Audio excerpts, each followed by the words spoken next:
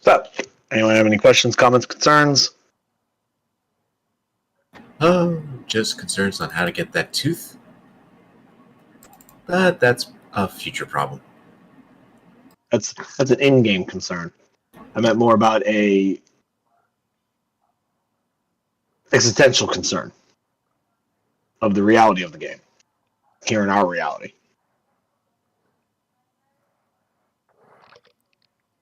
Real world. Oh, World shit. that is real. Shit. I have got to set up a time for H&R to do my taxes. You haven't done your taxes yet? I've kind of forgotten about it. Dude, why work? They usually do the taxes the second I got the paperwork. Because there's things that always come in March and stuff. So it's usually early March where I get that stuff done. Because I got the paperwork in January. I sent mine to TurboTax. They do it for you for free. And last time I did taxes was the last couple of times I did taxes was H&R Block online. I didn't even have to walk into the office anymore. Thank God I got this big ass file full of shit where I can just pull stuff out. But yeah, that's easy enough to do. Just set up an appointment and boom, I'm done. As long as it's done before April 15th. You hear me now? Hello? Yes, we can hear Daniel now. You're quiet, but I can hear you.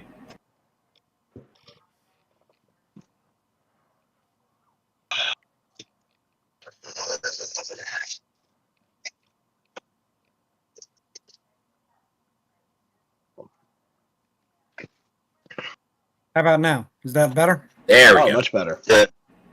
Okay. So the gang's all here. Yay.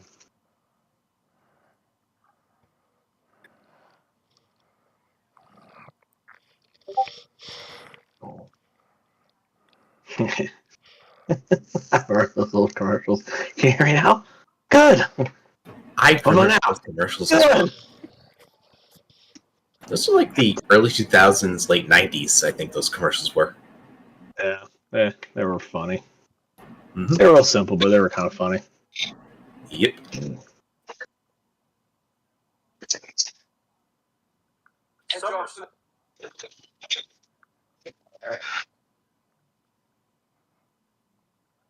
All right, now that we're all here, anyone, last check, any questions, comments, concerns before we get started? Now that everyone has a voice, or should have a voice. We'll take the silence as a no. No. I'm trying to still get fully into roll 20. All right. You have currently 2 inspiration tokens on the table.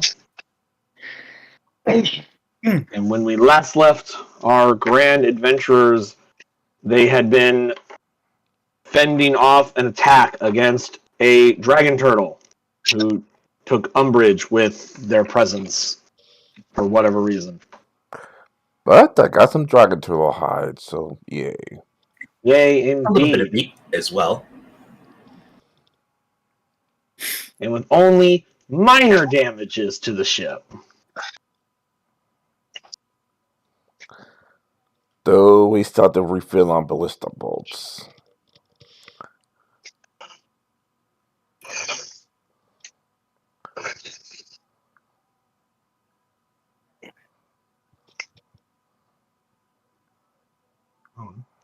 I have them. Come on, you got this. I believe in you. Where the fuck did it? Wait, did I put it on? I put it right here somewhere. Damn, where is it? There it is. Okay. I was trying to find where I had fucking placed how much damage your ship had taken. Your ship has taken 45 points of damage to its hull, thanks to the dragon turtle.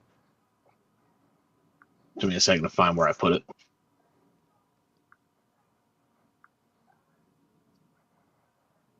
As well as, I believe you had some minor damage to one of the ballistas, but I believe somebody with mending had already fixed that. Yes. I did. Hooray.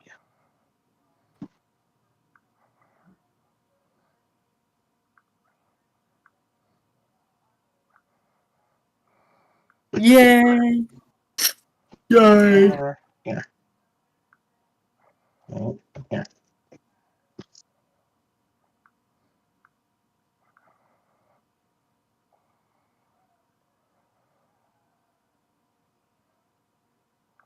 Oh,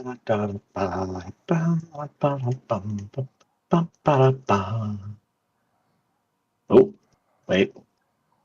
No. That's Yes. not the No. right map. This Aw. is the map I want. There it is. I went to the wrong map. I was like, wait a minute, this isn't where your ship is. Where the fuck am I? No, that was that map was for if you guys were doing more inland travel. Because the hex scaling is a different size.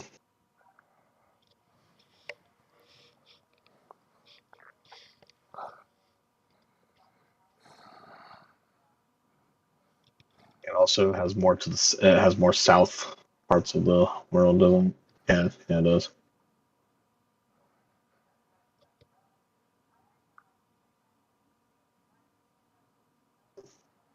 Yeah, that's the map that's got 24-mile hexes rather than 6-mile, or actually 12-mile hexes. It's so hard just to find one that just does 6-mile hexes because, fuck you, Spencer, you don't get 6-mile hexes. Because we gotta be as pedantic as possible. Well, I mean, when your fucking travel system is measured at 6-mile hexes, and the best you can find is a 10-mile hex, and then just say fuck it, round up to 12, it will fucking work. And then the only other scaling model you can find is the 24-mile hex, which is great if you were doing land travel, since you can travel by foot 24 miles a day, so you could go 1 hex a day if you were traveling on foot. You guys don't travel on fucking foot, you travel by ship. So you can move a lot more than 24 miles a day.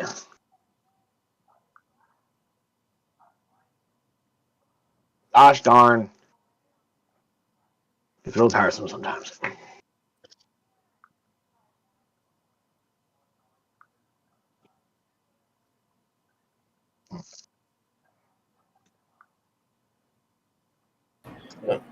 Where'd that Bruce came from? Beat up in your sleep. Anyway, it is currently the evening following the Dragon Turtle battle. Okay, so not much time has passed since the battle. Got it. Only by a few hours at most. Because that happened earlier in the day. Around midday.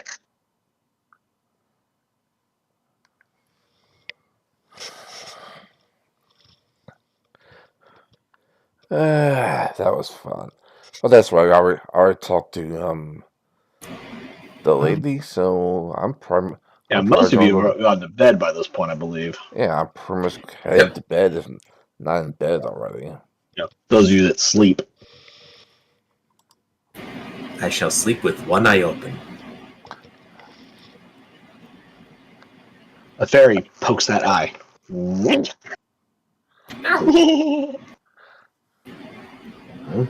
Damn it, Midnight Bell. Damn it, Twilight Bell. And why are we picking that as our next adventure? Because inevitably that's going to be the case. Unless there's something anyone wishes to do during the evening. can I guess most the only likely thing I move to the next do is day. on the way down, just poke fun of Mr. Cree a little bit before I head to my cavern. Like, oh man, you should have seen the fight we had up there. That's I saw. Huh? But I had to take care of Sheila. And I pull out my pet octopus and pet it. You have an octopus now? Summon familiar octopus. It's to clean the barnacles off the bottom of the ship eventually. That's all it's used for. Then Awesome. how will we successfully keelhaul somebody? Barnacles will eat through the bottom of the ship. You don't want that. He is correct on that one. And when we're in port, I can also use Sheila to clean the barnacles off of other people's ship and make money. Excellent profit. Okay, profit is good. Well, See, the squid is not a combat item. It is a tool. I mean, yeah, most familiars aren't. Capitalism, ho! With the sole exception of the familiar warlock can get from Pact of the Chain. Most of them are not intended for combat. Exactly. well, unfortunately, we're gonna be in that port for a couple of days. So, anyway, have the ship repair. Anyway, have a good night, Mr. Creed. Good night, y'all. And now I head to my room and go to sleep.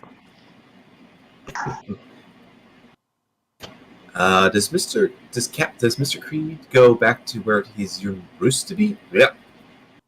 I'm gonna sit out on the deck, and that way every 20 minutes I was gonna say Millock Creed doesn't sleep, so he only needs like a small locker to store his shit. To be fair, it's been a while since he was here. I have a handy haversack to store all my shit in. Thus, he does not need a locker. Or he could just sleep in a locker. He leaves the least amount of a footprint on your ship.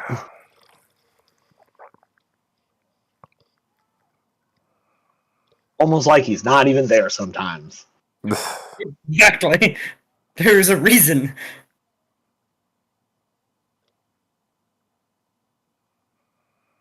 Mr. Creed, while you are on the deck, however, you do see that this ship, the Stormbreaker, has taken on 2 additional guests since you've been gone.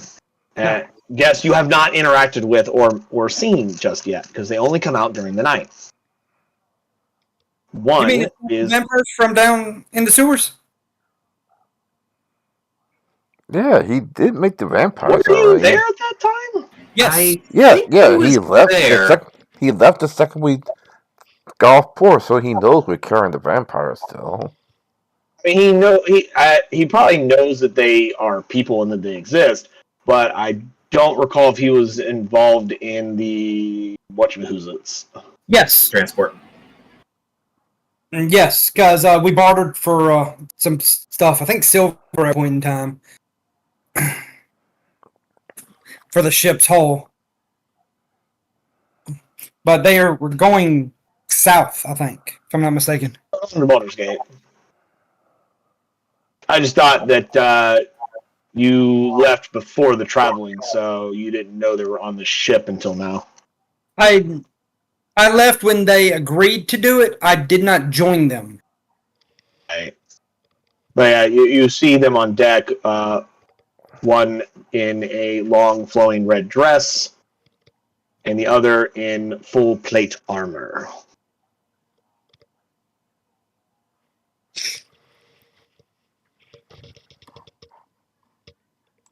I will nod courteously to them. If they don't interact beyond that, then I will leave them alone.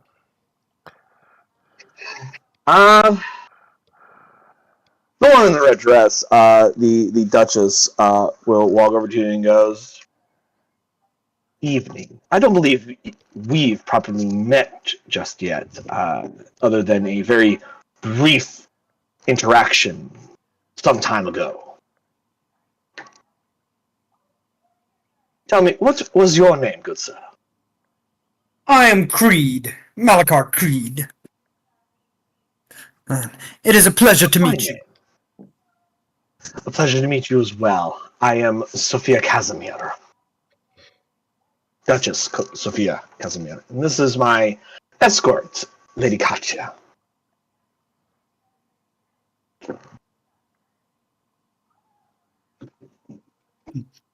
And I will nod courteously with a trying to also be decently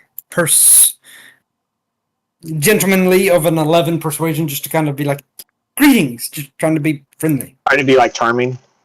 Maybe, yeah, Okay. diplomatic. You know. Yeah.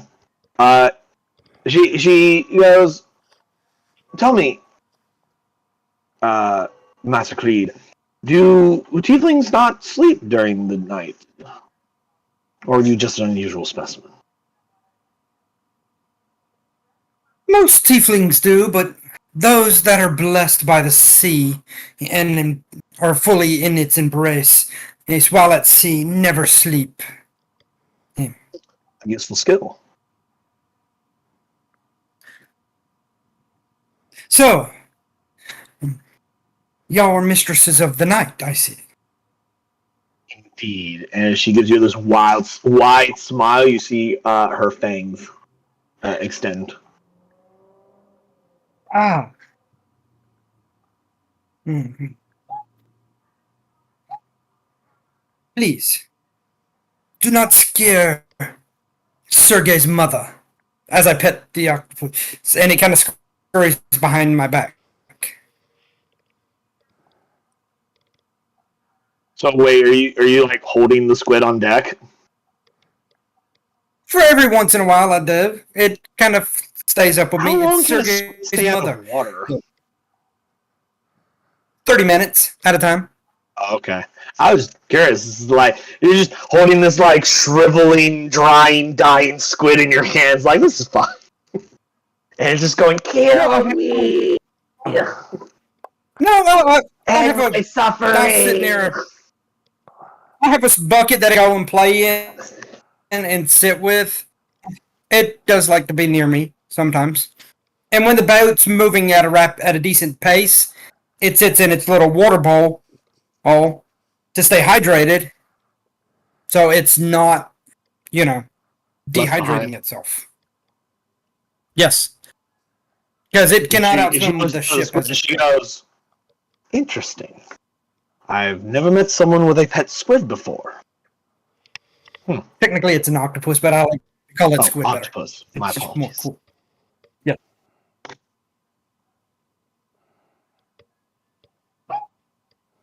Octopus zoology was not one of my many areas that I studied or learned in. I didn't find it very necessary during my upbringing. Most people of the land do not study the sea as well.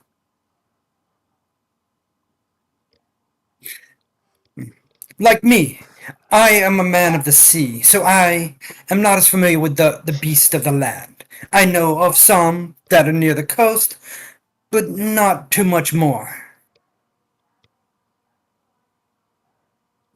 Generally, the only beasts one must concern themselves with is the beast of man. Those that walk upright. Sentient people tend to be more monstrous than the monsters of the land, yes. Indeed. Animals do what they do to survive. They do not do it out of malice or anything else. Most, yes. And I will coax the octopus back up. See, and it will extend a tentacle out to shake. Like, oh, it seems to now fancy you a little bit. Now that it's gotten accustomed to you being here. Unusual. Most animals don't seem to like our presence. Well, she isn't like most. Indeed not. Many on this ship do not appear as they seem. You're an No. intriguing one.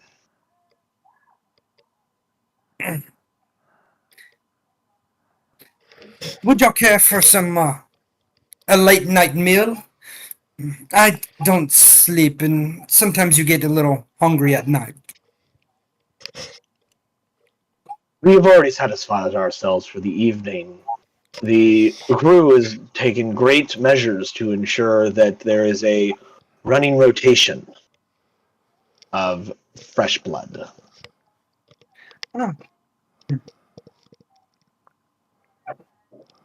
So Our needs have been I'm satisfied. assuming that means y'all prefer more sentient overall than the animal.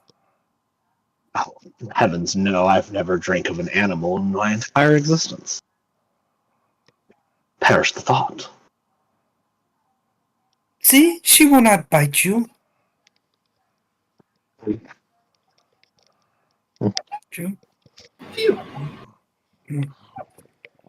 She doesn't interact with many sentient uprights. I would imagine not, being that they are an octopus. I've recently acquired her also as a gift. Always pleasant to receive gifts, especially ones of interest and use. Yes. I have found when one respects the sea and gives to the sea gives back, and the master of the sea protects and rains his blessings on you. Indeed. An interesting philosophy. One that has served me well.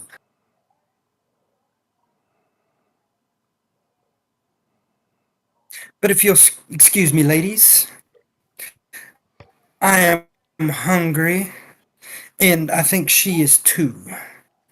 I'm going to get me a bite, and then I'm going to go under and see if there's any barnacles for her. Have a pleasant evening, Mr. Creed. I will slightly bow, and I will turn and walk to the kitchen to find food as I carry her, my pet, in a water bowl.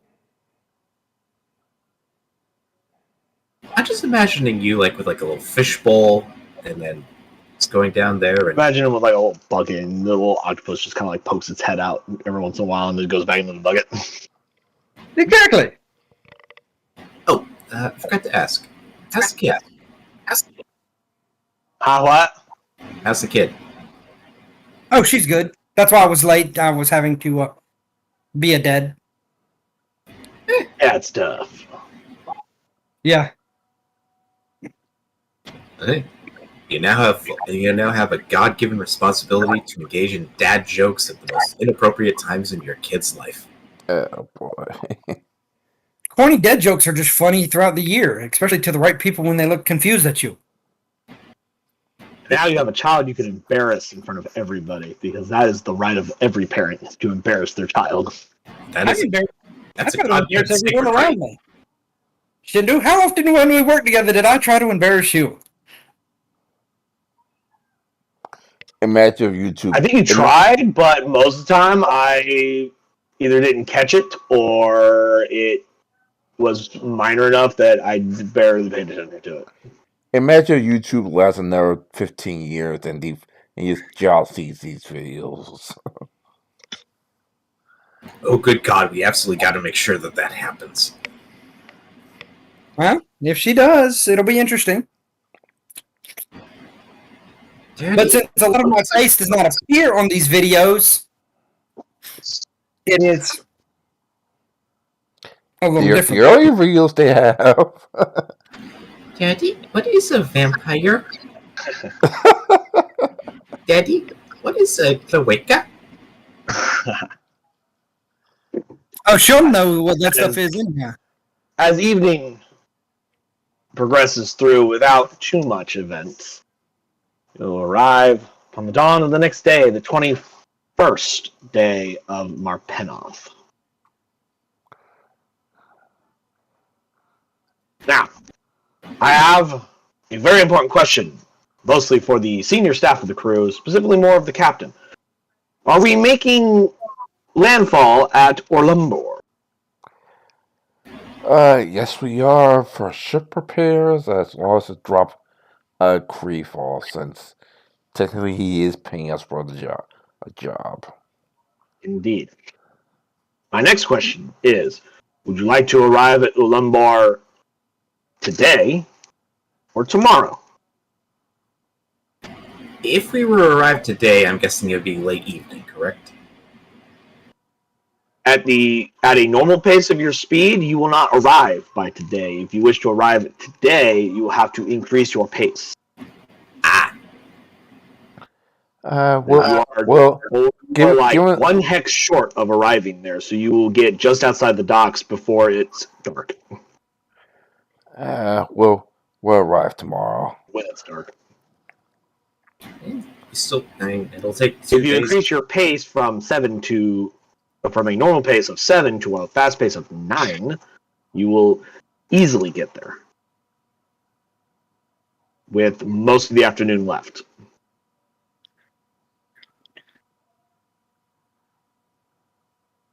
Hmm.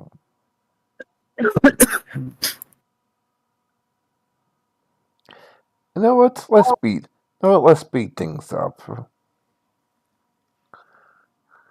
Calling for a fast pace there, Captain. Yes, for that one day. All sent out. The crew is mustered. All hands set forth to increase the ship's speed.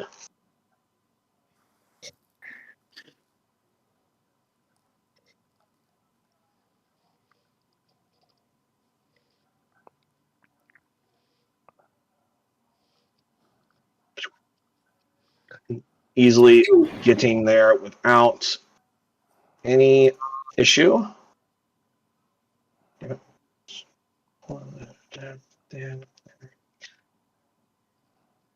Yeah. The current weather, by the way, is very overcast. It's a little warmer than it normally is. Very light, gentle breeze. Possibly could be an indication of possible future storms. Who knows?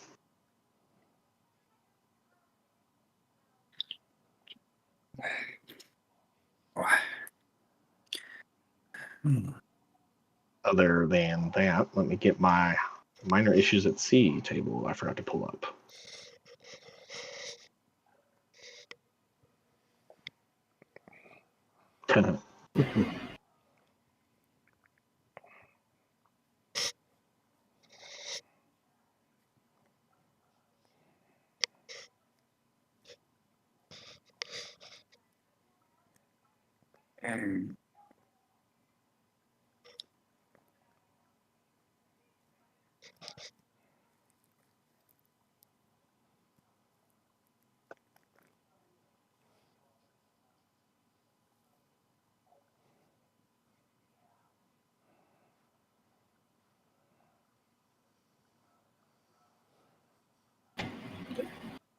I rolled a 100, which is you discover an uncharted island. Nice. Which would be weird because there shouldn't be any uncharted islands like right here on the fucking coast. Keep going. We already fought one dragon turtle. Keep going. Hey, that's what it is. It's another dragon turtle that has popped up. That's why it's Turtle. No. Who knew that the dragon turtle population is increased so dramatically around Orlumbor? I can only summon so many sharks. Don't worry, I'm here now. Luckily, though, at your increased speed, you make it into port before the giant dragon turtle is able to get to you. But it comes up out of the water and it goes and goes back under the water. The dragon turtle equivalency of a middle finger. Like, I'm pretty sure that's the dragon turtle's mom would of the dragon. I'm pretty sure that's the mom of the dragon turtle we killed yesterday. Also, be completely unrelated.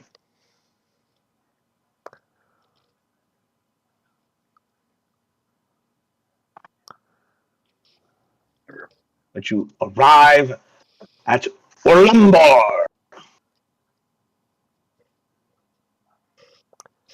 At a fairly not too heavily busied port, you see maybe like a couple of very small ships. They look more like fishing ships than actual like traveling ships. They don't look like they go very far. As you arrive,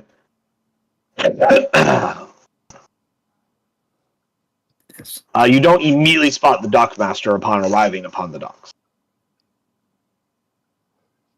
Wait, is there a dock? Wait, there's a dockmaster around here? Theoretically, there should be. There's always a dockmaster. He's just not there to. He's just not there to greet you when you get to the docks. You would have to go find him to pay any port fees. Captain, I could go try and see if I can find like the dockmaster's office if you'd like. Go ahead.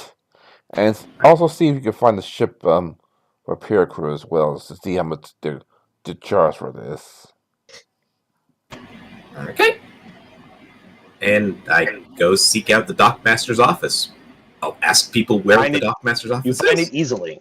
You ask any random deckhand, dock worker type, or you look around. It's not hard to find. It's intended to be easy to find for obvious reasons. You easily find the office. Okay. Is the light on? I mean, there's no indication that it's closed. I mean, like the door's closed. They haven't gone into the building yet. Right. I knock on the door. Hey, who is there? Who is it? We just docked. Hold on a second. You hear a lot of like ruffling and shuffling, and like you hear like wood scrape against wood as like a chair gets knocked over, and he's like, "That's a shit. Fuck. Hold on.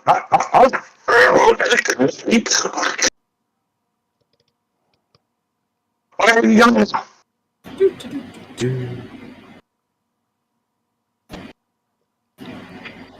Do you enter? Yep. I open see the door. A fairly poorly looking human who has hastily cleaned up what is very obviously a very messy desk and tried to like shuffle some papers around and shit. And it is wearing like a tunic that is very stained in a few spots. And it looks a little like a little wet or moist, as if someone had just tried to like kind of like quickly like take like a rag and like clean it off. Didn't work, and then just gave up. Try to like get rid of some of the stains, and it's like very wrinkled, like he slept in this. And he has like very matted hair that looks like was quickly like, you know, try to like brush down and like fucking fixed to some degree. Just like he looks like he very hastily tried to make himself presentable. And he's sitting there like, "Hello, welcome to Orlumbor Talks. How can I help you?" Hi there. We just docked. I know we gotta pay a fee. He kind of like starts looking around you, going, "Okay, who's making the giant chicken talk?" I look around as well. I exist? Wait, holy shit! The giant chicken can actually talk. Is her crew also giant chickens?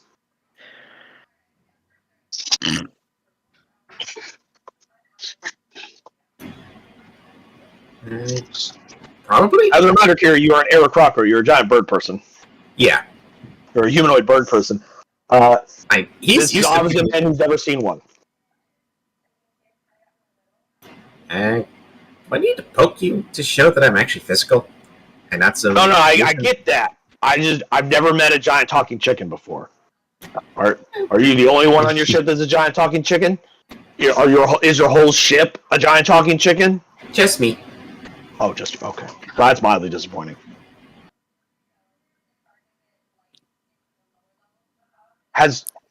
Do people eat your kind?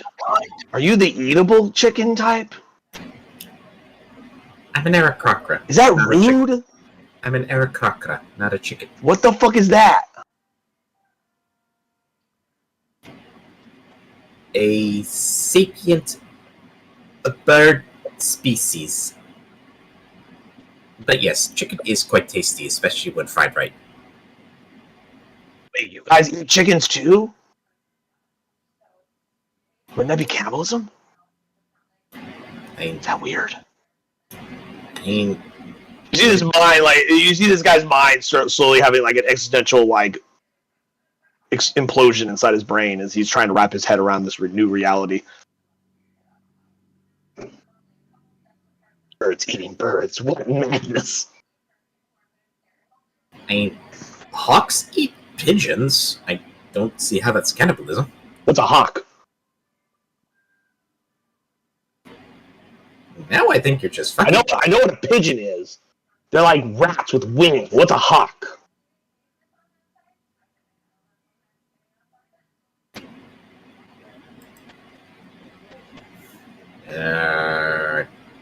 A predatory bird, kind of like an eagle or a falcon. I don't know what those are either. Yeah, in that case, then you probably don't know what a docking fee is. Oh, I know what that is. Nice try, though, Mr. Chicken.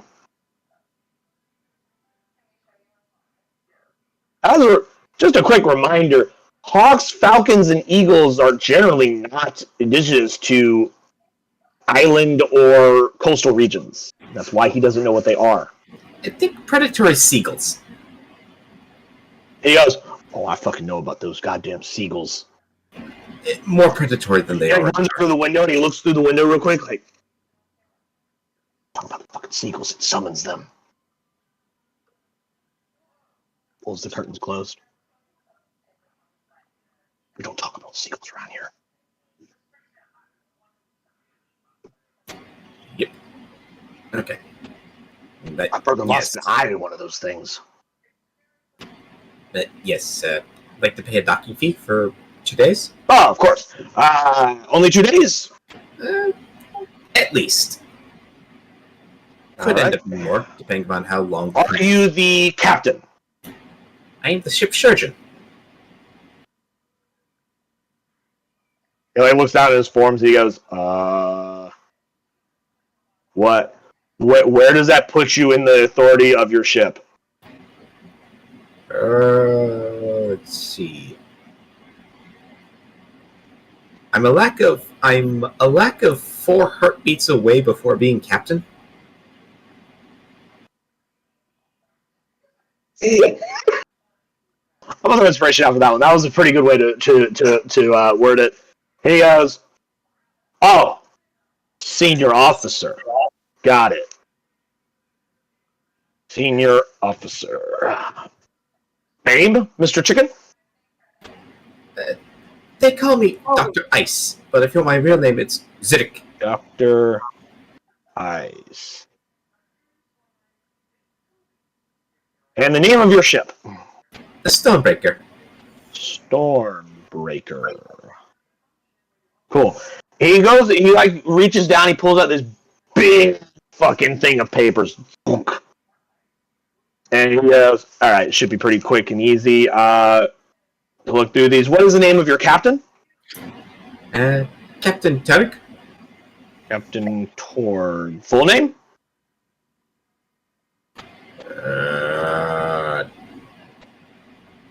Full name, sir? Do I actually know the captain's full name, or Everybody knows his full name is Torg Harrison. Torg Harrison? He doesn't use it very often. Torg Harrison. Torg Harrison. Awesome. And species.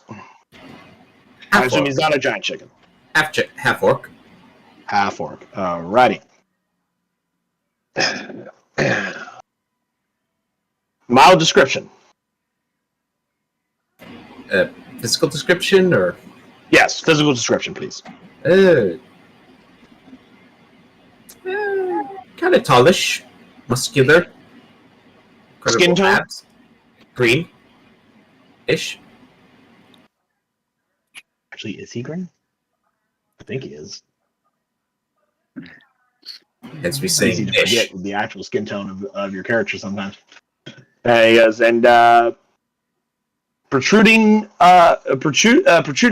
tusks, or are they more subtle? Does he lean more towards the orc or the human side of his bloodline? He asks you like a lot of these questions that we can, for the sake of brevity, go through. But he's trying to get a very accurate description of what your captain looks like. Because as he's talking, you realize what he pulled and put onto the top of his desk are a stack of wanted posters that he's going to go through to see if any of them match your captain or you.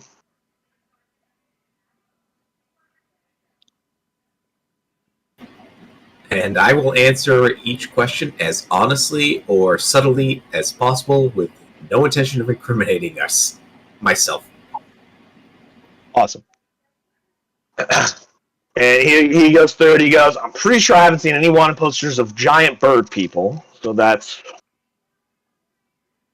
Yep, nope, don't see those. Let's see. Half-orcs. We have some orcish and half-orcish pirates wanted. Let's see. Torg Harrison. We have a Harry. We have a Captain Harry of the... Nope, not the Stormbreaker. This is of the Broodmother. Not the name of your ship. Unless you lied to me. Does that happen to be about in dock? We could help get a bounty. Do what now?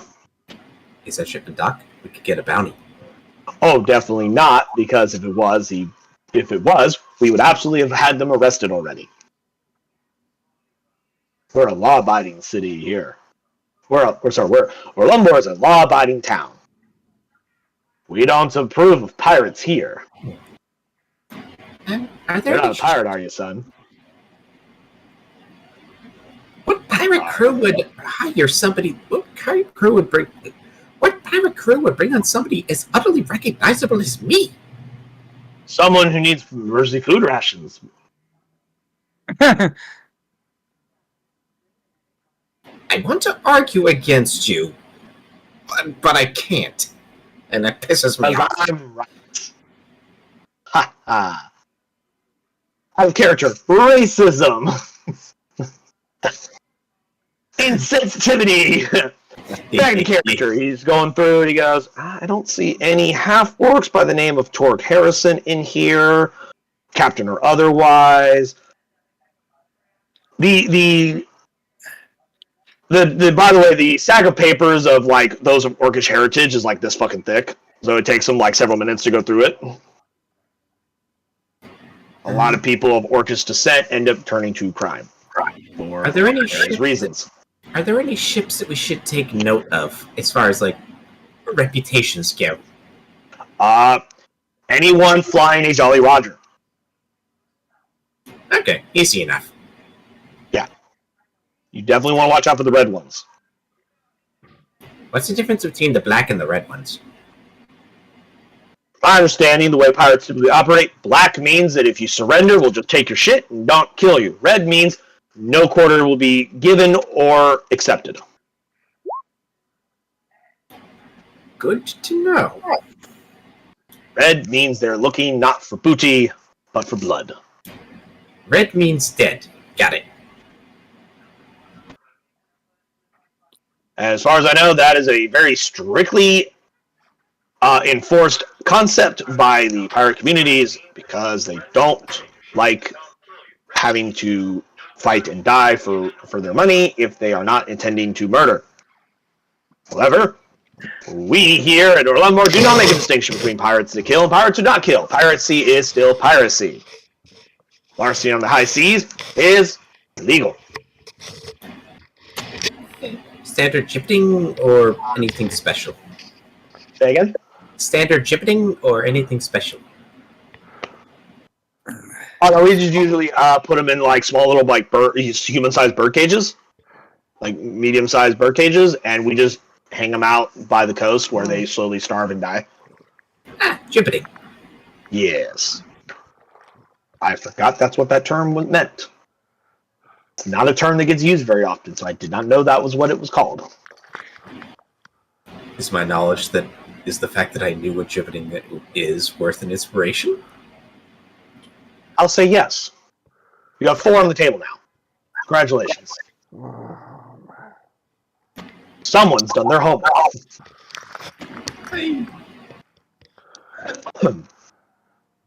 Okay, and I'll just go. He'll finish going through it, and he goes, "No, I'm not seeing anybody wanted by the name of Torg Harrison or a half-orc matching his description. What is the name of your first mate?" Agnes Lenform. Full name? Give me a moment. Diala. Jim Maya. Pan, help! Laya, I think. Fucking slam for him. Yeah.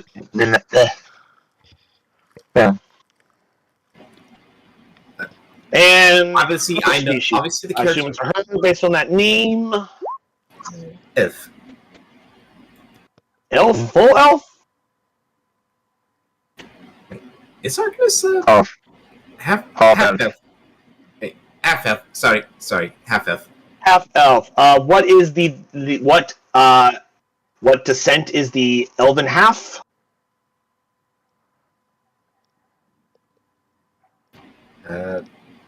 Father was an elf. Mother was a human.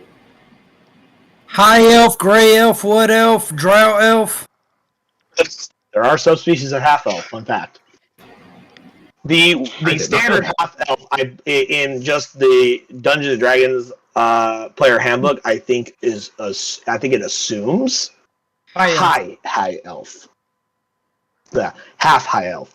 I believe variations weren't a thing until like other books were introduced later. So I think the standard half elf assumes high elf. Yeah. And it assumes Wood elves are usually more isolated out in the woods, and drow, of course, live in the Underdark. High elves are more prevalently common in civilized societies.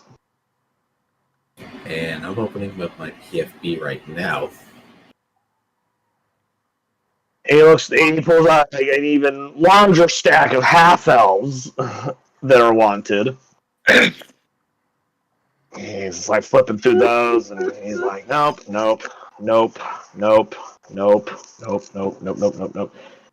About 20 minutes goes by, and he finally goes, all right, everything seems to be in order. We will charge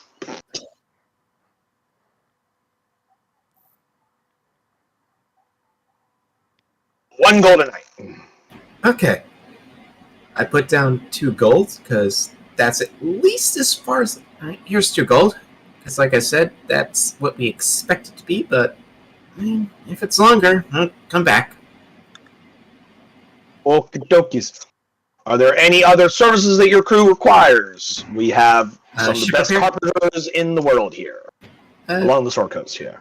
Ship repair. Of course. I pulls out some paper, he writes some things, he folds it up, puts a seal on it, and he goes, give this to the master carpenter. Of course. A few doors that way. Okay. And I follow his directions. Go down a few doors down, and you find this large workshop, like wood workshop, where you see several individuals running around doing various things. Some are making things like chairs, some are making barrels, crates, various other woodworking tools. Coopers, carpenters, cobblers. Yeah. All your woodworks. Not cobblers. Cobblers are shoemakers. They make shoes, and they typically work with leather more than wood. I was hoping to throw that one past you. Yeah, nice try. But yes, there are a handful of coopers that specialize in making barrels. Mm-hmm. And then there are just woodworkers that are just doing standard carpentry stuff. You see several of them also are... What's the word I'm looking for? They don't seem to be like super busy because there doesn't seem to be immediate, like super important tasks that are being done. Like you see some people making like some chairs and a couple other people repairing some crates that look like they're a little rotted and need to be, and they're like breaking them down and like shredding them up to be used as like fucking sawdust or scrap wood, and then like rebuilding a new crate that's not all rotty and swollen from like constant weather and stuff like that. It looks like they're mostly doing maintenance stuff. They're replacing things that are that need to be replaced. Okay. Or making like minor objects like chairs and tables. I go to the closest person near me. Where's this shipwright located? The who? People that repair ships. You want the boss? He's that guy. And he points to like what appears to be like an older gentleman who he's missing one eye. Got a bit of he's got like an eye patch. He's got salt and pepper hair. And when you look at his hands, you notice that he's missing one pinky on his right hand. And the rest of his hands are just covered in a lot of like scars from like lots of woodworking. Like many years of injuries that are caused by minor mistakes over the course of a long period of time in carpentry. Okay. I walk up to the person, introduce myself, and and when you approach, he is also smoking a pipe. I forgot to mention that part. He takes a long draw of the pipe, and he... Hi! What can I do you for? Hi there. Got this notice here for shipwright work. Ah! My brother. Thank you.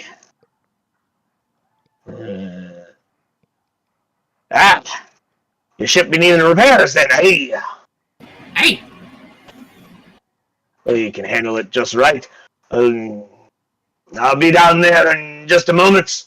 You can inspect it, give you an estimate on the cost and time. We can start repairs first thing in the morning. Okay. I can lead you to the ship, assuming it didn't like say like dock 17 or whatever it does in the letter. I be assuming it'd be the ship that just be coming in about a few moments ago. About an hour past. We don't get a lot of ship traffic here, so it's really easy to spot newcomers. Oh yes, is that the shipwright? Out of curiosity, are you thinking I'm an hallucination as well? No, I don't be thinking you're a hallucination, boyo. Okay. You're more I don't know what that may be, though. I've never met a creature of a bird. I've never met a man that looks like a bird. I don't know what's real and what's not real. At least I like to think I do.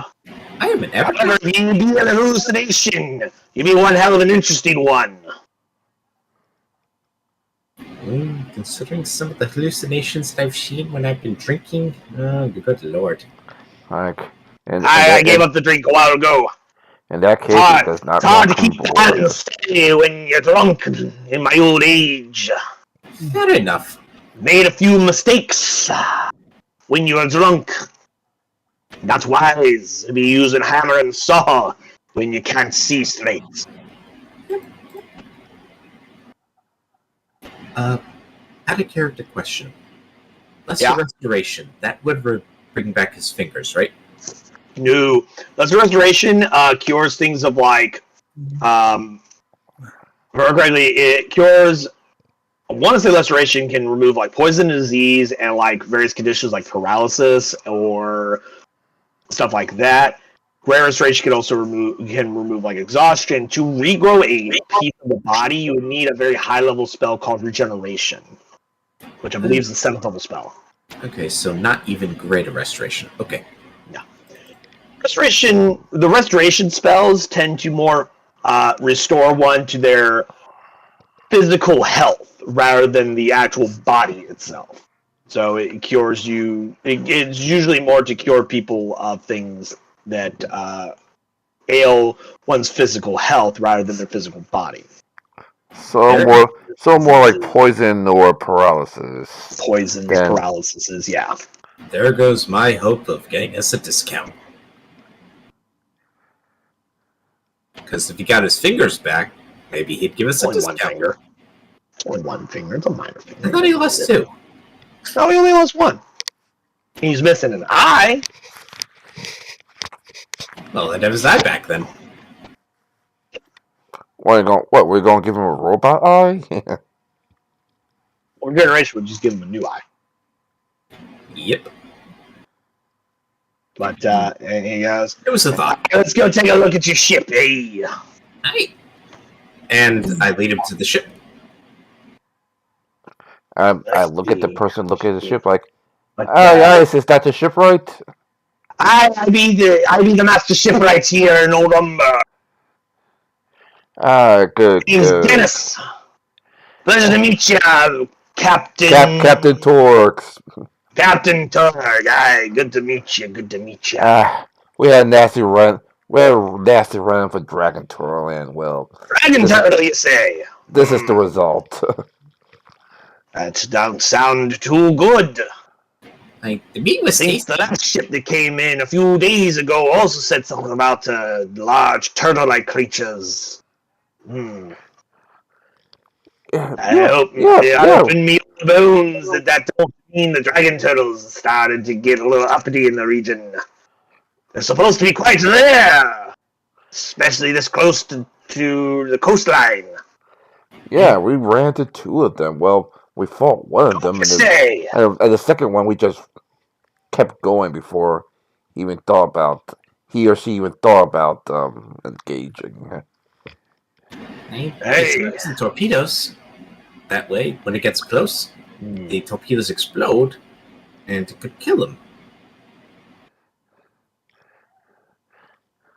And yes, I know torpedo back in the day meant mine.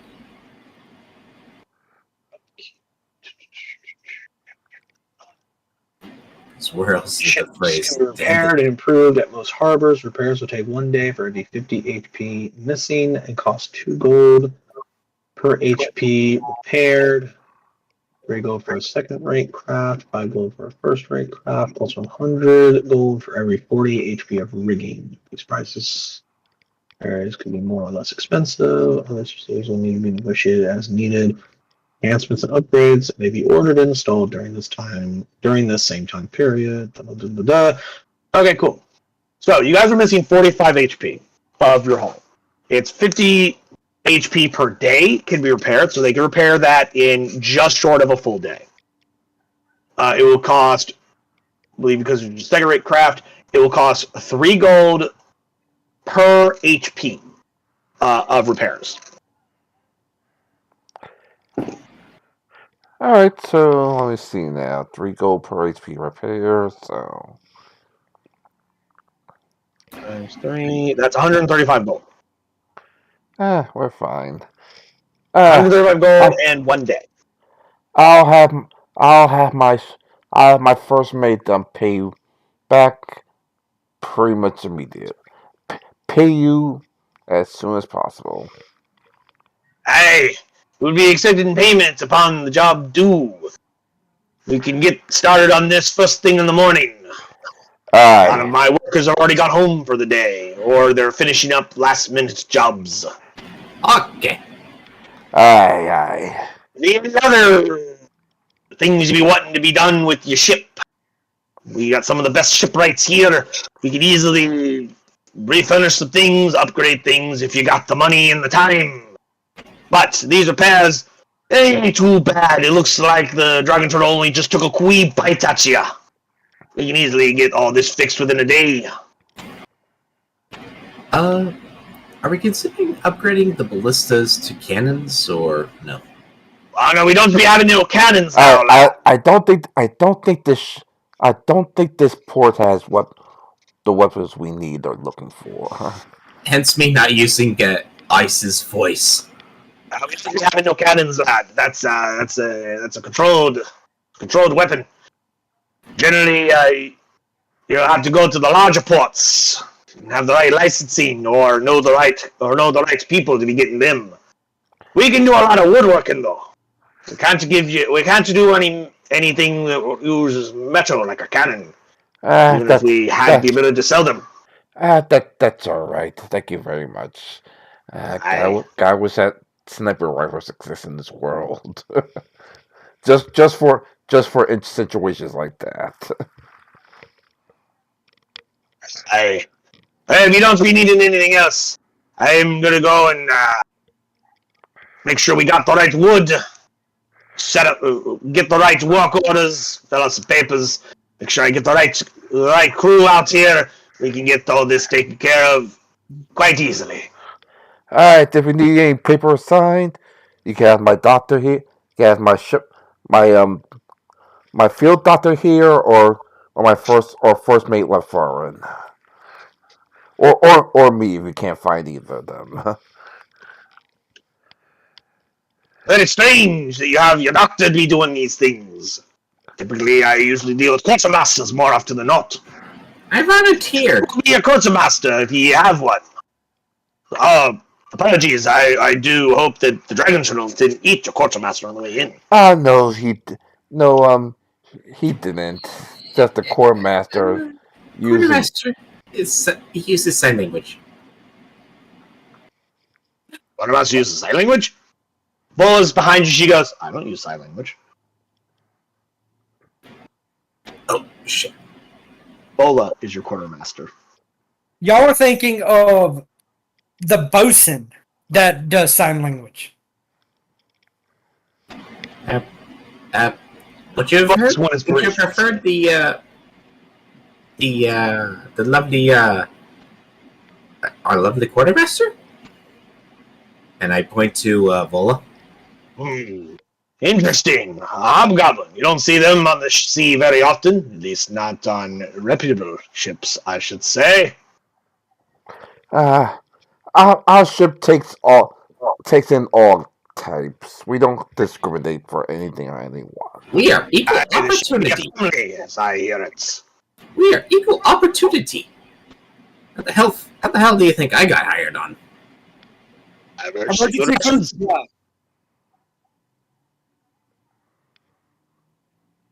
Anyway, I'll be off now to go and get those work orders finished out. You have a good evening there, Captain. Good evening too, my friend. Good evening too, gentlemen. Okay. Anything anyone else would like to have had done whilst you've been in port for the few hours of daylight that you still have? Me to say, I'll just point it out for him, like, make sure no one fucks around with this. I can't exactly bail someone. Can't exactly bail or do a jailbreak while our ship's being repaired. No, I'm waiting till sundown. Bo will salute and say, the crew will be on their best behavior, Captain. I'll make sure of it. What time of day is it? And she, turns to the rest of the crew and gives, this steely gaze, and everyone just goes,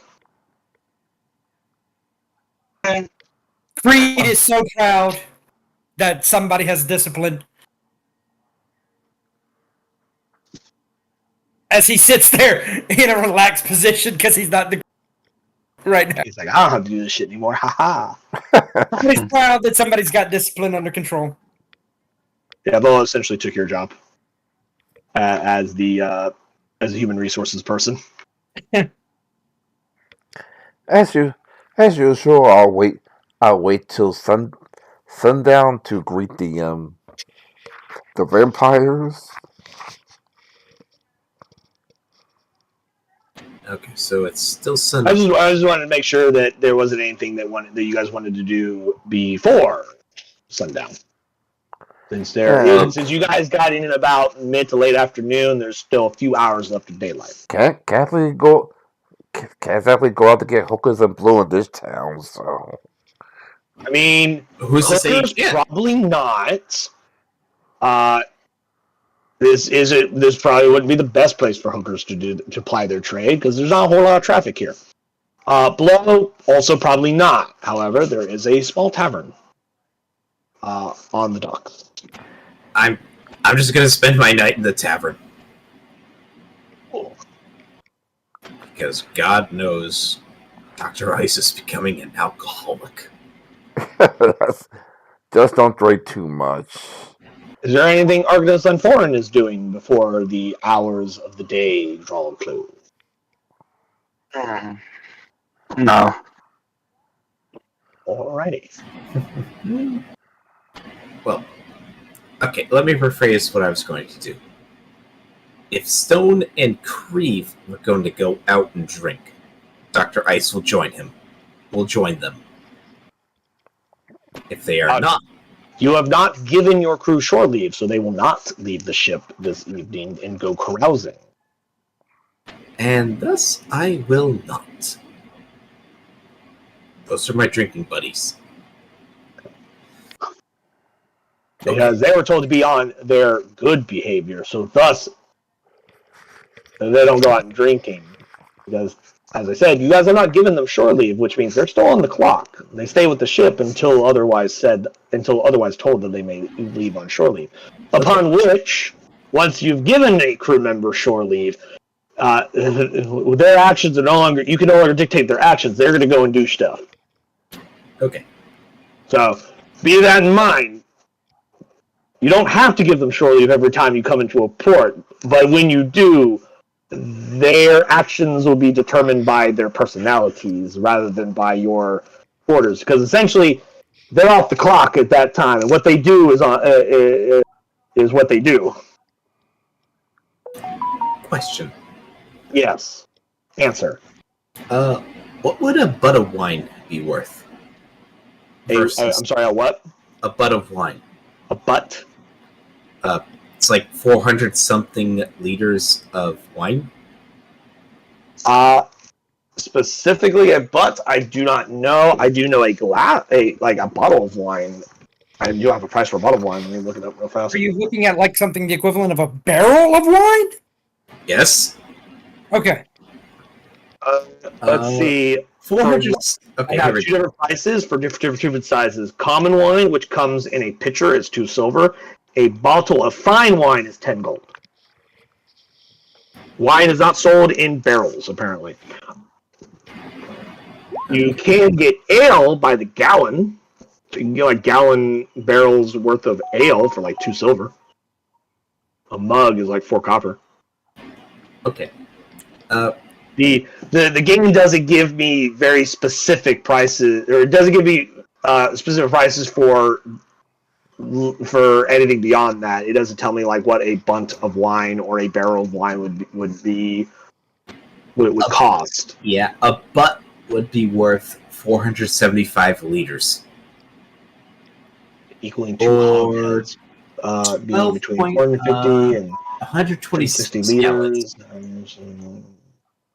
Imperial gallon. 126 gallons. Cool. Learning all kinds of new terms today. Like, a butt Somebody is a did their measurement. fucking homework.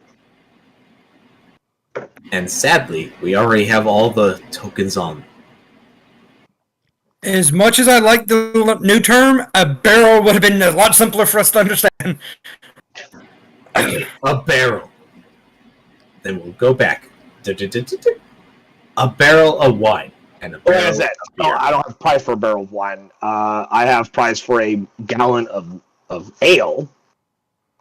So let's see. If a pitcher of common. Here's it is. Let me ask you this: do you want common wine or you want fine wine? It'll be 126 gallons. So Hey, Shindu, Yeah. his butt of wine is a sexual innuendo that he wants from a hooker. what? No, that actually is a legitimate medieval The unit. lady of the night. Like, that is a Oh. legitimate medieval unit. I know. I'm aware. We're just making fun of you because it's funny. But honestly, though, I'm thinking about it. Historically, wine usually isn't sold by the barrels. It's usually sold by the bottle. If it's like really nice wine, usually what gets sold by barrels is like ale, mead. It's like alcohol, harder liquors than wine. All right, we'll work with this.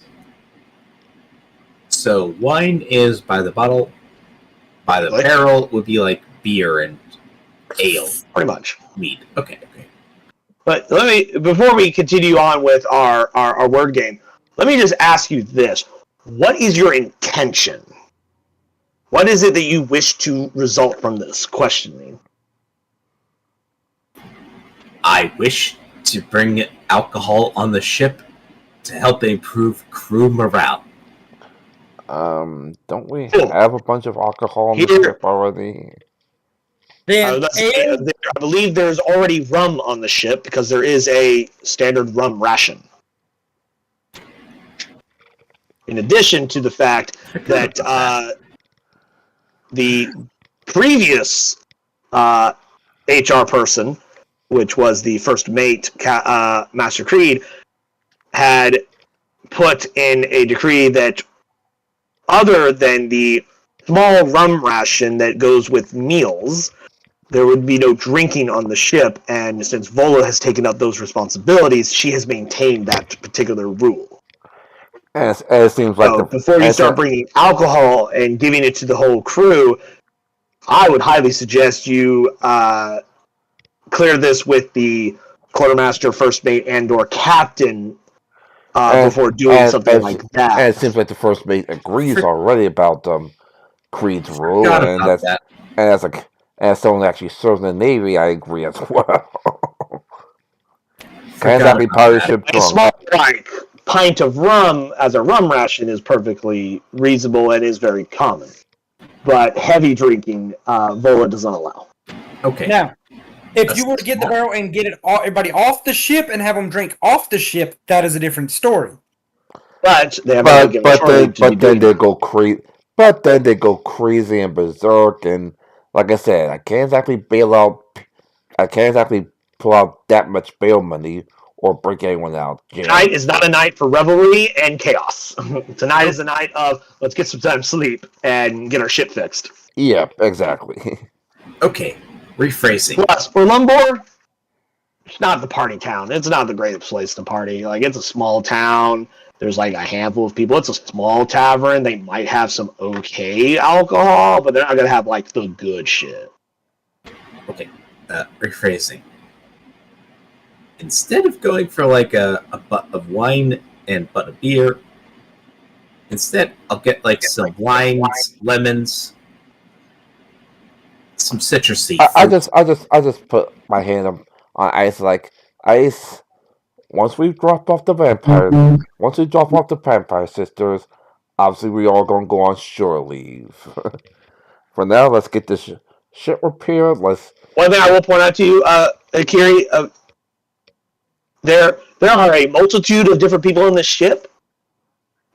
Food-related things are the responsibility of the cook And the quarterback. the quartermaster, yes. The first mate and quartermaster are very close and equal of like what their responsibilities are, and how they divide them is up to them.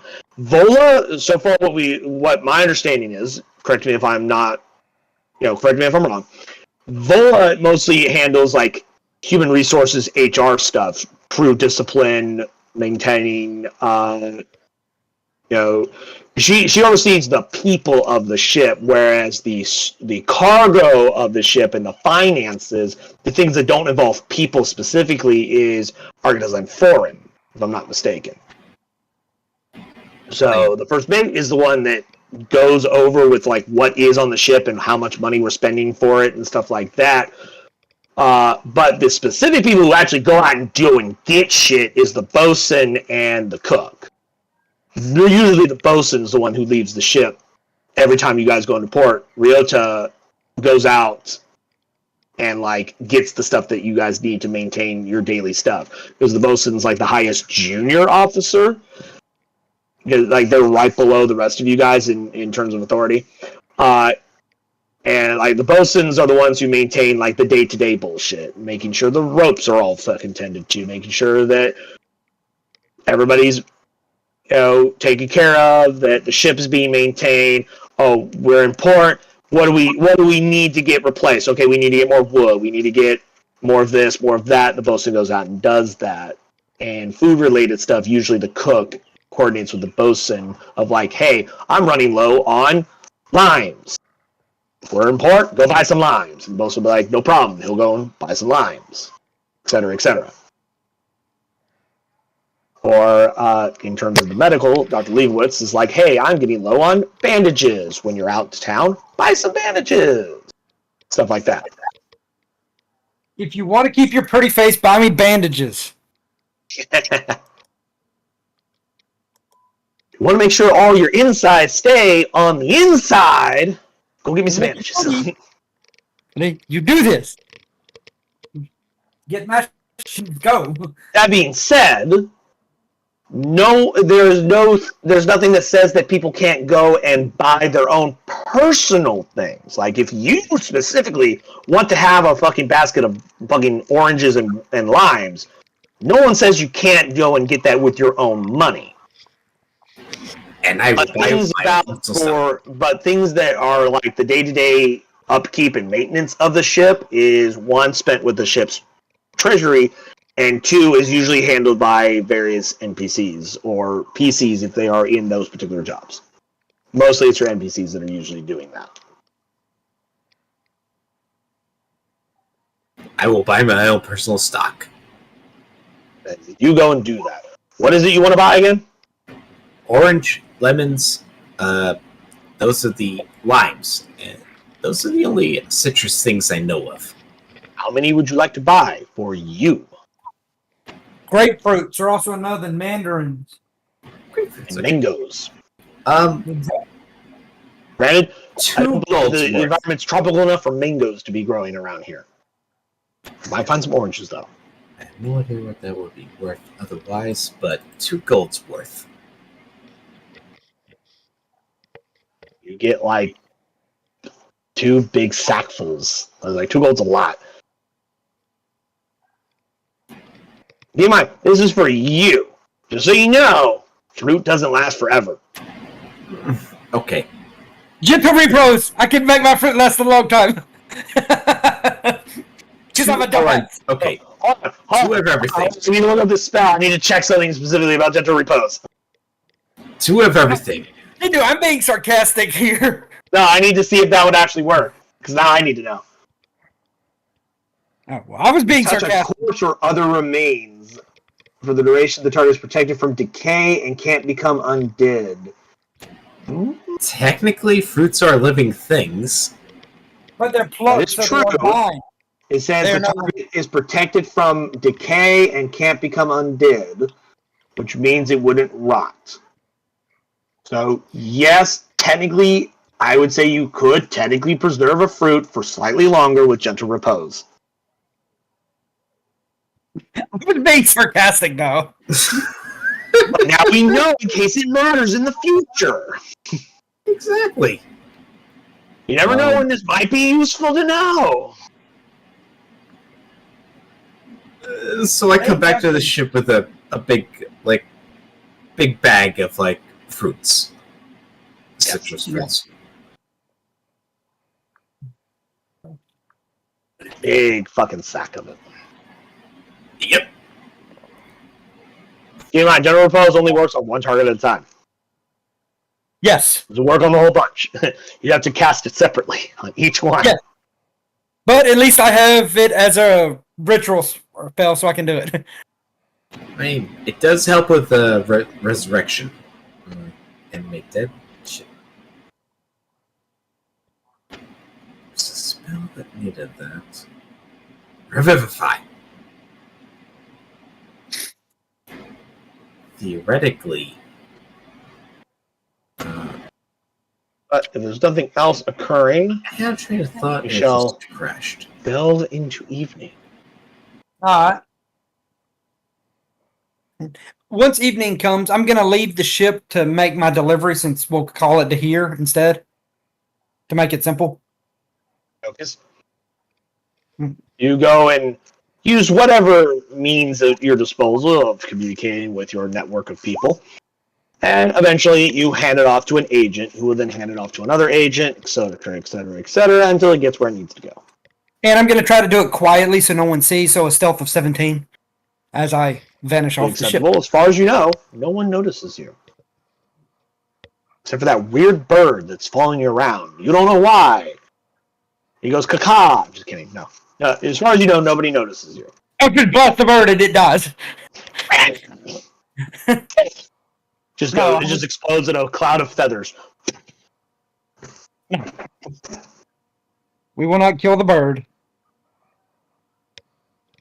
I have friends that are birds. Some of my best friends are birds.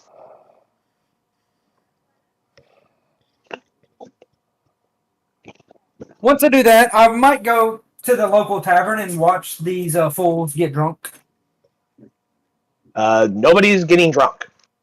At least none of your NPCs are, as I've already stated, no shore leave has been given.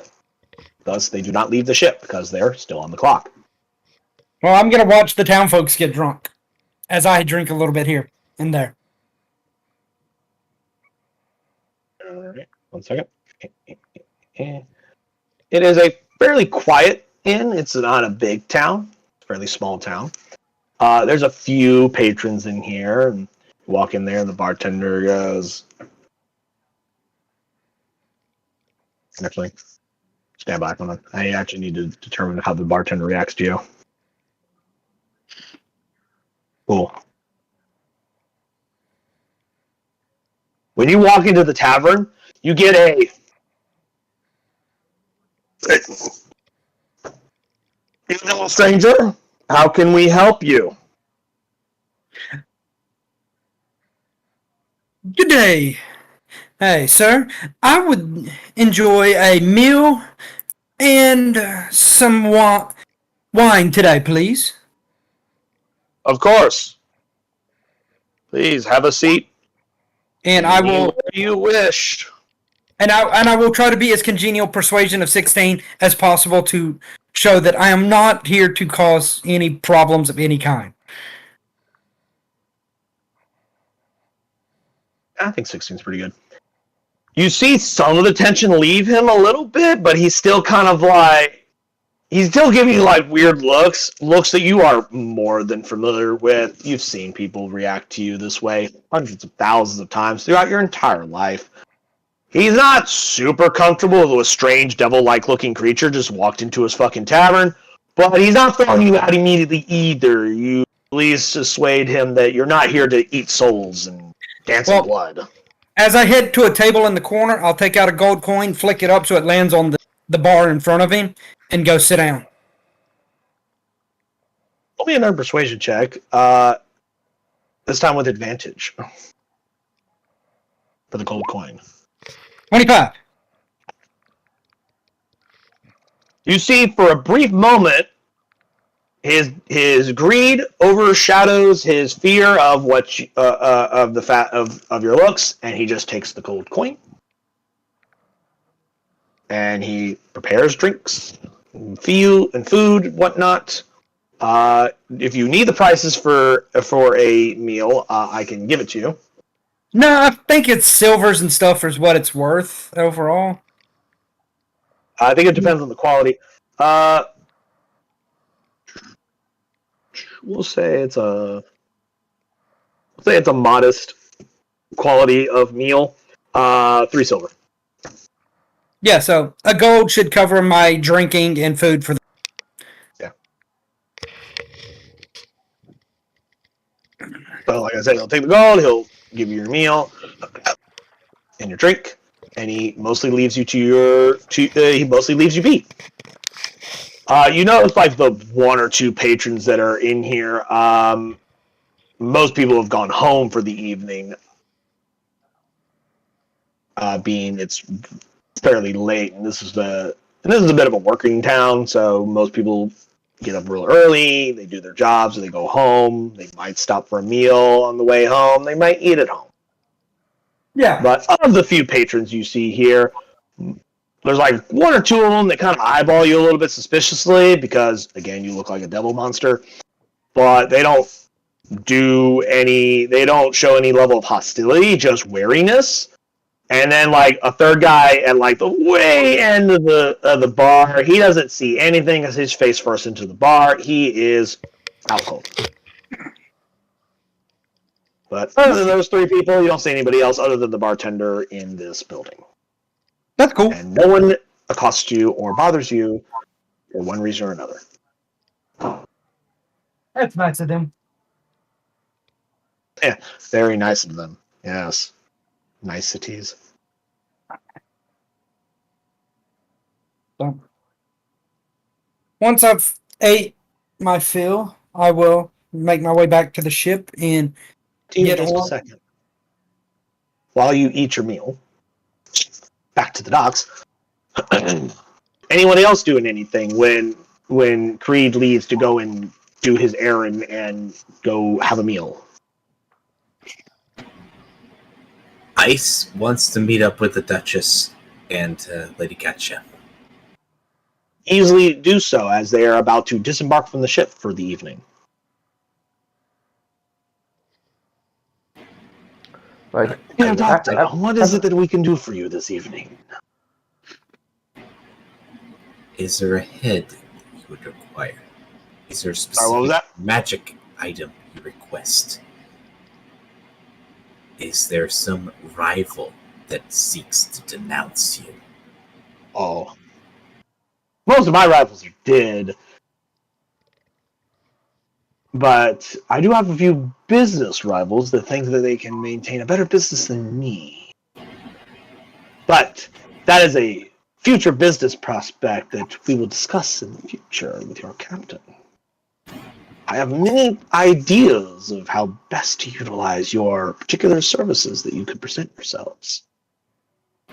And I wish to present myself in the best possible way. Of course. And You must be Lady very Katja, desperate to get a fang of mine. Is your fang mistress so beloved, or are you simply so afraid of her? I always want to walk Can I in. say I always both? want to walk in before he's like, I'm pretty sure it's both, ma'am. Can I just say both? As I assumed. At the same Right. time, I'm also quite scared of you, Lady Katja, because I just know. As you look over at her, you just see bloodshot eye daggers at you. Yes, Like you, one hand on her fucking sword. you are so She ready hasn't to cut drawn my it head yet. off. She really wants to, but she hasn't. See, Creed doesn't fear his patron. He loves his patron. His patron is cool. Absolutely should fear your patron. Everyone should fear Slarkathel. Well, he hasn't. Creed and Torg He hasn't done doesn't. anything to make him fear Creed. Creed hasn't done anything to make him angry. He's only been good to Creed. Creed loves him. There's no reason to fear him. He has not done anything wrong. When Creed does wrong, he will Turk develop people. And Turk doesn't give a you what about God or what you call beans. You should. You're in pact with one. Yeah, he's in pack with one. That doesn't mean Back to the conversation. yeah. The Duchess replies with, well, it is quite wise to fear someone that can easily kill you. Exactly. That is At the what same time- she's been trained to do. To kill. To kill and to protect me. Which is why I asked this quest. What do you desire? Desire. Such an interesting concept. It's been so long since I've truly desired something. As most of my desires have been met at some point or another, do I still truly desire anything? Entertainment, perhaps? The long years do get boring from time to time. But something that can be bartered with, something important. An interesting question, is it not? You about to get in trouble, aren't you? I already owe 1 favor and 14 hours of my body with the Queen of Air and Darkness. I basically accepted I'm going to be owing favors for the rest of my life. I already told you last session. Turk isn't going to help this time. you already have to deal with one godlike being. He doesn't want to deal with another one. Yeah, this is something Isis accepted. He's willing to do himself if needed.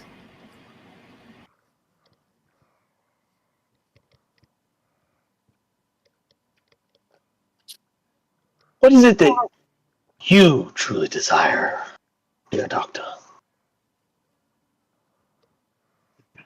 I should perish. Biggest thing that I desire. He wants a wife. To reproduce! To do my species!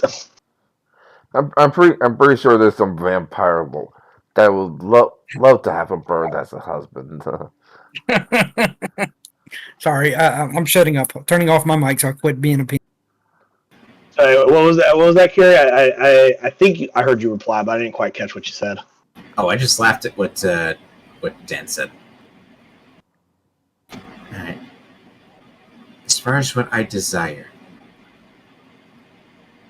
Money, I power, really don't know what it is I influence. desire. Is the issue. I'm immortal. Therefore, there's so many things I think Most I mortals want to desire have. more time. There are so many things I wish to have.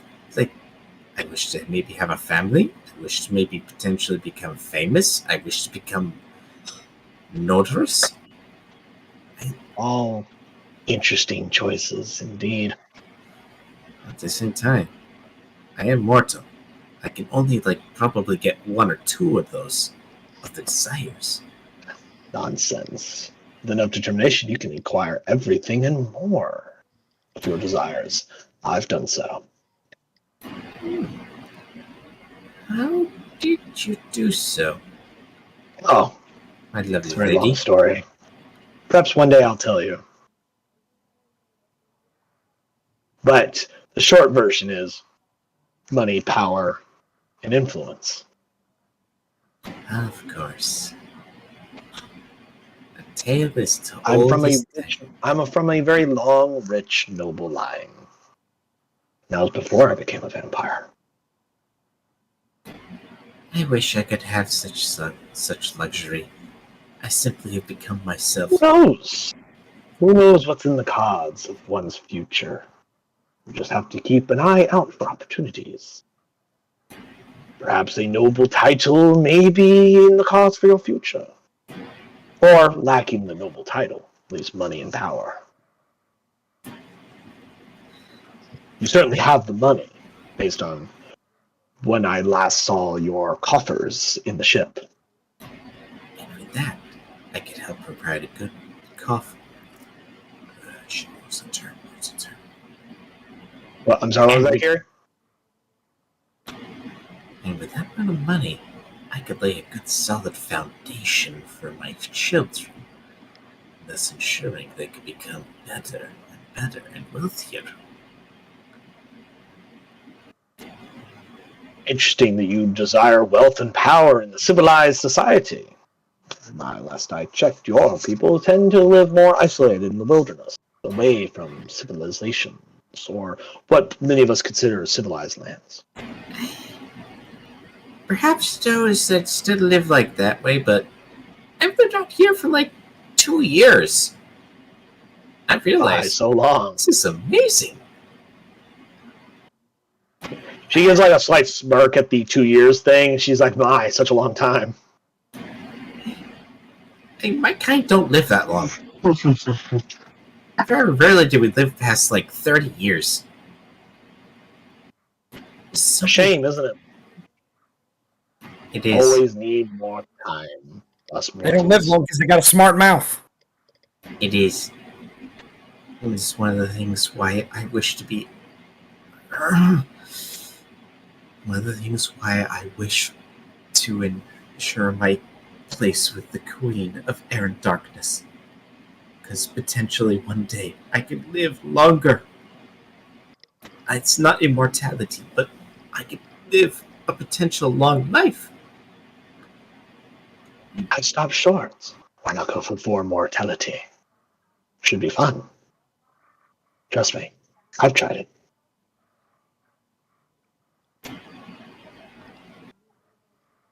Not gonna lie. I am very, very tempted. But at the same time, She suddenly, the distance between the two of you suddenly disappears, and she's right up in your face. She goes, "How tempted!"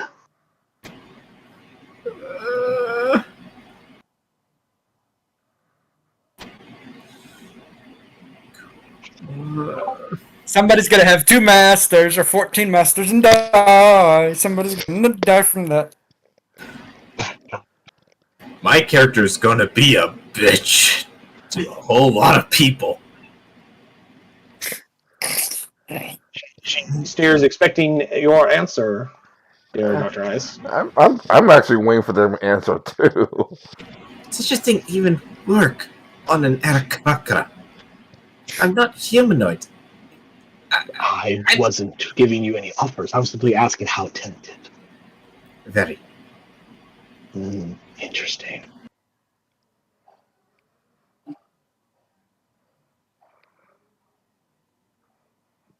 Stand by. Let me read something real quick.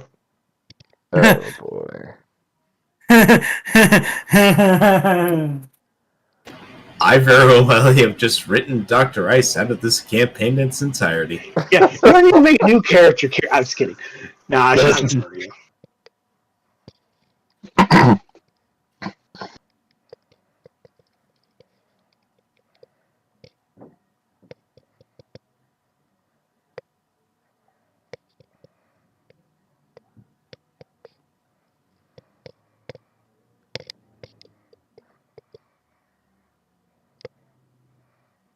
Give me a wisdom saving throw, Dr. Ice.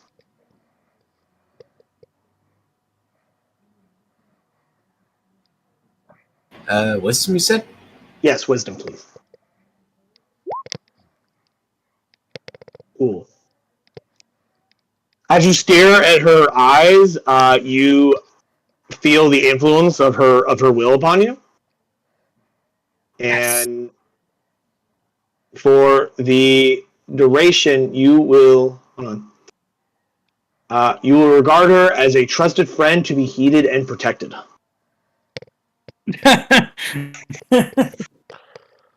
Have fun. Dumb ways to die.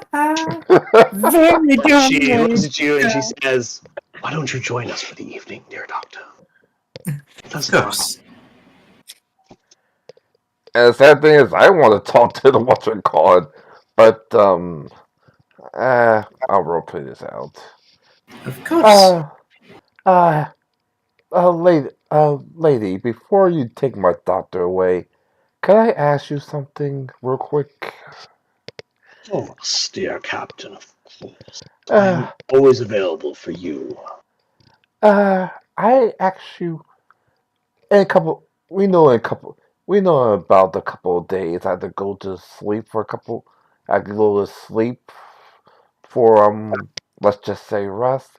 And after we leave dock, I wish to challenge your lovely knight to a sparring session. She seems quite strong and Dumb ways to die. sparring session. Sparring session. The Duchess looks at you and she says, I'm actually not I going to use believe my that would sword. be- I'm actually going to use my warhammer. I believe that would be unwise, Captain. She doesn't know how to hold back. Well, that's too bad then. Rather, Anyway, she not break you too much.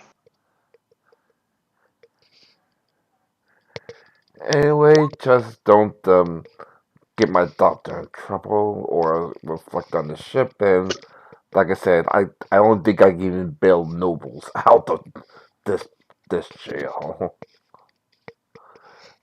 Oh, don't worry. I have no intention of getting arrested tonight. Besides, no one in this place would ever dare place a hand upon me. They would know better. And Good evening, Captain. if not, then they probably will know better by the end of the evening. Anyway, good night. Good night, my You ladies. as well.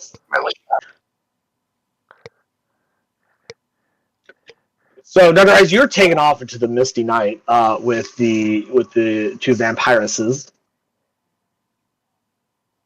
Diplomatic community.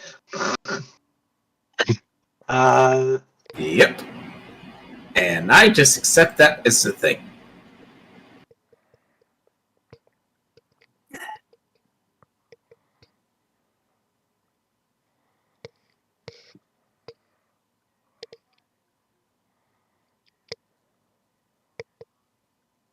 I'm gonna read something real quick again. Da-da-da-da. Especially with the character that's unintentionally, willingly volunteered himself for vampirism.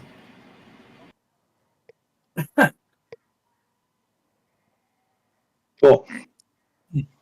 There's no saving throw. Or is there? Okay.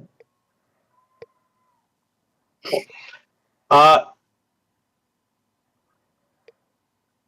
While charmed, fun fact, you are also a willing target of their bite attacks. And they're gonna have a fun night with you. Let's see. Ooh. The first bite attack by Her Grace the Duchess is 6 piercing damage and 12 necrotic damage. And your maximum hit points is reduced by 12 points. Goddamn. Lady Katya does 5 piercing damage and 4 necrotic damage, and your maximum hit points is reduced by an additional 4 points.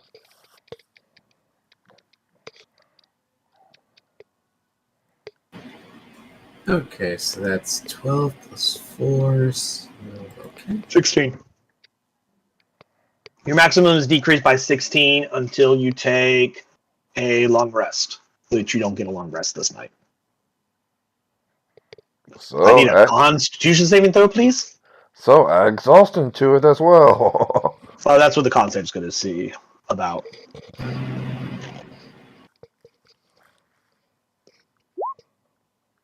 Why not? All right. That's pretty good. You will only get 1 level of exhaustion.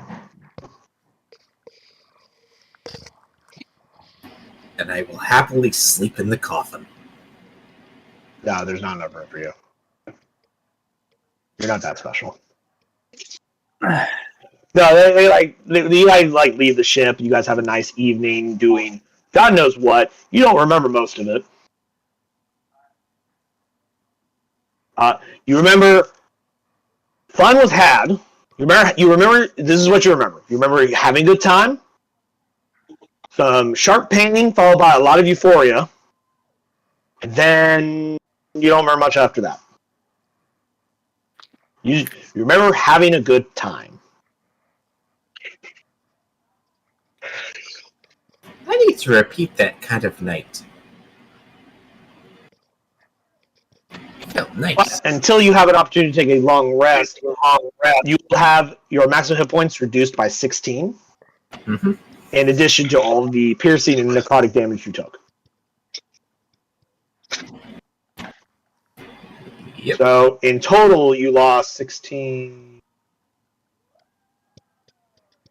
20.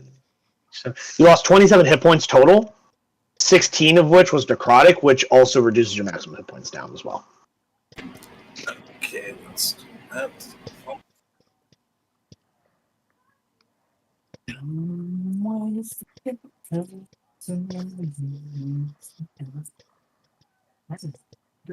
Holy shit. I've been brought down to 98 HP. My God. Back to double digits. My God. Like, hey, welcome back to the Double Digits Club. How you doing? Hey, I was smart and got the amulet. He goes, first time. I was smart. I got that amulet.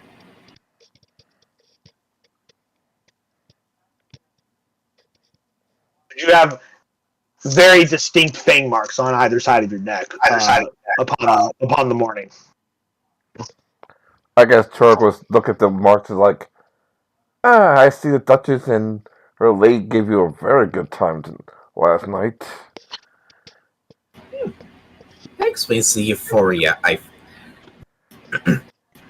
That explains the euphoria I felt last night. Really gotta repeat that. At least wait until we get to their dock. There's a very large glass of orange juice waiting for you with breakfast. Uh-huh. Shouldn't he make them the orange juice? Yes. Get the oranges. Get them ready. And the lime. And the lemons. We need And to the coconut. And the coconut. You gotta make sure the crew is not. You put the beer in the coconut and the coconut. You put the beer in the coconut and da da da da. Lime the coconut. What the fuck are you talking about? Lime. Coconut. You shake it all up. Then you drink it all up. But anyway, unless anybody else has anything that occurs during the evening. No. I'll probably just go back to my room and go check out my crew and go to sleep. In fact, Creed, on the way back from the inn, you did catch sight of the Duchess, her knight, and Dr. Ice all wandering off into the misty darkness. I will make If that note of it. concerns you at all. No, but because it doesn't concern me, I'm going to stay with. I don't like. I've ate, and I don't want to cause more problems for the town. I just kind of use the shadows to stay and walk stealthily back, just trying to avoid problems. Avoiding problems, always wise. But eventually, morning comes.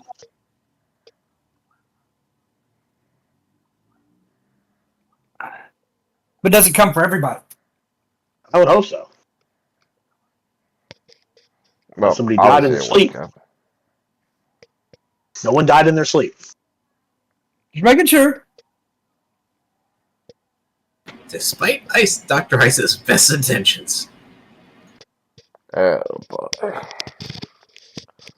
Dr. Ice, you wake up, you feel sore. Everything kind of hurts. Your neck really hurts. You remember you had a great time. You don't remember what exactly happened. You remember having fun. You're not feeling the hardiest. You're a little tired. You didn't get a whole lot of sleep last night. You got one level of exhaustion, and reduced hit point maximums, and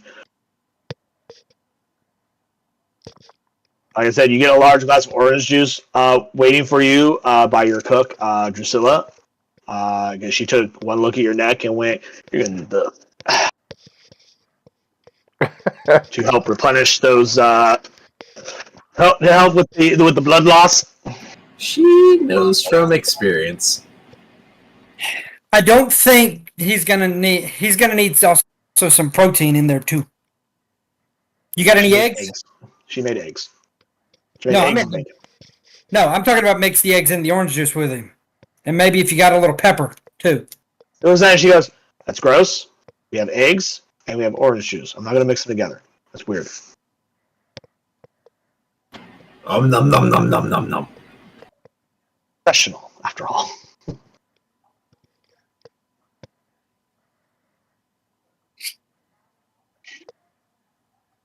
But the shipwrights and the master shipwright and his workers are there the morning, ready to begin work upon your ship, which will I take the I remainder greet of the them. day.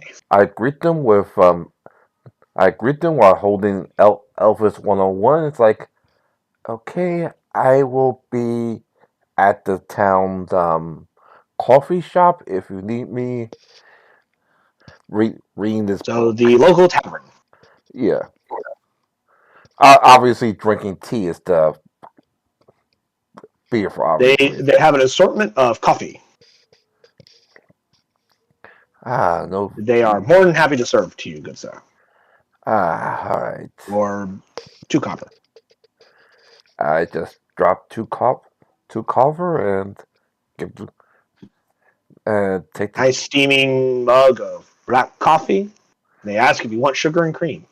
Yes, yes, please. Give you a thing of sugar, and they give you a small amount of cream. They have all that delivered to you. So you may make your coffee as you see fit.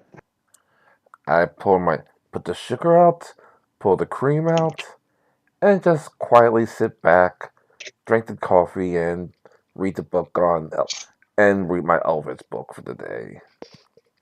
Awesome. Unless someone comes in to say, unless someone says, hey, there's something wrong with the ship, we need you back. Random dude just runs over and goes, "We don't like orcs," and just decks you. I'm just kidding. Just flips your fucking table. Yeah. Dude, what the fuck? Like, I don't have my You're a little sword, but I silly. still have my fist, asshole. Anyway, Argonus, is there anything you are doing during the morning / the remainder of the day? I'm just taking it easy. Say again? No, I'm taking it easy. Heard no, and then something about staying busy. You're kind of going robot on me. Domo arigato. Taking it easy. Type if you could. I'm doing nothing. I He heard I does do nothing. And Master Creed. Is there anything you would be doing today, good sir? Yes, I wish to. I will go find the captain at the tavern. And may I join you, Captain? Uh, Go ahead. I was just learning some Elfids. I will take another gold coin at the counter. Breakfast, please. And I will sit down with the captain. By the way, good sir, we're bringing you food in a moment. So, Captain, are you not happy with your decision of the sea? What decision to see? I, I made a deal to make sure my crew keeps going. I'm not exactly happy. I'm not exactly happy to be under someone watch again because, well, the last time I was in someone watches, I had my friends get killed because some higher up nobody decided that our lives weren't worth saving. Well, your life was worth saving, and you did agree. You haven't paid any tribute back for that. Yes, that's So we why were I'm bring. wondering if you were unhappy with the deal that was made. Just a Uh, quick clarification. Technically, he has paid back because he did that. They dealt with that Abila. Well, there should be more. Every once in a while, you should at least throw uh, reparations into the sea, and at least thank the sea. I've been thinking of sea ever since I was in the freaking flaming fist. To me, the sea represents freedom.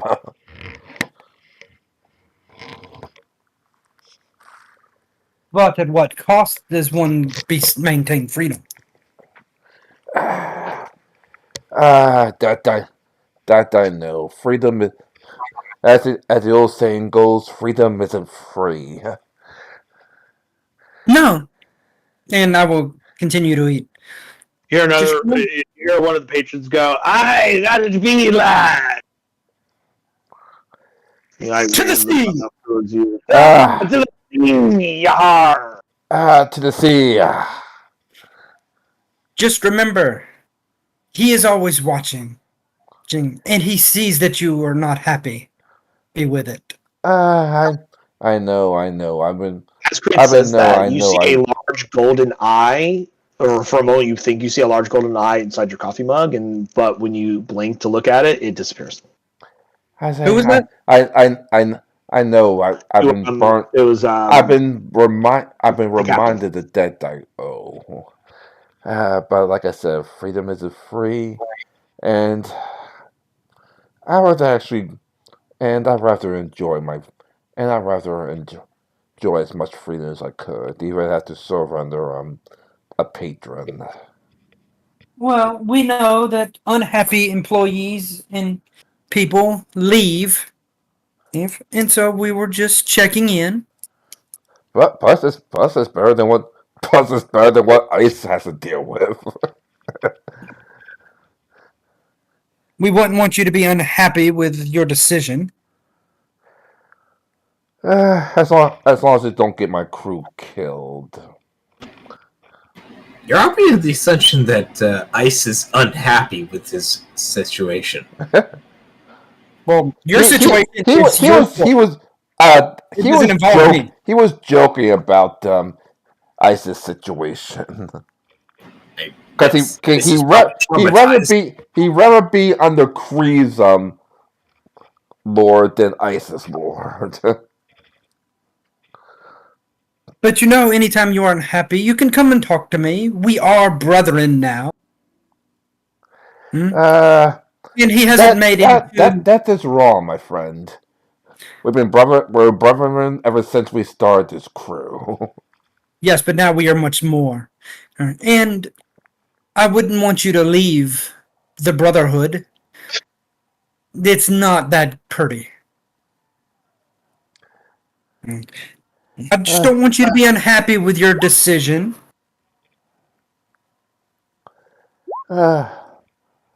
Oh boy, like I said, you know the reason why I left the Flaming Fist, and you know why I don't like the reason I left the Flaming Fist. And later, I don't like to be under anyone's heel. So as long as we don't get the crew killed, I'll do what I need to do. Well, you know, if we sit there and if the crew would join us in our Brotherhood, then I just put a whitey for like first rule of the crew established.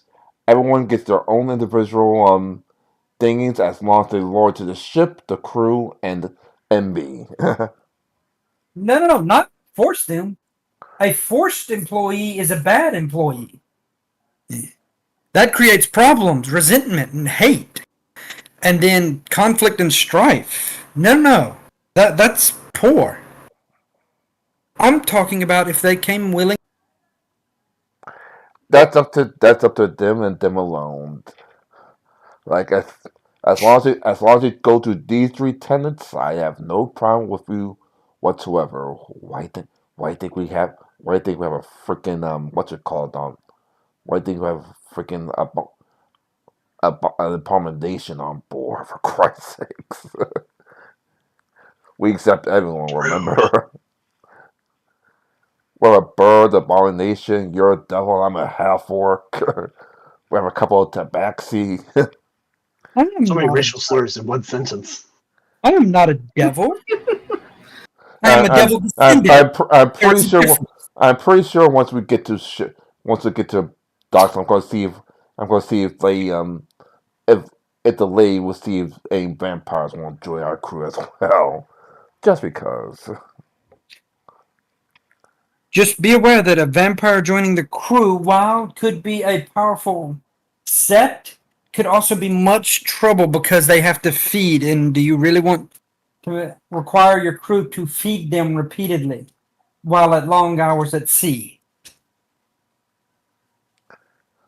This is a thought. Currently, my main goal right now, after I drop these ladies off, is to find an island because, as much as I like Rock Island, we need a permanent home.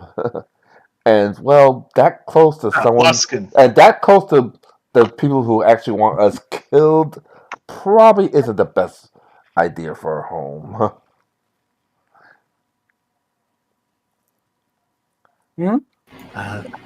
Just a reminder, the islands near Luskin are near Ryuthan. It is always good to have a home, and you have a second home. All you have is come. No, Your I brothers meant and I meant a home for the crew, not just me or you. I'm aware. I'm just letting you know.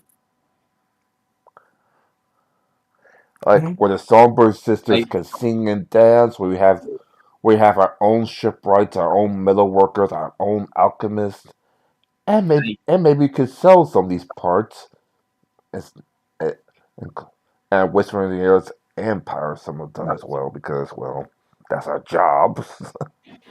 As far as legal work, Kalish is not that bad.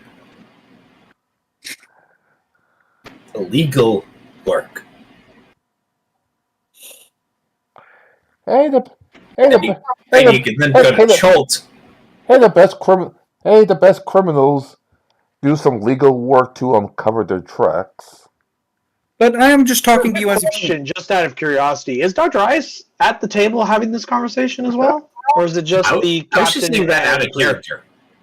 Unless you could, Okay. unless you want to join us, you tired state. I was saying that out of character. Let's let the scene play out then. Unless you're actually there. I mean, you're always welcome to join us. Um, Since you want to whore yourself out, though, my patron does not like a whore. He is selfish that way. He wants you to be all of his.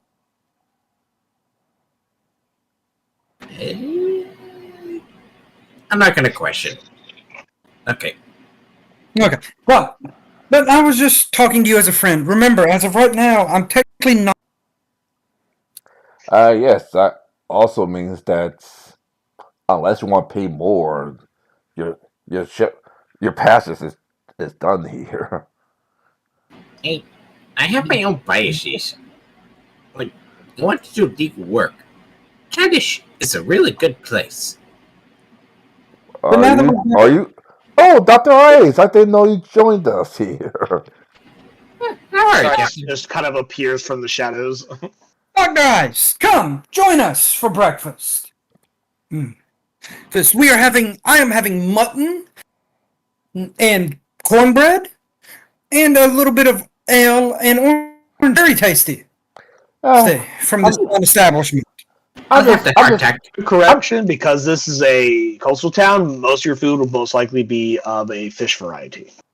I am having salmon and trout with a wine and orange juice. Very tasty. He sauteed the salmon greatly this morning. These men know their way around the kitchen and the fish. I'll just have some coffee and continue to learn Elvish because, well, after that, like I said, after Elvish Ball, sometimes updating languages is perma's best for business, if you will. Fun fact, Eric Crocker love fish. Well, then join us.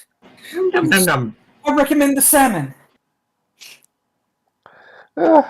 He enjoys the nice sushi, or salmon, however it's cooked. The fish and chips. Almost feel like what's it called? LaForne should join us just for as she is now the first mate, so she took pretty much half of your job. Speaking of jobs, I am eventually going to need one, and since y'all are both here, I wish to rejoin the crew. I have no problem with that, sure. Ah, well, we always could use some crew members. Obviously, you're not going to start an officer class. He saved my But life, so I'm willing to put my voucher onto him because he saved my life. are you sure? This is this a this a this is your final decision. I am a man of the sea, and a man that does not work on the sea is not a man at all. That, and I think he actually did save my life. Did he? You're still a travel doctor, so technically you're still technically you're still an officer, but all responsibilities will now transfer to Master Creve. Whose responsibilities? Uh, Kiri's responsibilities, other than being a doctor. No, that is not how the chain of command should work. I have to start at the bottom. Also, why would Kiri lose all of his responsibilities if he's joining the crew? That doesn't make any sense. That like I said, the original idea was like I said at the start, like, okay, well, you realize you're going to go at the bottom, right? That can't exactly make you an officer. Yes. All right, well, So why would the responsibilities of Dr. Ice be transferred to no, Creed, not especially anymore, given that Creed has not anymore. no skills to be doing Dr. Ice's job? Not anymore. He's going to be starting at pretty much a bullshit, pretty much A decade. deckhand, yeah. Mm. I was thinking naval seaman recruit, but deckhand, yeah. Then I will offer my The equivalent of that would be the deckhand, yeah. Then I offer my services to clean the barnacles off the ship, the side of the ship. Yep, me. And hold on, I actually got her name written down so I can call her by the appropriate name. Sheila. Hold on. No, I think I'm gonna give her a different S name, but Sonia. That's a more Russian name after Sergei. Sonia and I will clean the barnacles off the ship. We can breathe underwater. You know my resume. You guys see like a bunch of tentacles come up out from behind his back, like from the back of his head. What? As it like crawls up between his horns and just.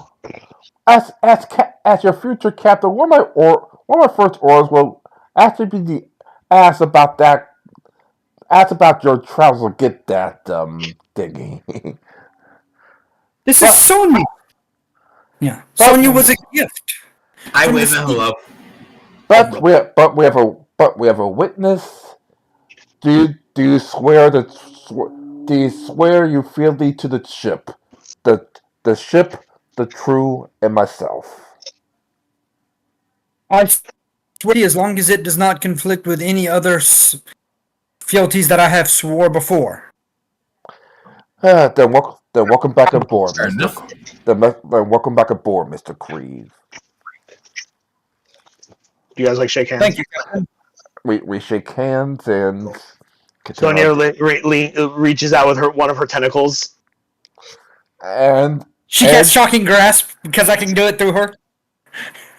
She looks at the tentacle and goes, holds out a different tentacle. Eldritch blast. In his face. Holds out a third tentacle. She's trying to do a handshake. She's trying to find the one that's not a combat tentacle. All of them cast a spell of some random bullshit. She just goes, just flops over tentacles on your head. Just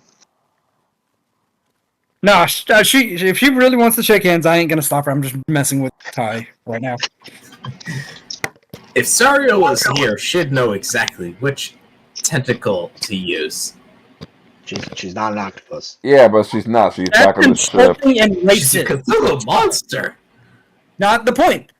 It's not the same thing. This is an octopus. She is illithid. They are two different, and to assume that they are the same is racist, and you're a shipmate. Also, Her species is. what creatures to begin with. They're technically not even from the Underdark. They're from another plane of existence. But typically live in Underdark. But that's not the point. Point is, she's not an octopus person. She's not even from the fucking ocean. Technically, neither is Sonya. She counts as a celestial or a fiend or a... It's in the form of a creature. Yes. Didn't the the illithids actually occur before the aboliths? Which in turn caused the aboliths to be really pissed about them because that is a form of history that your character would not be familiar with. Hence me speaking in my as it would have occurred during the time before written historical accounts existed. Before written history. Hence me speaking as me. And not using the Dr. Isis wish. Moving forward. Master Creed is now a member of the ship again. Yeah. And once I get on the ship in front of daylight, I will stand before the mast and make the promise that I will serve the ship, and I will be loyal to the ship as long as it does not break any previous oaths I have made. Because I am a man of my word. You're like several deckhands go, thank God! It's been so much harder to live without him! Like, you do know it's going to be just a deck. You do know it's just going to be just a deckhand, right? Creed! You're like a lot of backslaps going, welcome back to the ship. Okay, there, Creed. Yeah, welcome back, Mr. Creed. Thank you. It is an honor to work with you yet again. It's so much harder to survive fights without him. We've almost died so many times. But remember, I am not Master Creed anymore. I am Deckhand Creed. They go, okay, Mr. Creed.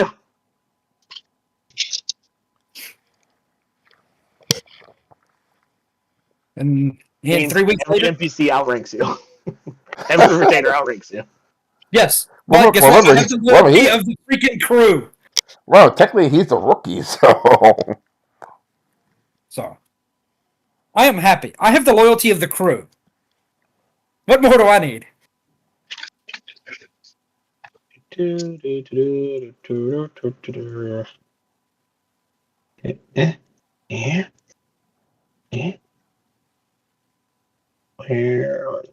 Where stuff?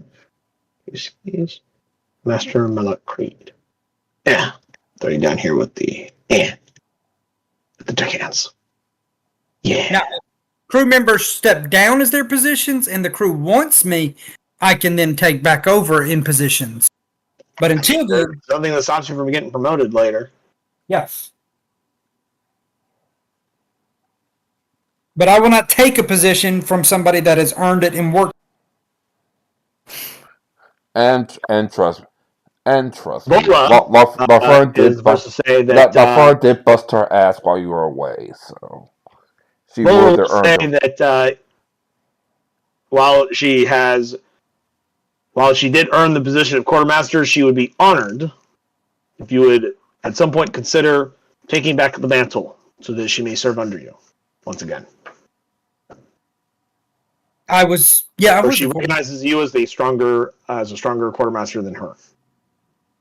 Then I will work under you, see what you have done, and when the time comes and the captain approves, I will retake the mantle.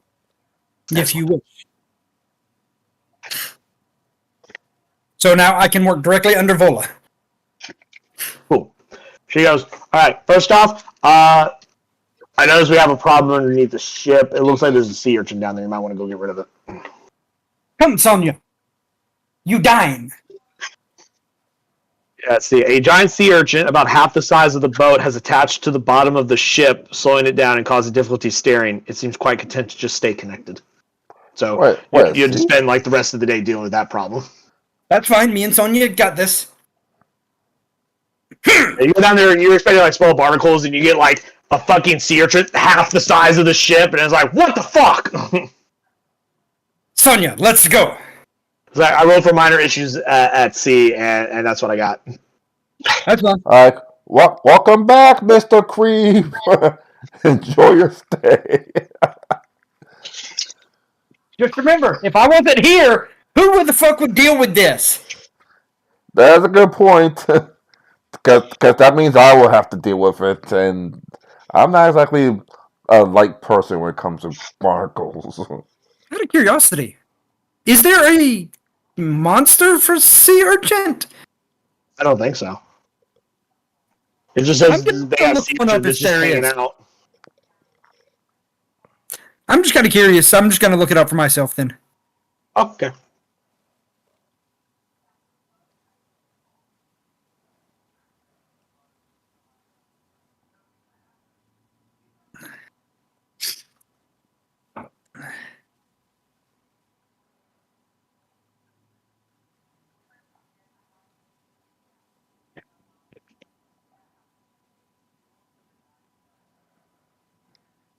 No. Okay. During the day, another ship does eventually make its way into docks. It is flying a flag of Waterdeep. And the name of the ship is, I had it around here somewhere. The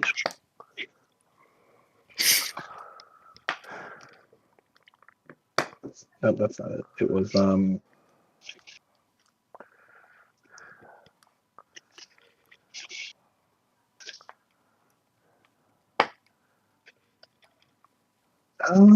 had it somewhere around here. Stand by. Standing by.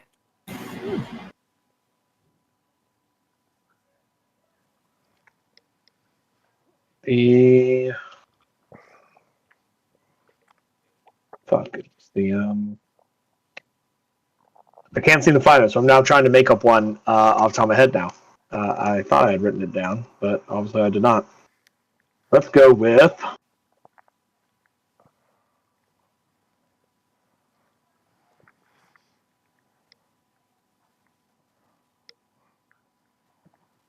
the Sea Jewel. Let's go with that one. The name of the ship is the Sea Jewel. Nice. It is a very fancy, very well appointed ship with brass furnishings and fittings, which anybody who knows how brass on a ship works will know that this is a very expensive ship. Yes. Requires a stupid amount of maintenance. Almost whispered to myself, to one of the crew members, "Geez, overcompensating for much." One of them goes, "Yeah, it looks like he's trying to have a big dick in the water."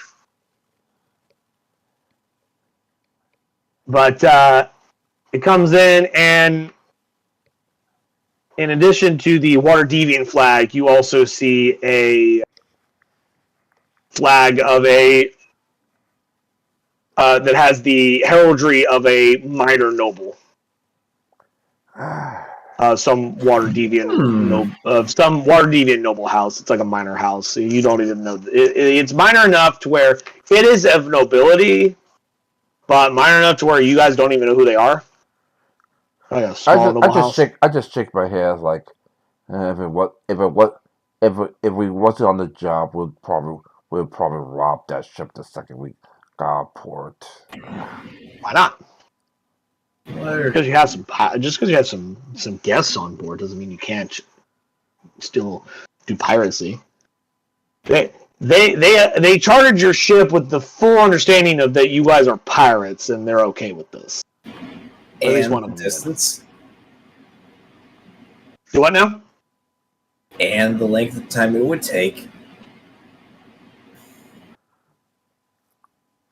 Yeah, that comes in the docks, and a messenger like leaves the ship and goes to like the shipmaster and whatnot. I always want to lean down to a couple of the officers, like, let's see how much that ship is actually worth. We'll see if we can get them once we leave port. Once we leave port ourselves.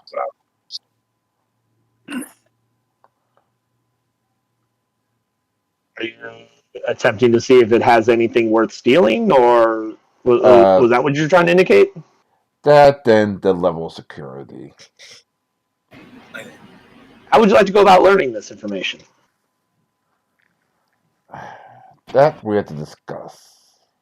You can always have the squishy bird boy go there and just run away. Are you guys having this conversation out openly on the docks? Or No, on no, board your what? ship, No, or no, no. We discussed this in the officers' lounge. on this meeting? Okay.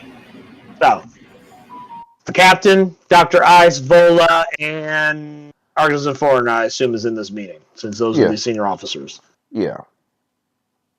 Okie dokies. Like, okay, obviously that ship is compensating for much.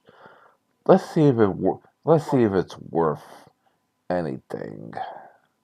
Or Given that should it's a minor noble, they will most likely at least have some amount of wealth, Captain.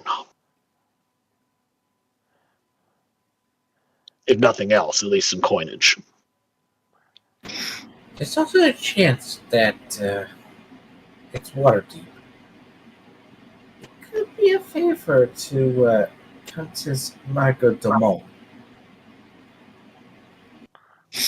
Eliminated It is right. also true.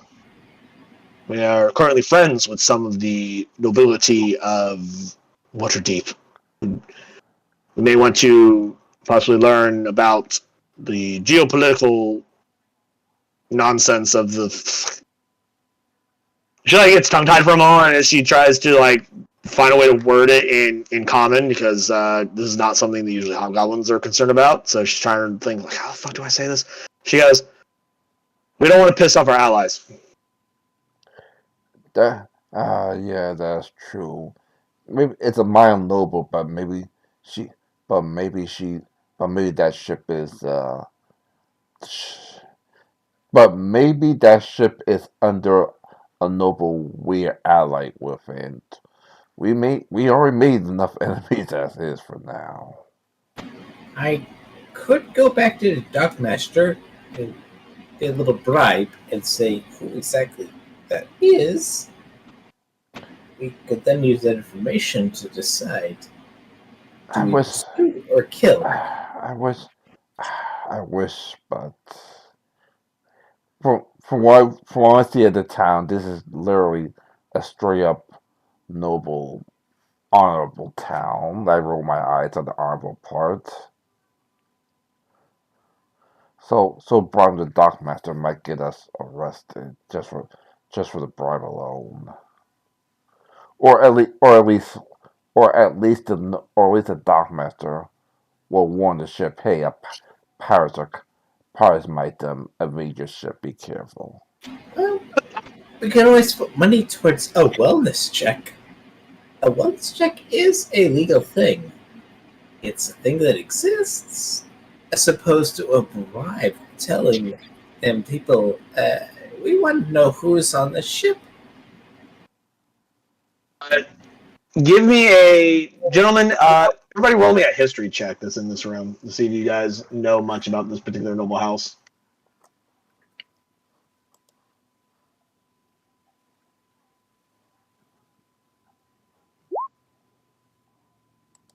First of all, where is she? I don't know shit.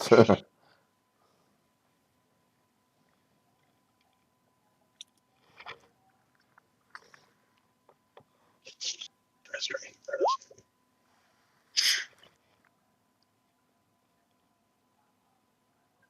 There it is.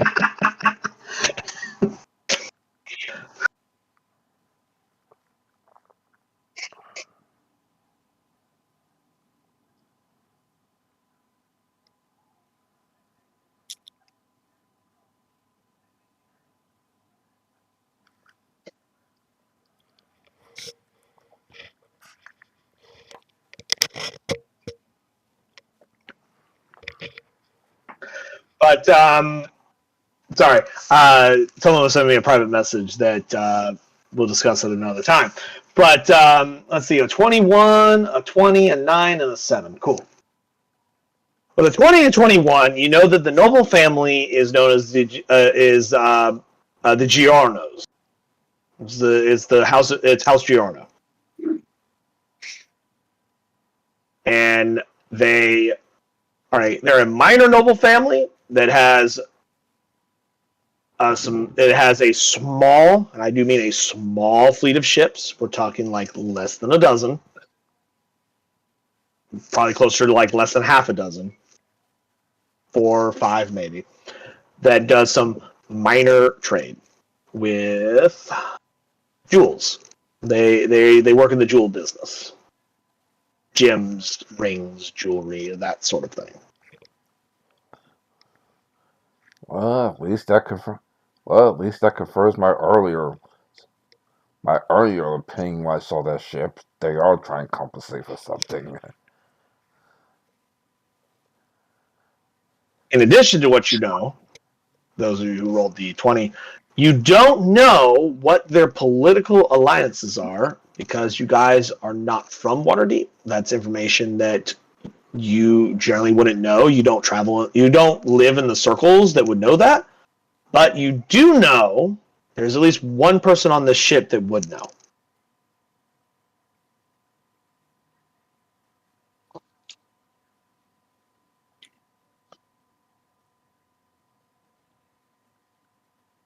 And with that silence, I suspect you guys don't already know who might know this answer. There's at least one person of the nobility on your ship that would know about political alliances of other noble houses. Outside of Duchess Sophia. Like I said, you guys are a bunch of dirty-ass sailors and pirates. The fact that you even remember the name of this fucking house is because 2 of you rolled over a fucking 20. I guess we gotta speak to the Duchess tonight. Guess we gotta speak to the Duchess tonight. I was looking to players other than the Duchess. Now, there's nobody else on the ship that would know because we're not the fact that none of you guys really pay attention. None of you are from Waterdeep. None of you live in Waterdeep. So, like, you probably know more about the nobles of, like, Luskan, the few that exist in Luskan. But the geopolitical nonsense of Waterdeep, because it's so far away from you guys typically hang out, it's just not information your character would have. Granted, the Duchess lives in Baldur's Gate, but as a Duchess, she is much more aware of other noble families that even the ones that exist in other cities, especially given the fact that she already has contacts, being her friend Lady Margot, who is a countess. Who's a countess in Waterdeep. She would absolutely fucking know.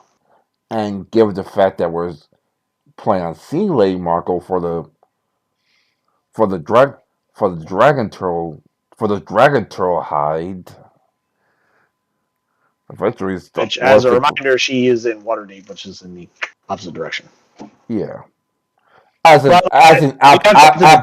know whether or not his alliances conflict with your current minor friendships that you currently have. Like minor friendships as plans, yeah. But as a reminder about the types of businesses that Lady Margot herself and her family does interact with, you know that she, if you remember correctly, she has her own fashion line. She has various clothing fashions that she designed and sells out of her own shop that she owns. And she also has business in jewelry making, because she also designs her own jewelry to go along with her fashion clothing. So it's also a chance that these ships, as gaudy as they are, might be working for how do you pronounce her name again? I'm sorry. Lady Margot? Thank you. They could be working for or against. They could also be business rivals. You have no way to know until you do your homework.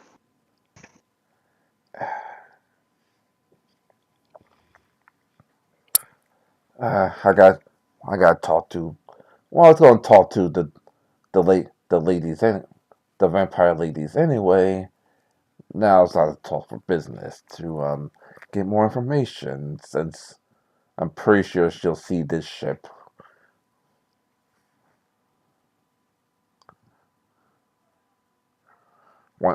One, once sunset hits.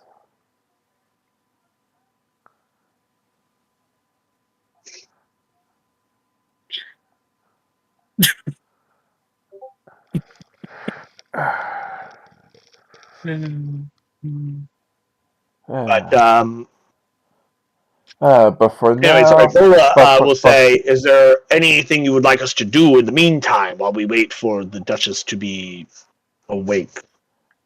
currently keep an eye on the ship. We could also simply just knock on her coffin and ask now if it's that much of a concern. No, let her get her sleep for now. Keep an eye on the ship. Make sure they're not doing anything shady themselves. Who knows? Aye, Maybe Captain. who knows? Maybe Put some of the crew to task. yeah. Who knows? Maybe another bunch of pirates robbed that ship and is now going under the guise of a noble merchant. Sometimes you gotta think evil to be evil. Aye, Captain. We'll see it be done. Any other further orders? No, is any other ideas you think of, gentlemen or lady?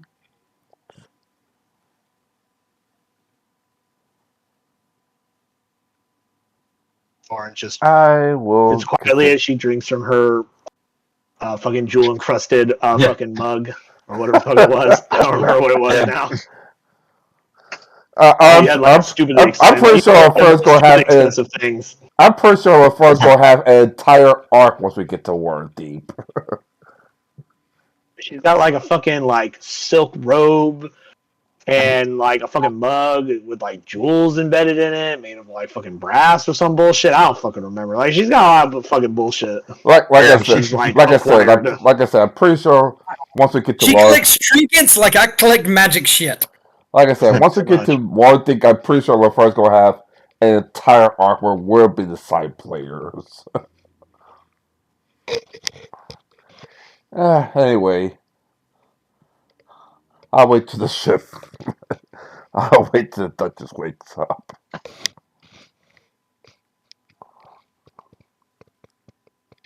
Master Bosun, I have completed the assignment of cleaning the barnacles. You run up to Ryota and inform him that you inform him, the bosun, that you've done the barnacles, and he just goes.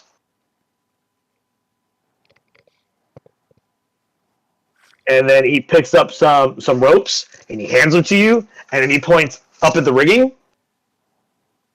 And then he'll go, some of the rigging needs to be replaced specifically, and then he'll like point at specific ones. And you go, get to it, flyboy. Because you have wings and he doesn't. So it's easier to make you do it. Casting the spell Unseen Servant, and me, the Unseen Servant, will go up there and start doing that.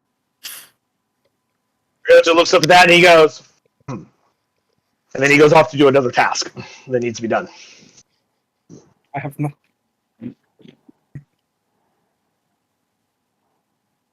But Vol will dismiss herself from the meeting there, Captain, and she will acquire various members of the crew to assist her in the subtle observation of the ship, the sea jewel.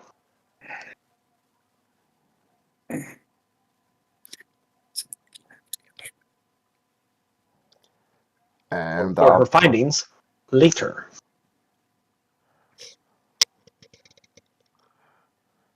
Meanwhile, what's everybody else doing?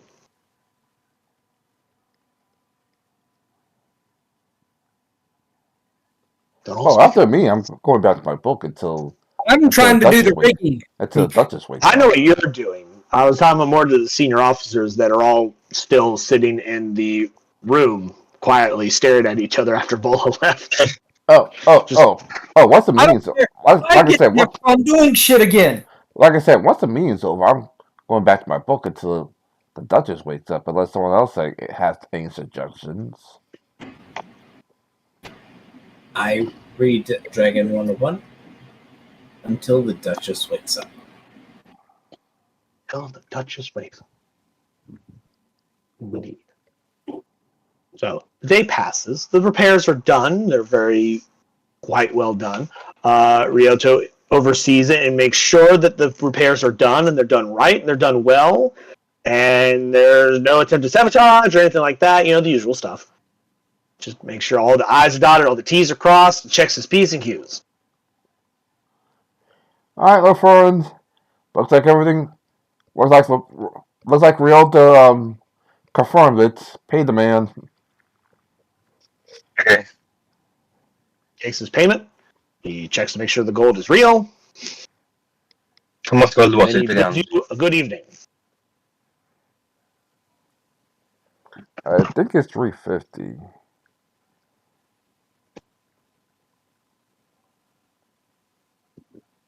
It was 135 gold for the ship 150. repairs. Give him 200. Give him 200 as a tip. Okay. Much obliged there, lass. Always enjoy a little extra bits. Come back anytime. Thank you.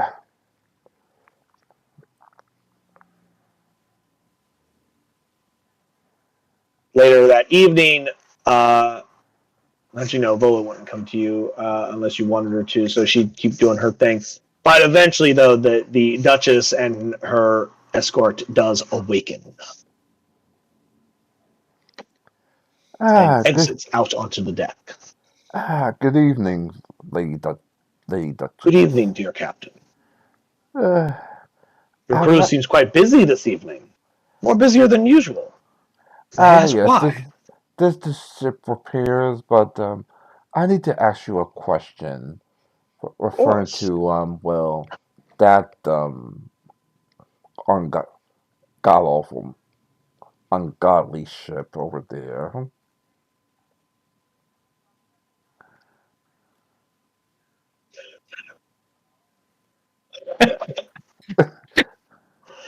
She goes, well, it looks like a very expensive ship, if nothing else. Yes, But, come on, crew members tell me it belongs to what's the pronunciation of the name again? Giorno? Like, it belongs to the Giorno house. Giorno. The name sounds familiar, but what specifically you're asking about them, dear Captain? We'll try to figure out if they're connected to any nobles or houses that we're friends with or wish to be friends with right now. Any particular names you want me to see if they're connected? Well, Margot, well, definitely Lady Margot for sure, because Lady Margot hates them. She absolutely despises them. I would say because we're going to visit her. Apparently, they're new rising stars in the jewelry business, and they're really cutting into her profits. Really now? She also says, and I quote, "They're ugly as they're the most ugliest pieces of jewelry I've ever seen, and they deserve to be at the bottom of the sea and never be seen the light of day again." At least that's what she told me. Well, we're not going to send them to the bottom of the sea, but They would certainly love to see them off the market, I'm sure. we could quietly take them off the market. Plus, I'm not exactly a fan of those. Plus, I'm not exactly a fan that. Obviously, I'm not a fan of those ships that want to compensate for their low status, if you will. Well, I mean, they've certainly been making quite the large waves, if you excuse the pun. The large waves in the gem making and jewelry areas. Apparently, they've got some private mines that have quite a large plethora, which allows them to acquire such a large amount of wealth so quickly. Before that, they weren't that well off. They were quite a poor little family, as I recall, to Margot's infinite annoyance. mind you say, that's very interesting. Ah, Yeah, damn it. somewhere Oh, damn deep it! I don't in have any the mine. I don't have any mountains of miners to take Waterdeep advantage of. somewhere.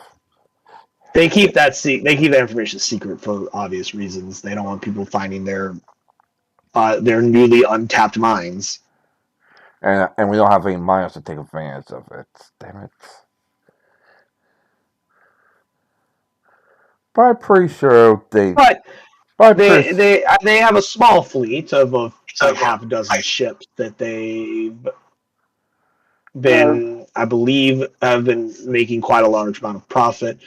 I've seen a lot of their wares in Baldur's Gate. So some of their ships make their way down to the gate to sell off their wares. And honestly, I really honestly agree with Marco. I don't know why their jewelry is so well. What's the word I'm looking for? I don't understand why it's so popular all of a sudden. It seems gaudy at best, ugly at worst. Margot's jewelry line's far more pleasant looking. She clearly makes much better product. I guess because it's cheaper. I would say, That's why they're making so much profits from it. unfortunately, cheapness has a price as well. Indeed. I haven't bought any of them. I don't wear cheap jewelry. Eh, I haven't and worn cheap jewelry in centuries. even though I don't wear jewelry, I'm pretty sure our Arcanist is a jewelry expert who doesn't wear Based on cheap what I've jewelry. seen of your Arcanist, she's a woman of great taste. I don't think she wears cheap jewelry either. Trust me, I've been around her long enough to know that she doesn't wear cheap at all. Indeed. Thank you for your information. It might Of take course. it might take a little longer to get back to get get to your destination as we sadly have Oh, a new by no job. means worry about me on that front. Like I was fully sadly have a aware new that eventually you would see a target worth taking, especially given the fact that helping Margot helps me. So I'll consider this a and we're visiting advancement on some other jobs I may want you in the future. Lady Lady Margot's Margot not the anyway. only person with business rivals that they'd love to see have some profits cut. Not to mention we're visiting Lady Margot anyway, so that'll be a nice gift to her to let's just say have her rivals pay idiot tax. Indeed, I've heard that the patriarch of the Giorno household's quite the blowhard, arrogant, not very pleasant. Uh, Margot has told me about him. I've never met him myself, as he doesn't leave Waterdeep very often, and I don't really visit up there very often either. It's quite difficult traveling, mind you, for someone with my position. But hearing it from Margot, he is quite a pompous ass, as she puts it. then Knocking him down a peg or two may certainly give you quite a lot of favor for her ladyship.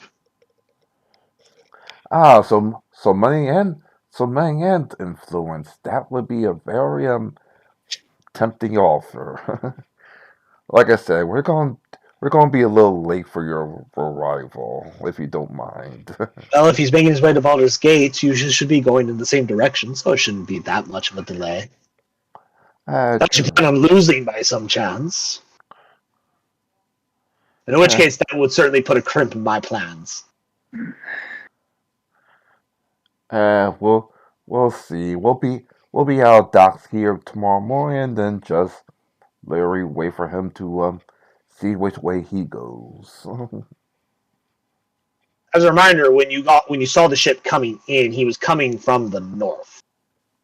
So unless he plans on turning around and going straight back north, odds are he's going south. These are the only two directions in the Third Coast. There's north and south. And if he's coming from north, the odds are he's going south. All right. That's a good point. And at this point, I'll by myself like, well, you excuse me, ladies. I have to have a small Of course. small emergency meeting with my officers real quick. Have a good evening, Captain. Have a good evening. Best of hunting in the morning. Of course. Speaking of hunting, I think it's time to I'm back. see what we have on offer as she slowly disappears into the darkness. Enjoy your hunting. Enjoy your hunting, my lady.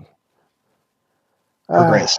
All right, Dr. LaFerrin and what's it called? Meeting room now. I have my answer. Are Question. you calling in Volo as well? Yeah. Cool. Volo will report to. This is a room. Should I find the thing in the doodle? Where is it? What is it? There it is. Kiri. I just returned. What exactly was that?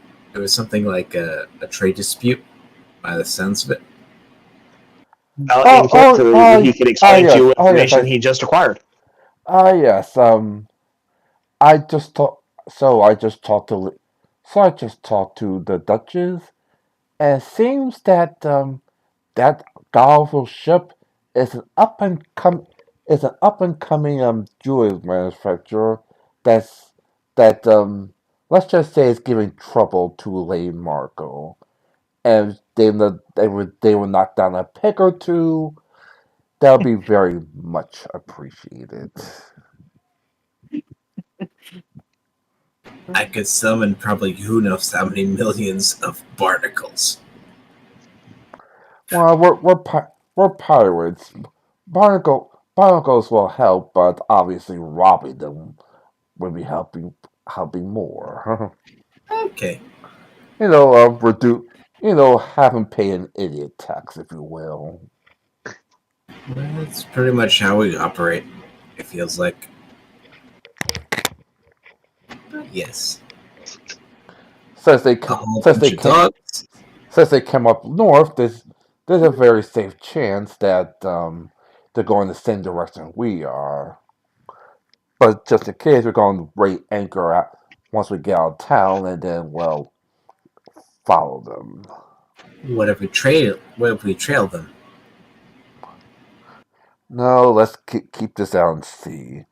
I don't know if there's any reinforcements. I don't know if we get to land, there's going to be any reinforcements. Okay.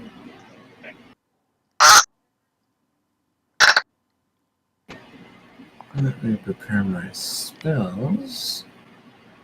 Because Lord knows we're going to be into a fight. Like, Vola, seeing that we're still kind of in, let's just say, an honorable town, quietly tell everyone about the plans for tomorrow. Would you like me to report on what we've observed from the ship as well, Captain? Yes, please. As you wish, Captain. We observed that in addition to a handful of sailors, they seem to have hired a security force. They look like high-end mercenaries. That would make sense. Based on my observations, they seem well-trained, but most likely not up to snuff against our forces. I feel confident that we can take them on. However, the ship is certainly well armed. I observed multiple gun ports on that ship. I do not see what armaments they are wielding, but if they are as wealthy and if they're as wealthy as indicated, we should assume top of the line arsenals. So the best idea is to close in as fast as possible and give it a one and force them to go 1-on-1 with our crew. Instead of a ship. We can instead of a board the ship, battle. Captain. I have every confidence that our crew will easily crush what was resistances there. However, their ship is quite formidable looking. It looks very fast. Despite its large cargo size, it does not appear that it will be very slow moving. While we may be able to outmaneuver it, if it wishes to run, it may be able to outpace us. And if it wishes to fight, it will certainly have a lot more firepower than we will, assuming every gun port is loaded with a gun. Dr. Rice, you want to say something? Okay. I could take a look inside as like a spider. I could then get an idea of like what exactly the ship layout is like. Because Lord knows no one ever Interior reconnaissance would certainly be wise, Captain. Well, that would be the best idea. You do that, but be careful. I don't want you getting stepped on. What was that, Shindu? I'd say anything. I'd simply just had Vola say what she said. Okay, what was Zola saying? She said some interior reconnaissance would be wise. And I was She was agreeing. agreeing with your plan. And I was agreeing with her. I was like, yes, that'll be the best idea. That way we know exactly what armors they have. What But I also recommend possibly allowing Drusilla to also make her own observations onto the ship, seeing as infiltration is one of her specialties. Theoretically, I could polymorph her into a spider as well. So that way we would have two individuals. Get an idea. I would caution against the possibility of offering a Lolith follower the ability to turn into a spider. I don't know if that would be considered something good or something bad. They may see that as offensive or as a grand prize. I'm not sure. Speak I to know Vola. spiders are sacred in their religion. I don't know if turning her Yeah. into a spider would be considered great Yeah, blasphemy I was about or to the say. greatest thing you could possibly ever give her. I was about to say, speak with Vola first because, like she just said, Ola is spiders literally are. here talking to you. Sorry, I meant to speak with Drusilla first because, like you said, spiders are sacred to their religion. And Okay. I was simply pointing out that, like, turning into a spider, she may, like, it may be the greatest thing you could ever give her, or she may find it very insulting. I don't know. I just felt like throwing that out there. But given her skills, she probably doesn't need to be turned into a spider. I was like, plus, I was like, plus, Drusilla's, yeah, she's freaking a ninja. She probably, she could. Well, actually, the bosun is the ninja. Drusilla is the drow cook, Captain. True, but she has nice skills. She But is anyway, a very well trained infiltrator. true. So speak to her and come up with a plan. Hopefully by the end of the night. Well, we could simply just have her go over there now, tonight. Yes. Yeah. The night is the time of the drow. Oh, true. And unless they have drown on board, they're probably asleep. And I will ask Drusilla, turning you into a spider, is that an insult or praise? Based on You go ask her like right now. You just leave the meeting. Once the means dismissed, that is. after it's dismissed. First, make one far. Is there any suggestions you like to make? No. Do you possibly have any magical divination skills to help us better ascertain Like information? Like scry.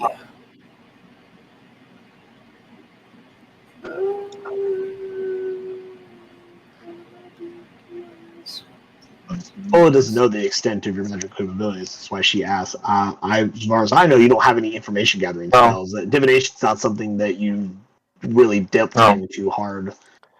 All right, then I guess we'll It's get not. some. I guess we'll get some sleep. Give us your report tomorrow morning, and then we can begin. It's not a skill that druids have. Divination or whatnot. I mean, everybody has access to some spell in divination. It was more of like specific. It was more like specific information gathering spells. Is more what I was saying. Divination is a very wide school of spells. Currently, the idea is to get as close to the ship as possible so we can board it. Dr. Rice, you and what do we call it, go onto the ship to give us any more information.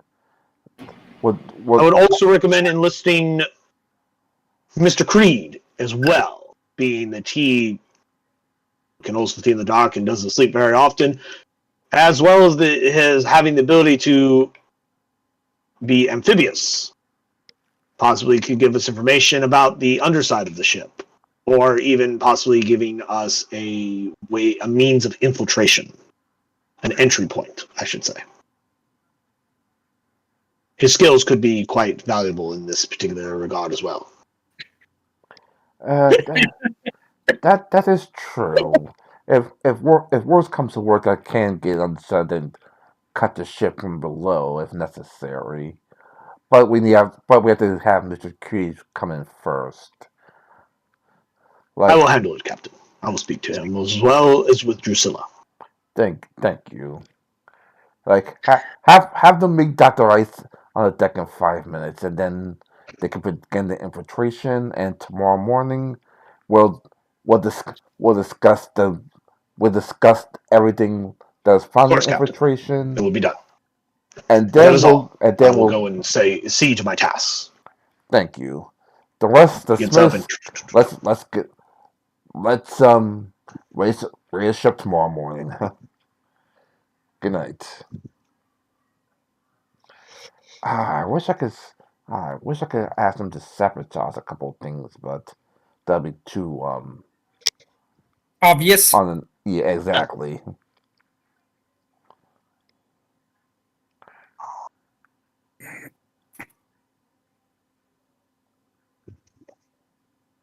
Master Creed, where are you on the ship right this moment?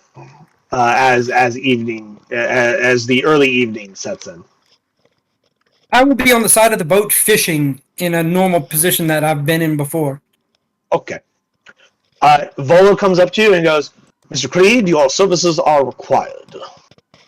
Follow me, please. Yes, Master Vola. She grabs one of the... Actually, no, Drusilla would actually be on deck at this hour. She goes a little ways and finds Drusilla as well and goes, Drusilla, come with me. Your services are required. And she goes, no problem, Volo. I'll be right there. She does a little drow scurrying.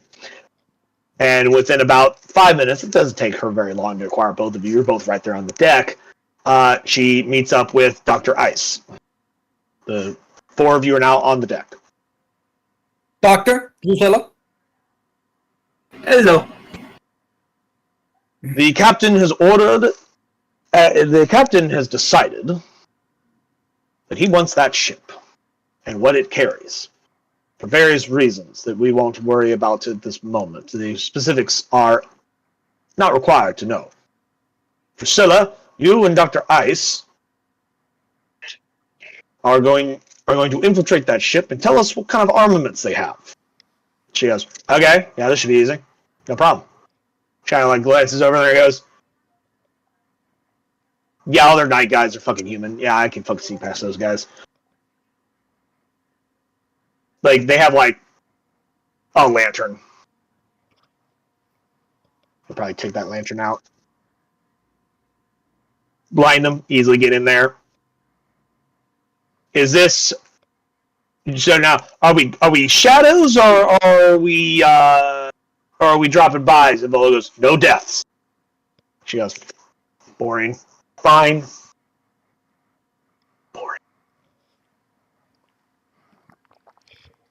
And she goes, Mr. Creed, what we need from you is, due to your aquatic capabilities,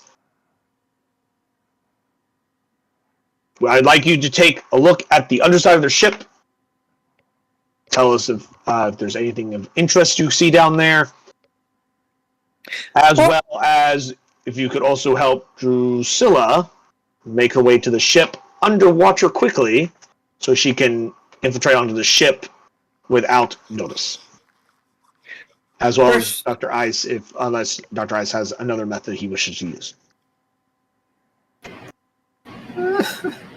I have a few I spells. was thinking you spider. I was going to just wild shape into a spider. Drusilla, may I cast a few things on you? She goes, no problem. Hey, wait. What are you going to cast on me? Water breathing Okay. and comprehend languages, just in case there's a language she is unfamiliar with over there. Cool. So I will open my spellbook. Oh, here we go. Do you? You pull out your Book of Shadows, and it's got like it looks like it's made of like coral with like various like sea motifs of like tentacles and barnacles, and it's all like light and dark blue with like a little bit of midnight black mix in there for like the different levels of ocean, from the surface down to the deepest of darkness. No, I will cast comprehend language and water breathing on her. She is good for now over an hour of understanding any language. That takes each of those takes about like 10 minutes, I think, because of ritual casting. Yes. Cool. Dr. Ice, water breathing. Or he gets water breathing with the ritual casting.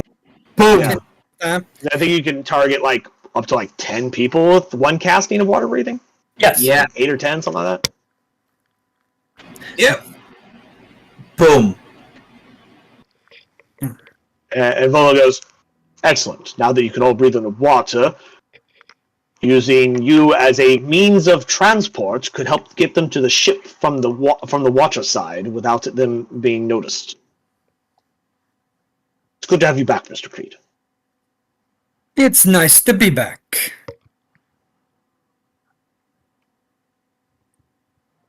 Now, if I'm not mistaken, let's see if she actually knows. Did I not see you go over to their ship earlier today? Yes, I offered to clean the bottom of their ship. It was horrible down underneath there. Barnacles aplenty.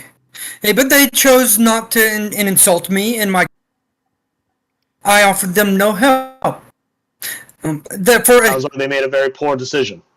For a ship of that beauty, they do not maintain it below the waterline that well. Is that based on observations, or did you, after being insulted, make some adjustments? That is what I saw, hence why I offered to clean it. But they choose not to have my services. And guess what? I think some of the wood has been eaten a little bit better down there because the barnacles have piled up pretty long.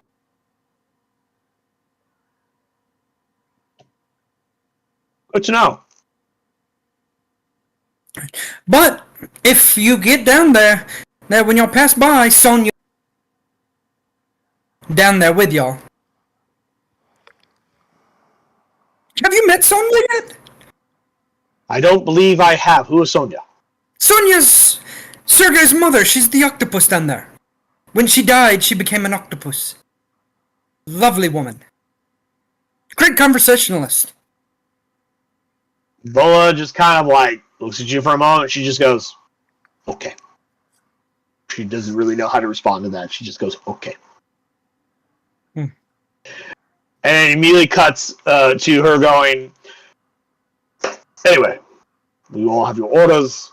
I wish you all the best of luck. As infiltration is not one of my skills, I will remain here. Drusilla goes, cool, I'm going to go get my sneaking leathers. She runs off to go get her sneaking leathers. Once Takes you everybody, like 5 minutes. once everybody starts to leave the ship, I will climb up to the crow's nest, and I will use stealth and my fly skill to fly above the ship quietly, hiding the fact that I can do this from everyone still. That I have stealth now. Go ahead and roll me a stealth check. I'll say with advantage due to the fact that it's dark as fuck and you are up above them in the air, and very few humans ever look up.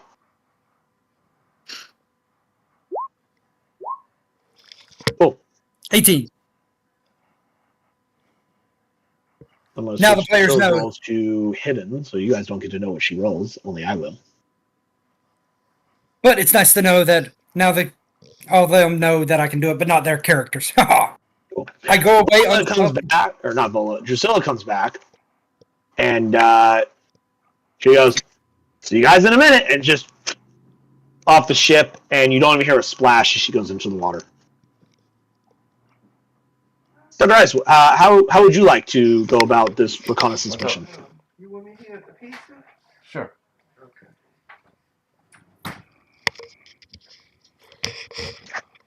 So, guys,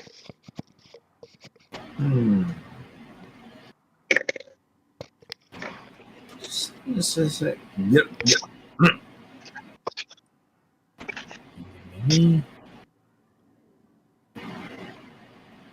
So, Drusilla decided to jump into the water, correct? yeah, she's swimming over to the ship now. Yeah. You're Free took up into the air. Drusilla's under the water because somebody cast water breathing on her. and you.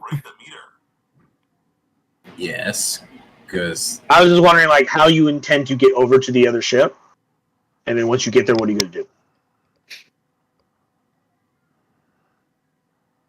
okay, under the ship. I'm going to walk under the ship. I'm gonna fly, swim up, grab a part, and then wild shape into a spider.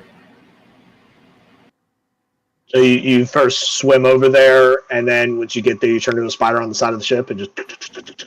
Yep. Cool. You successfully make your way onto the ship.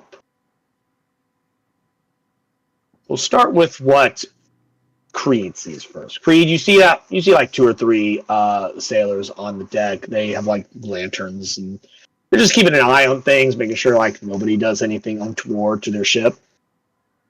You know, the night watch. They don't see you. They don't even look up. Sonya also Here, see underneath the water, and she's just kind of floating down there. She don't see anything important because she can telepathically communicate with me. she informs you that there's a drow in the water Okay. and a bird person. She asks if she should eat them.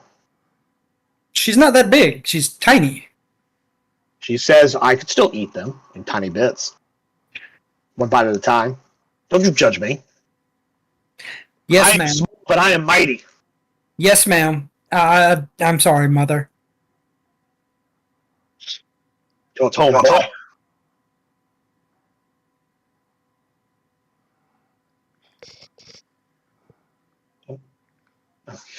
And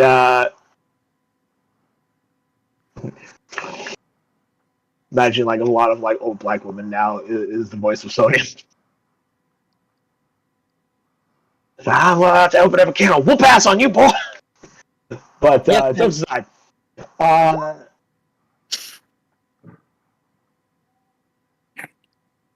what you do see though is you do see eventually though Drusilla kind of slink her way up onto the deck. And unfortunately for her, she didn't roll super great on her stealth. And not only do you spot her, but one of the other guys happens to catch sight of her at just as she comes up onto the deck, because he just happened to change his pattern for whatever fucking reason, and then walked into the area where she was coming up over when he wasn't supposed to because it wasn't his pattern from like 30 seconds ago. And as you're watching, she suddenly ends up face to face with this dude, and he's about to say something, and then just knifes right through his throat. Takes him over the deck, and it's just over the railing, sploosh into the water. And I was about to ooze an inspiration point, but never mind. This is the result of what she would do in this situation. She was told that she's not supposed to be dropping any bodies, but when she goes face to face with the dude who's like less than a second away from shouting an alarm, instincts, knife to throat, body disposed. Is there anyone in the crow's nest? Nope. I'm gonna quietly land up there. Knowing that you are in the air, Drusilla does kind of like look up to see if she can like catch sight of you. You allow her to see you because your stealth is actually pretty good. No, I am quiet. So, I mean, do you allow her to see? Because it looks like she's looking for you in some fashion. No, I do Okay. not. She looks around, doesn't see you, and she goes, She did try to teach me some things while I was on the boat before. I have spent time with her. yeah, so, I mean, she doesn't know where you are. She knew you were somewhere up there, but she doesn't know where you are. So she has no way to send any messages to you because she doesn't even know if you're up there or not. Or at least she thought you were. And she's like, fuck. And then she sees the small spider come up over the side. If Dr. Ice is back. Guess not. And she just goes, she picks up the lantern and pulls out, grabs the cloak that she took off the man as she chucked him over and just goes,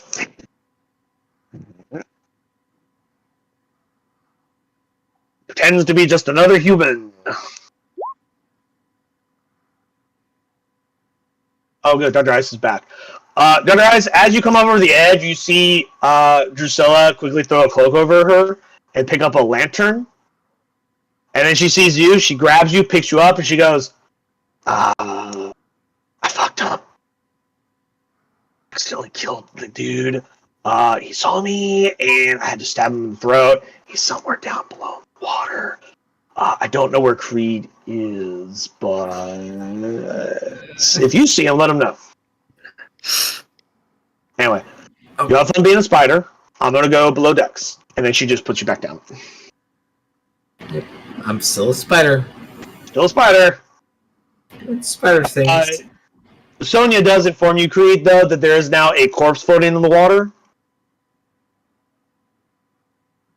Just right at the side of the ship. It's kind of hanging out there. If she Just can below move, the surface. if she can move, that's fine. If not, What is ink the it. strength of Sonia? It is. I don't have octopus stats on 4. me. 4? She has a strength of or -3. Yikes. But if she can't move it, ink it. 5-foot radius ink cloud. Yeah. She goes, no problem. And she suction cups herself to the side of the ship and then grabs the body and just kind of drags it underneath the ship where it won't be as noticeable. Just very slowly. It takes her a little while.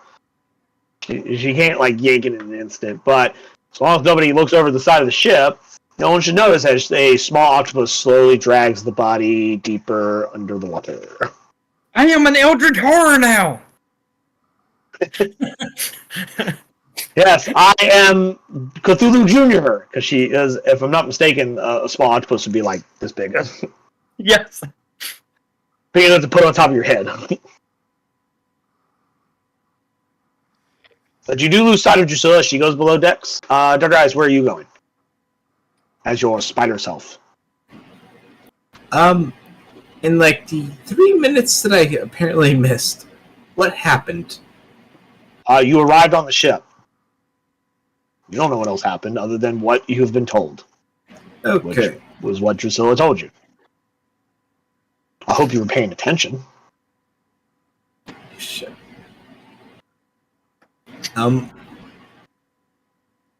I will continue going towards the.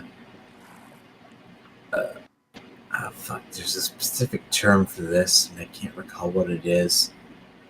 Like Below decks, back- to the front of the ship, to the back of the ship.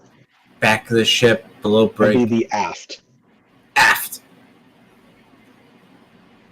And yes, I'm sticking to the ceiling because I'm relying on people to Well, not if you're look sticking up. to the ceiling, are you below the decks or are you on the deck? Or are you above deck?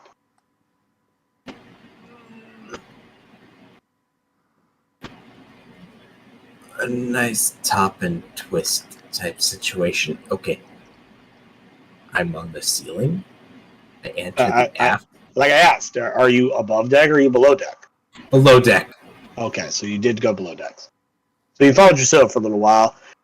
She sees you go into the aft, she'll go to the fore. Yep. And I'll still be on the Bow, I should say.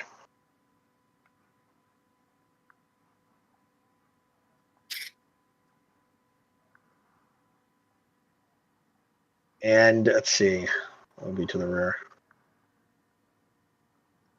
You pass by a few of the like private cabins, including the captain's. You recognize what looks like a captain's cabin. It's towards like the very far aft of the ship, and it looks a little bit larger than the rest of the ship's small private cabins.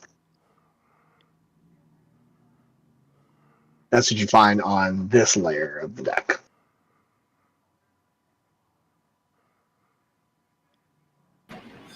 As you go towards the rear. What would you like to do? future plans. Set this area on fire. Are you setting it on fire? Future plans, so not yet. Okie dokies.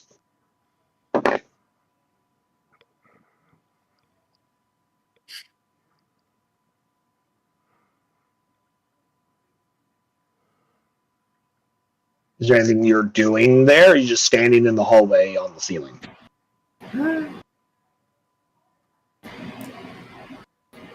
Moving away, but blah.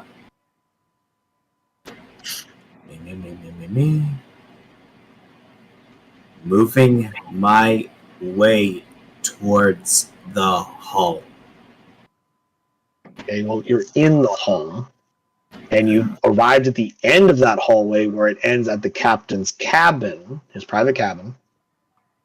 And on the left and right, there's some other smaller private cabins that you've passed on the way down the hallway. I'm asking, what are you doing now? You're at the end of the hallway, and you're surrounded by doors.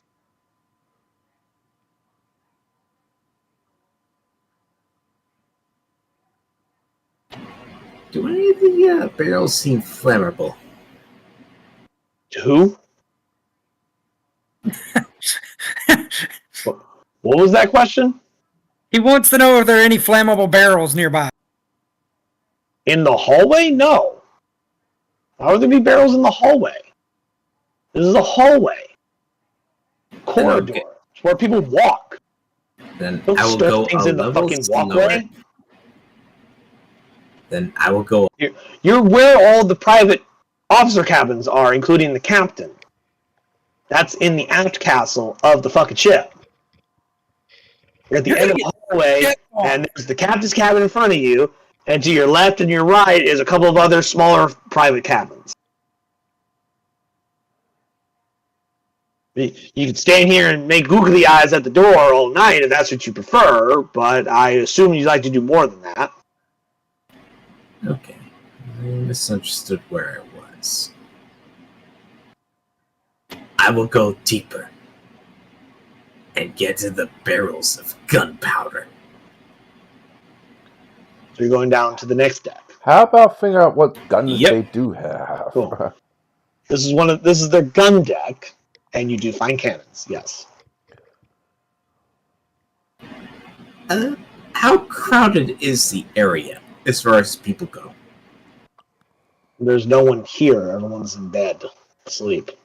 What? Nobody sleeps on the gun deck. Okay. It's called the gun deck, not the sleep deck. Sleeping's for the sleep deck. Gun deck's for guns. This is without the stupidest thing I've ever done. And there are stupid things I have done. Unwild shit myself. Okay. Crack one of the barrels of What gunpowder. What barrel of gunpowder? I said you found cannons. I didn't say anything about gunpowder. Shit. Here, in case you're wondering, no one stores gunpowder next to the fucking cannons. That's the powder room. You're on the gun deck. Okay, It's not the powder room. can we It's where they rewind? keep the powder away from the cannons that explode and make fire. Can we rewind like 30 seconds? I didn't unwild shit myself. And I'm just fucking with you, dude. This brings me great entertainment to fuck with you every time you go, I gotta do this. I'm like, you're stupid. But yeah, okay, so what is it you intend to do, Kiri? My intention is... have you ever played Grand Theft Auto 5? Where Trevor decides to burn down the O'Driscoll's house.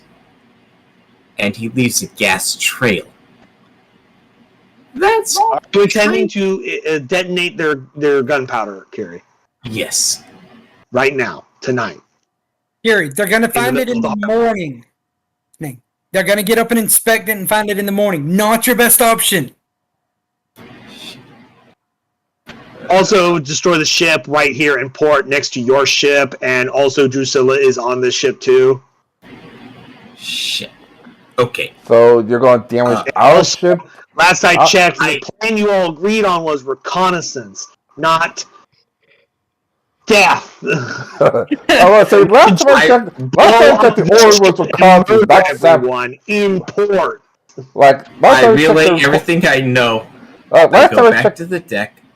I then just jump into the water as a spider, and then just turn into like a fish and just swim back to the ship. Come on, I say the last time I checked, the order was reconnaissance, not sabotage or murder.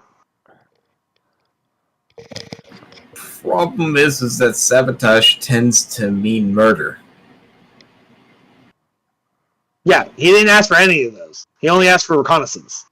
Okay. Go tell me what the fuck they got. All right. Which is why I'm confused. Which is why I was confused when you were like, "Oh, there's the ship's, there's the captain's quarters." I'm here on a reconnaissance mission. I ain't gonna go in there. I'm gonna go find the gunpowder. Come on, man. Like, tell us what guns they have. How many task here? You got it. You gotta focus. You gotta focus. How about tell us what guns they have? How many guns? How many? If there's a swivel gun, is there a special gun? Don't worry, Ty. Drusilla's on the case. Thank you. She's getting you your information.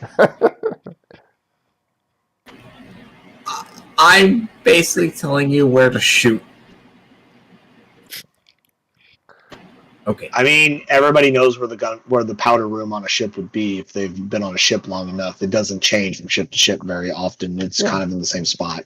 Everybody knows where to shoot. And Cree's going to tell us obviously by the nature of the gunpowder, the powder room is difficult to shoot for the obvious reason that nobody wants the gunpowder room to be shot. And Cree's going to tell us the weak spots of the ship just in case we have to go into a prolonged ship-to-ship battle, which obviously the goal is to not do that.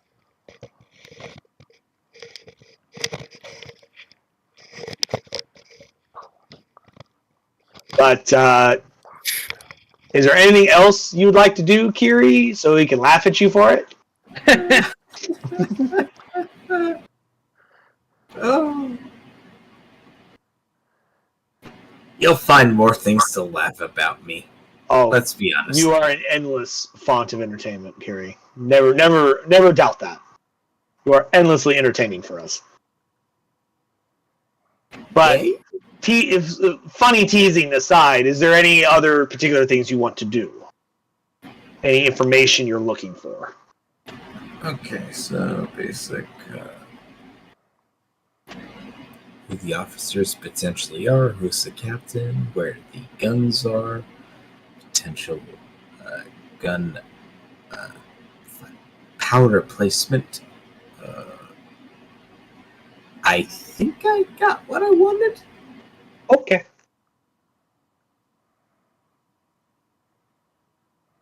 Mr. Creed, is there anything you'd like to learn whilst you're hiding in the crow's nest?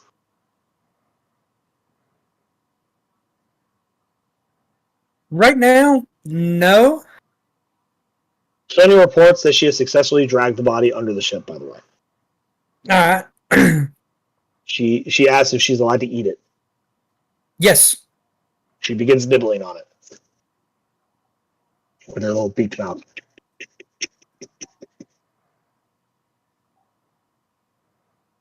I will be down sometime later to retrieve any clothing to make it easier for her to eat. So, She eats around it.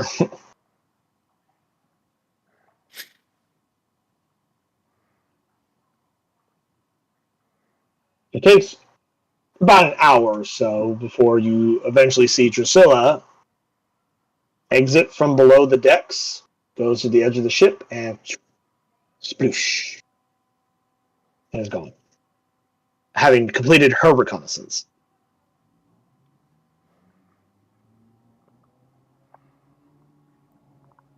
Oh, yeah. She did a very good job. So just roll for it. Which is good, because Kiri did not do as good job. Sorry, Dr. Ice did not do a good job. Kiri we laughed at, because he did a great job. I want to set fire to the gunpowder. It's like, you sure you want to do that right now? While the ship's in port? Next to yours? And then I realized that's a terrible idea. As is most of your ideas, you realize after the fact of like, why am I doing this? I guess if we put the Considering it was supposed to be a reconnaissance mission, not a demolition mission.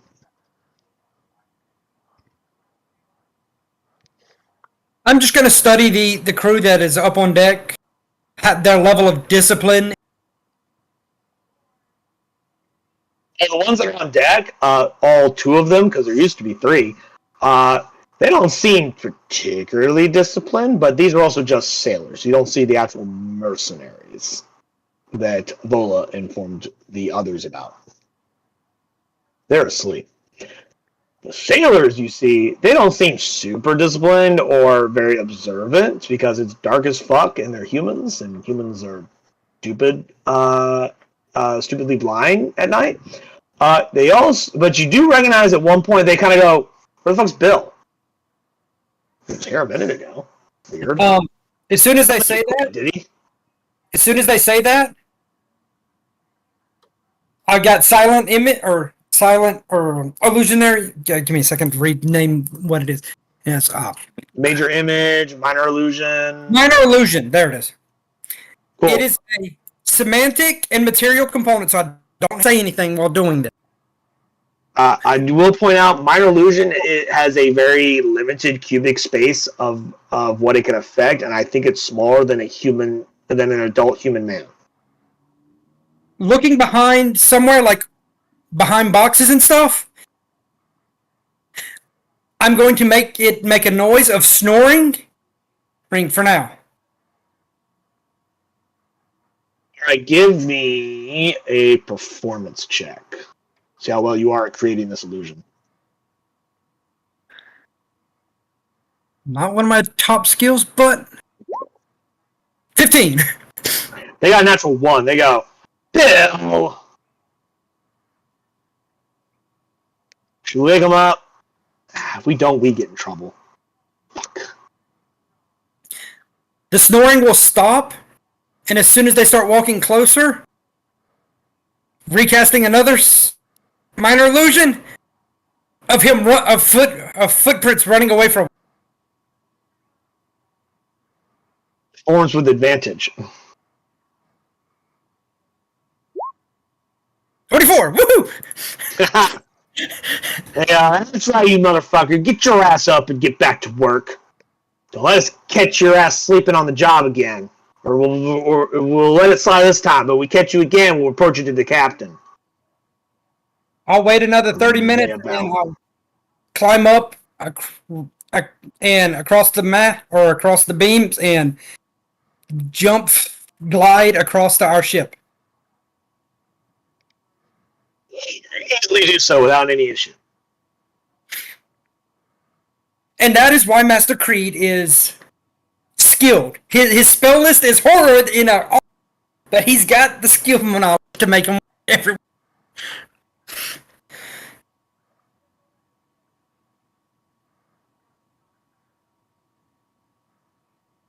But eventually, Drusilla, I assume Dr. Ice as well, and Mr. Creed all make it back to the Stormbreaker. Once I get on the Stormbreaker, I will climb down the mast, climb over the opposing side of our ship, swim under, grab the body, and back deep as I can the other side of our ship with Sonya, so I can strip it and clean it. Cool. And you chop them up into small bite-sized bits for Sonya. Oh hell yes! Give her, And I give her offer little like pizza roll size like meat bites, and she's like, no. I will. I'll save the legs for Ezeel. Be right back. Better yet, I'll bring it up, and if I can, I'll go find Ezeel. And I will be like, is awake as usual. He does not sleep very much. The most you see him, he sleeps for maybe an hour or two a night, and that's about it. Ezeel, I need a favor from you. How hungry are you right now? How hungry are you right now? Ravenous. Well, how would you like? Always. Well, how would you like to share a meal with Sonya? What's a Sonya? Come, let me introduce you to Sonya. She's gonna need help eating something. So am I eating the body or am I eating the octopus? You're gonna help eat the body, and before you do, because you got to eat it under water breathing, and now y'all get to enjoy a meal. I never ate something while breathing water. Sploosh.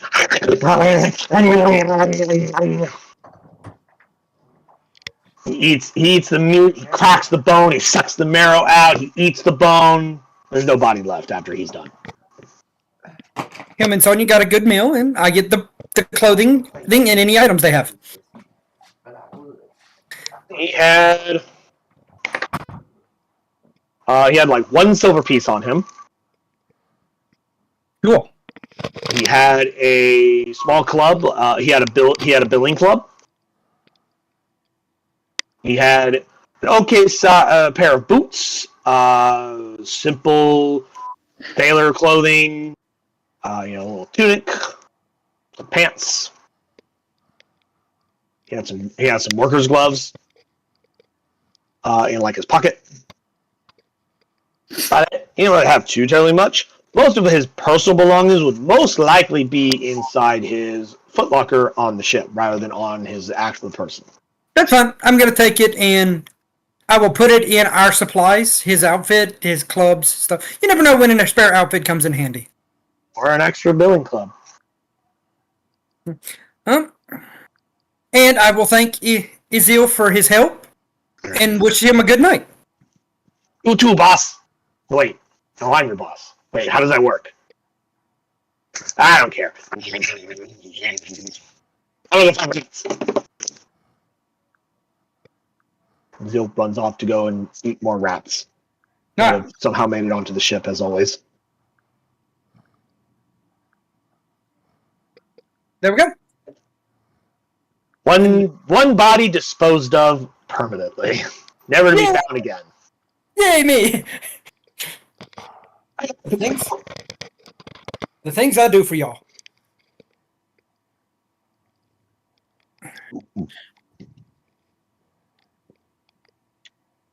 You report back to Vola, and Vola will ask you anything to report, Mr. Creed. Well, from what I can gather, their sailors have no discipline, and they aren't even a third of our standard of discipline. Of course not. I saw some of their day workers. Dismal. But there was complications. I don't know if Drusilla has told you, but a body had to be disposed of, and thanks to Izil and Sonia, there is no more body. His clothes and Billy Club are now in our supply room for any later use. Vol's over at Drusilla and she goes, "Sorry, he saw me come over the rail and I did what I did. You know, I do what I do. He looked at me, he looked at him, he looked at me, I looked at him, and then my knife was in his throat, and then he was over the edge."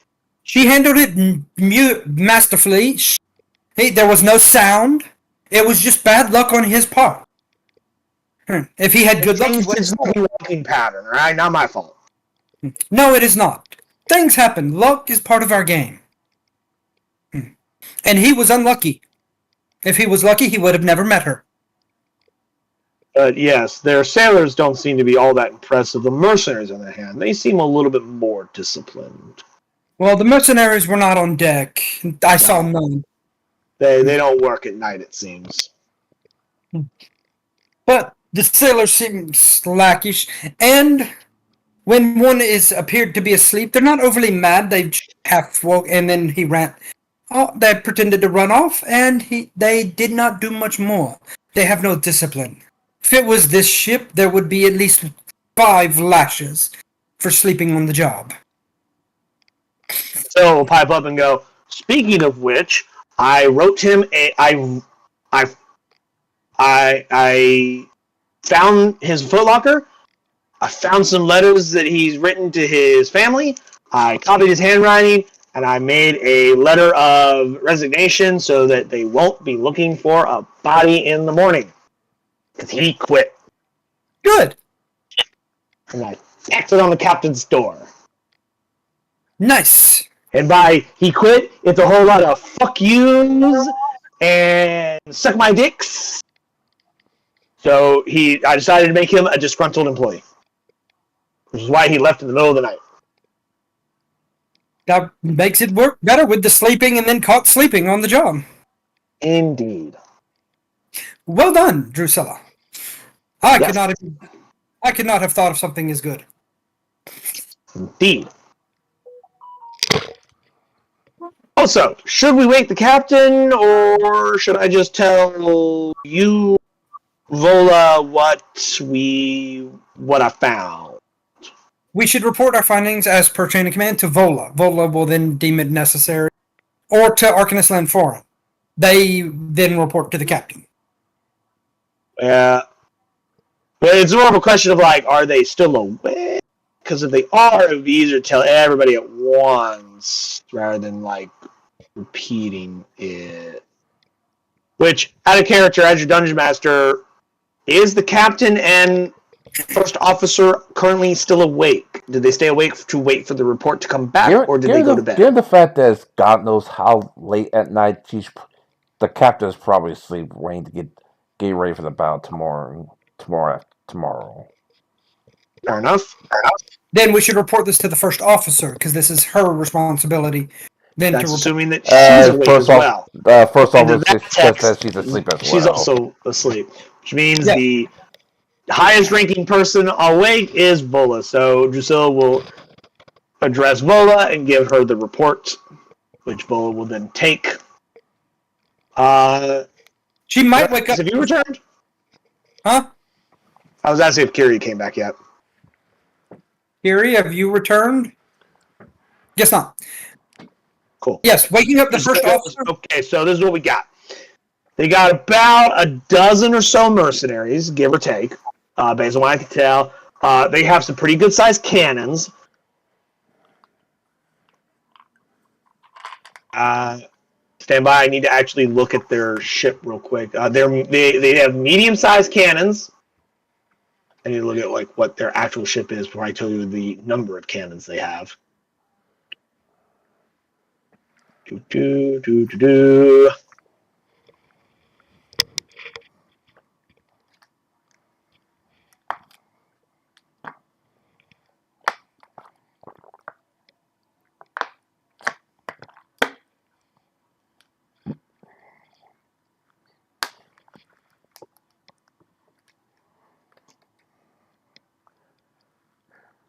There it is.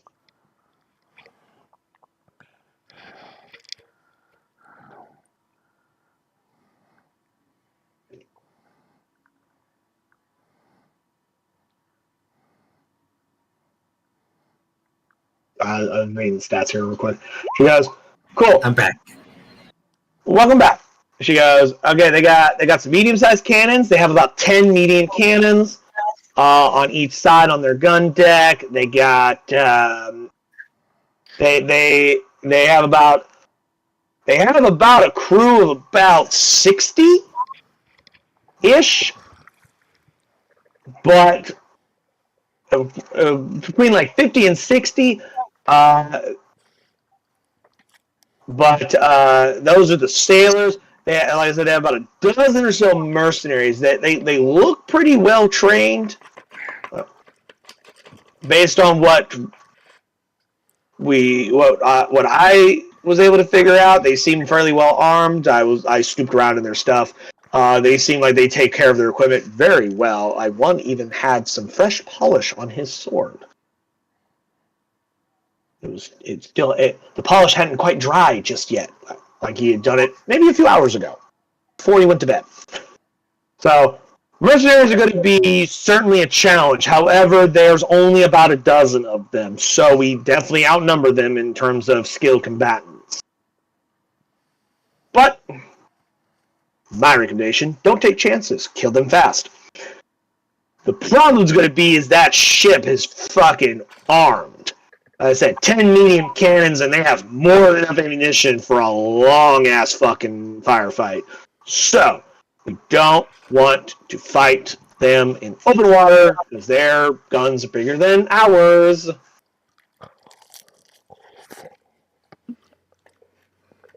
And the wood on the hull looked a little strange. Like, I'm not 100% certain. There was something unusual about it.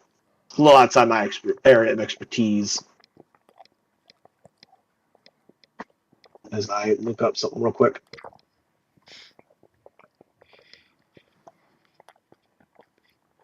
Where is it? There it is.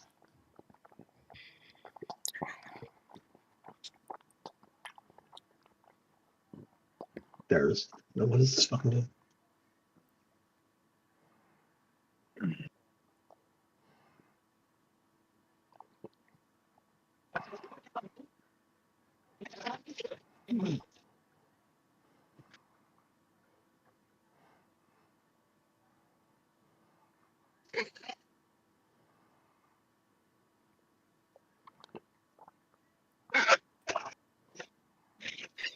Cool. She says there's something unusual about the wood that the hulls seem to be made out of, especially on the outer part of the hull. But wood's not really my area of expertise, so I'm gonna turn it over to the doc. Carrie, what information would you like to provide to Vola, since she's the one taking on the information for the captain?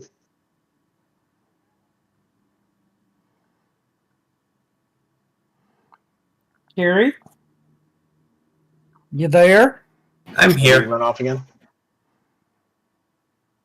I'm here. Hello? Oh, okay.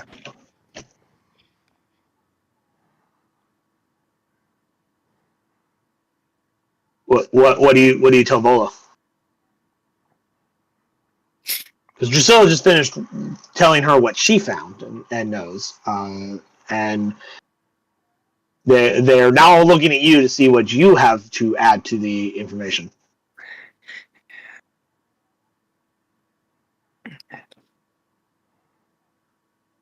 As Dr. Ice stares back at Vola like a deer in headlights, Vola leans over and goes, "Doctor, are you all right?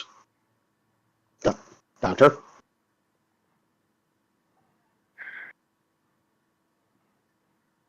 I think the doctor's gone catatonic.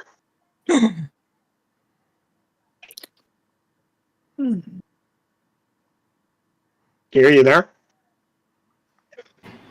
And I keep hitting the freaking wrong touch to speak button. It would certainly help if you hit the correct button so you can talk. Okay. Dr. Ice will regale with what he saw. What shall he regale her with? Okay, so this is where the captain's lodge is. This is where the gunpowder is. All the good stuff. So if we need to destroy the ship, we can easily do so. And add a character. My parents have basically been just kept bothering me. Sounds very annoying. I'll feel it for you, my friend. Gary, give me a nature check for me real quick. With advantage, because you're a druid. Okay.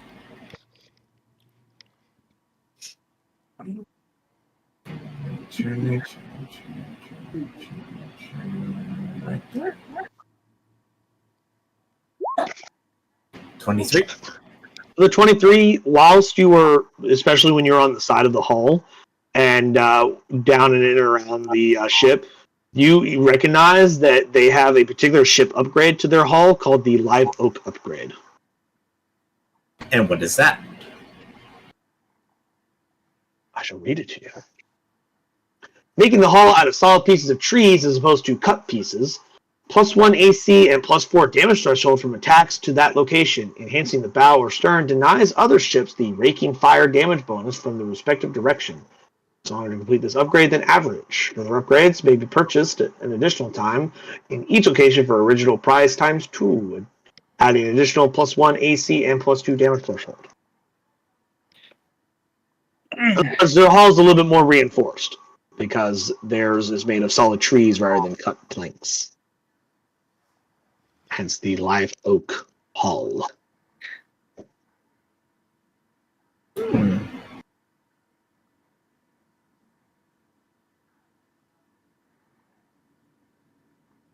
Nice. I've something horrible to do. Or fun to do. Why does this information change things for you, Daniel? What? Why does this information change things for you? What do you have that affects this situation? No. Not what they've done. Just something I've thought of for the battle itself. Oh, okay. But yeah, they based on like you running around in there, they have that upgrade to the bow, stern, port, and starboard side of their hull.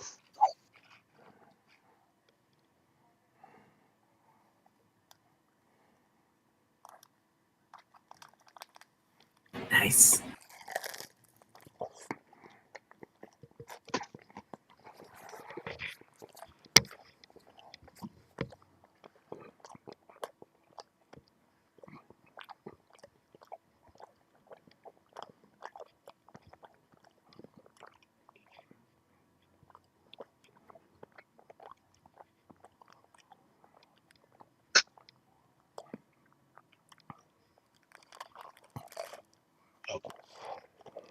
Took me a second to read that and make sure I understood it, but okay.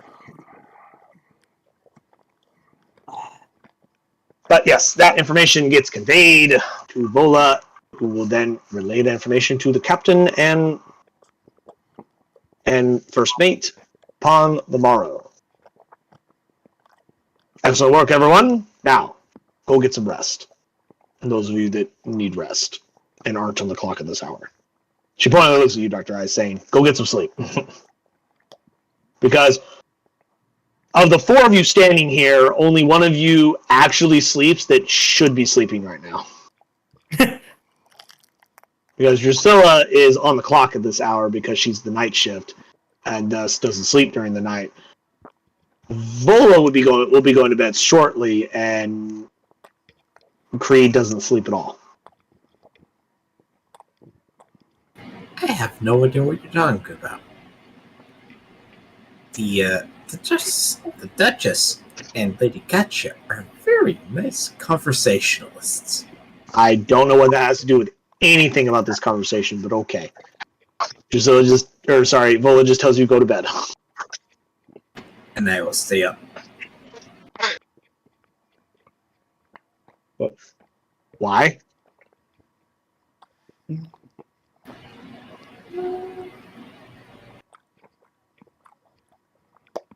Here, I feel like you're you're doing something based on information that I don't have, so why? And it's also based on information that my mind just failed on. Once Like I again, said, you've completed your mission, and Bull is like, cool. That's all we need. You can go to bed now. Go get some sleep. So you can get a long rest. Yeah, Dr. Russell should go get a good night's sleep. Just because you didn't get any sleep last time.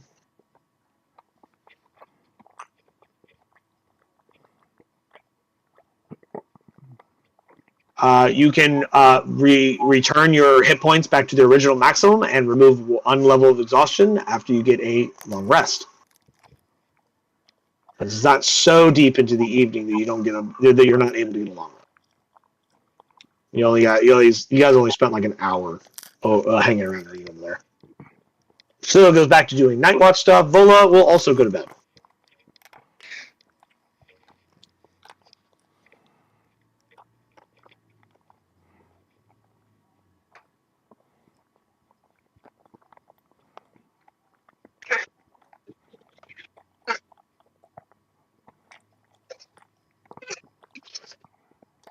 And Creed will, I don't know, do Creed things.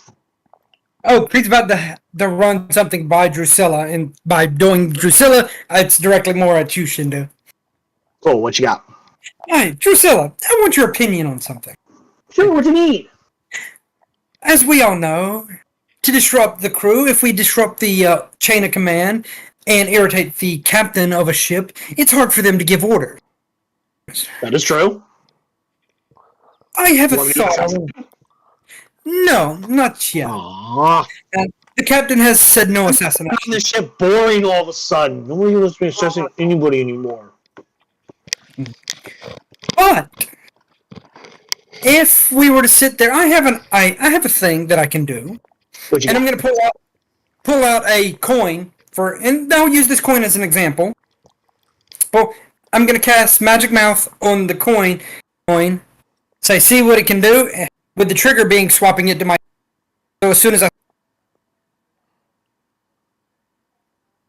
Okay. And it repeats at the exact same volume that I set it at. Now, if I was to do this at a much screaming at 3 times the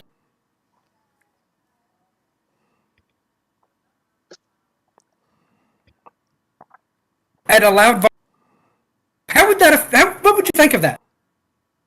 I would think a lot of things if I could hear half of what you said, but knowing what the spell does, I assume your plan is to essentially create a very annoying loud object and put it inside his room. No, put it inside arrows for Nezor. Whenever he shoots one and it hits, it screams for 10 minutes as loud as it can at thaumaturgy levels. Look at sailing on the ship and an arrow. Yes. That arrow. Yes. Wow, that's certainly something. That's certainly an idea. And if it's inside, say, the It would be captain. annoying. I don't know if it would actually prevent him from doing anything, though. It's one of those things where just a lot of screaming. I mean, I would say they might have disadvantage on perception checks to hear things, maybe at best. But other than that, I don't think it would cause much ruckus, other than be like mildly annoying to like people who are like, "Oh God, why is this arrow screaming at me?" Which they would just be like, "Get out of here!" And they'll just throw it off to the side, assuming it even like sticks to the wood. It was just It's the idea, though. It was just a thought, Drusilla. I was just kind of curious what your opinion of it was.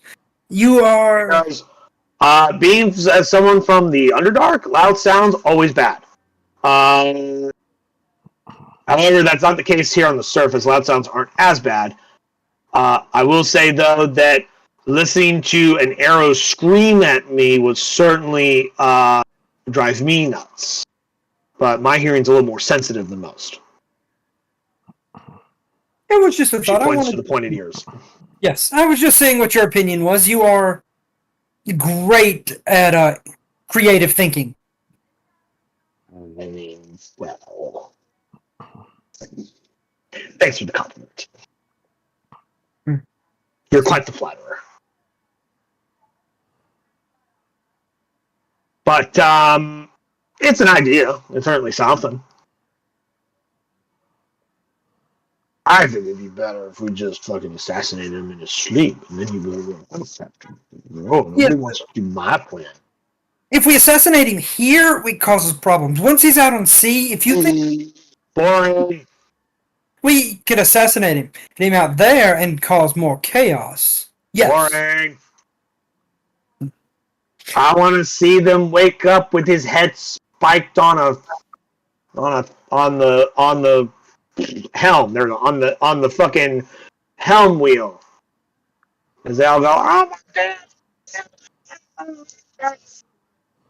Size fucking Podunk Town doesn't have any fucking actual fucking guards in this place. They have some militia dudes. That's about it. They're fucking lame.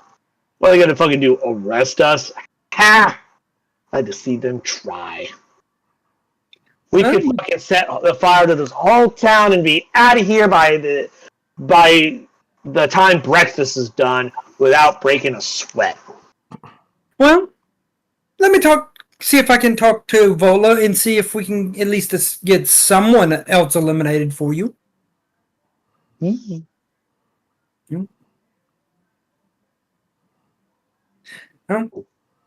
Because Well, if these get back to doing the night watch. By the way, did you see there's a giant sea urchin on the other side of their fucking ship? Yes, I'm aware of it. Okay. I knew it was like fucking huge. It's like half the size of our ship. Fucking big. It's a gift from the sea. As I smile at her. It looks more like an annoyance from the sea than a gift, but whatever you say there, buddy. And I'm going to give her a evilish grin. It's a gift from the sea for insulting men of the sea. Oh, I get it. And then she quickly looks past you and she goes, what was that? Oh, wait. Oh, it's just a rat. And there's his eel. There he goes. Ha! It's fun watching him chase rats across the deck. It's one of the only things that entertain you when there's nothing else going on in the middle of the night. That watch is so boring. Yes, but I can get some of my best fishing in during that time, too. I know. It's just like almost everybody's asleep at this hour, and it's really boring. All the interesting people are asleep at this hour. And like one of the other like drow tech hands are like, I'm here, and she goes, interesting people. And he's like, that's rude. She goes, but true. And he just goes back to work. Well, time to start our watch and do a little fishing. And I'm going to go to the side of the ship that our target is on, and I throw my fishing rod in.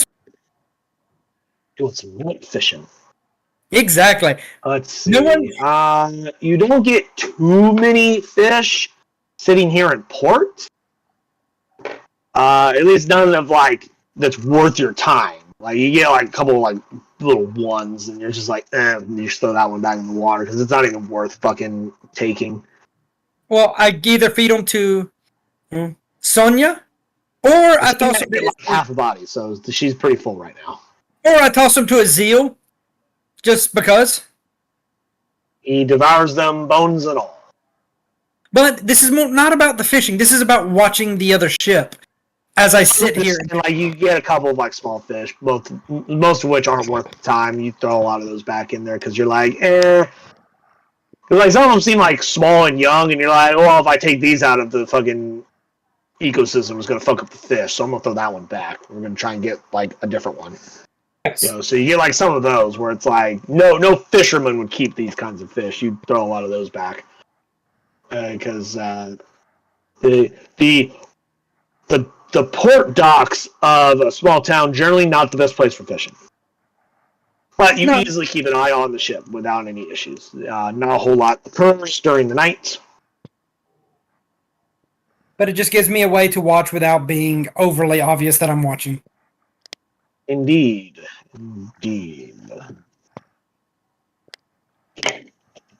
This is how you use your background to spy on people without being. Without being suspicious.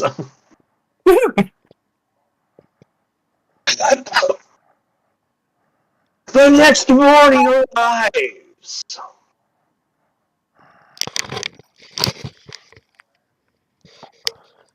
I wake up with my sword in hand, like, all right, gentlemen, report. What does everyone do?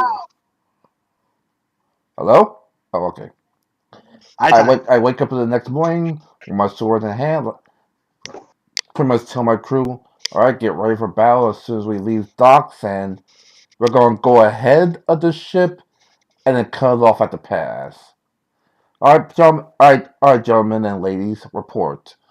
What's the armaments of that ship, and how's their let's just say men are looking. Well, are you having this conversation on the deck, or are you having this somewhere else? Officers' lounge. Once I tell the men to get ready to Where leave and get ready to leave, prepare for battle, and get ready to cut a ship off at the pass. Well, they'll begin making the ship ready to leave, but they'll need something more specific than somewhere to cut it off at the pass, which we'll get to in a second. I was just more by the time you guys have this conversation with Vola, the ship will be ready to leave, because it does take several minutes for a ship to be ready to leave. Right. That being said, where are you having the conversation with Vola, and who else is in attendance? Officers' lounge, Vola, and the senior officer. And the senior officers and Mr. Creve, since he was also on the mission.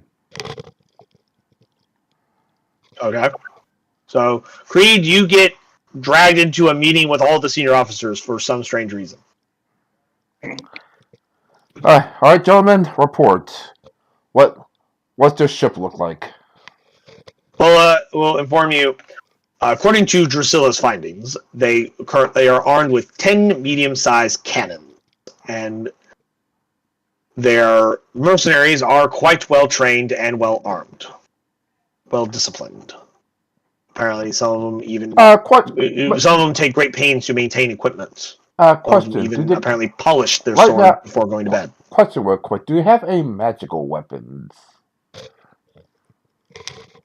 As Drusilla, I did not think to ask Drusilla, and she did not inform me of such. Shall I go retrieve her from her breakfast duties? No. I guess I'll check my chances over there.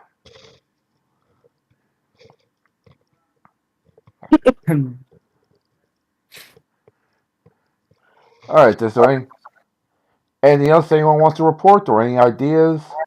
The idea is to make sure the ship Drusilla can't. was very insistent about wanting to assassinate their captain last night. I told her no. Yeah, because the assassinated captain means that they stay in dock another day, and However, they're up their defense. there was a minor complication. We did have to. Drusilla was forced to kill one of their crew, one of their night watchmen. The body has been disposed of, and Drusilla informed me that she left a "I quit" letter, forged in his hand. Hopefully, the forgery works well so that they don't up their defense and become suspicious. Obviously, the best way to take a ship down with that defense is to take it on by surprise.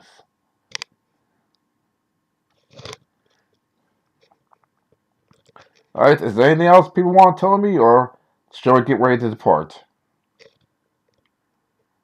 Apparently, they have a giant sea urchin on the underside of their ship for whatever reason. Don't know how it got there, but Drusilla mentioned there was a big-ass sea urchin under there. Should cause the ship to be slightly slower, a little bit easier to catch. I was about to say good. The ship would be slightly slower, and we could catch up. And we could keep up / catch up to it if necessary. Now, Captain, you said you wanted to cut it off at the pass, but as a reminder, there are no passes in open water. Alright, so what's your suggestion? As the area that we will be traveling through, as you can see, there's not a lot of places to hide. Which is now where I'm going to ask you this, Ty. I know you said you wanted to go ahead of them and cut them off at the pass, but my question is, where do you want to do that? Because between here and Baldur's Gate, there's nothing along the coast that you can use. There's no reefs or islands or anything of that nature. That means they're going to literally see us. And they will absolutely see you coming.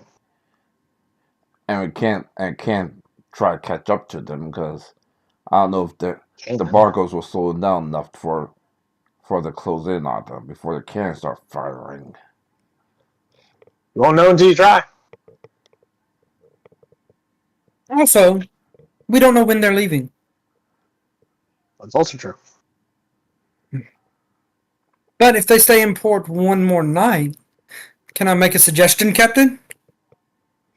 And what's that? Most sailors, they have a food and drink supply on the side for when they are out at sea already. I'm not saying fully poison it, but if they were to get diarrhea midway through the trip, it would harm their supplies. And do you know the easiest way to disrupt a ship's daily operation? If the sailors and mercenaries are sick. Well, there's that, but most can cure that. But there's something even simpler and more annoying. And what's that? Still half their silverware. They'll have the silverware. Yes, because if the sailors cannot eat all at once, they have to take close them down at other things. On larger ships, this is a big problem because some sailors used to throw them overboard.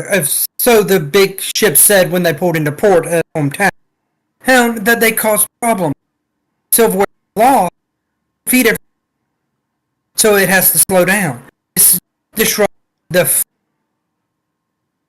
And if we do still have their dude, still do this.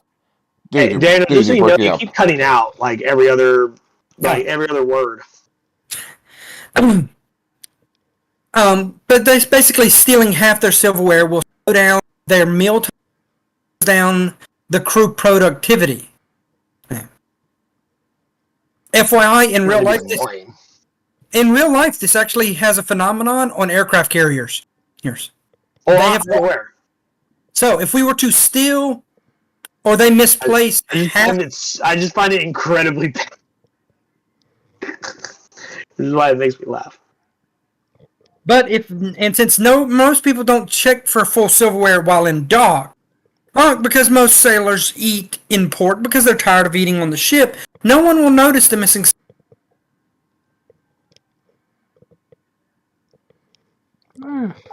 Especially if some of them are broken or damaged. Between that and the poison food, that's a very intriguing idea. The question is, can we time the poison? Is something Drusilla is more than capable of doing. I'm sure she has. The question is, can we? Obviously, we could take the silverware. The question is, can we time the poison so that they do leave? They leave poison so they don't just run over to a church or a medical supply and cure it real quick before they leave. Yes, you don't want a poison to kill. You want a poison to disrupt. It is so much. Yeah, no. I'm not an expert in poison, but Drusilla would most likely have a better understanding of how poisons work. Would you like me to go retrieve her so that she can lend her expertise into this conversation? Yes, please. Excellent. I shall return momentarily. She goes out. She hands over a deckhand and goes, "When Drusilla is done cooking breakfast, tell her that she's needed in the officers' mess."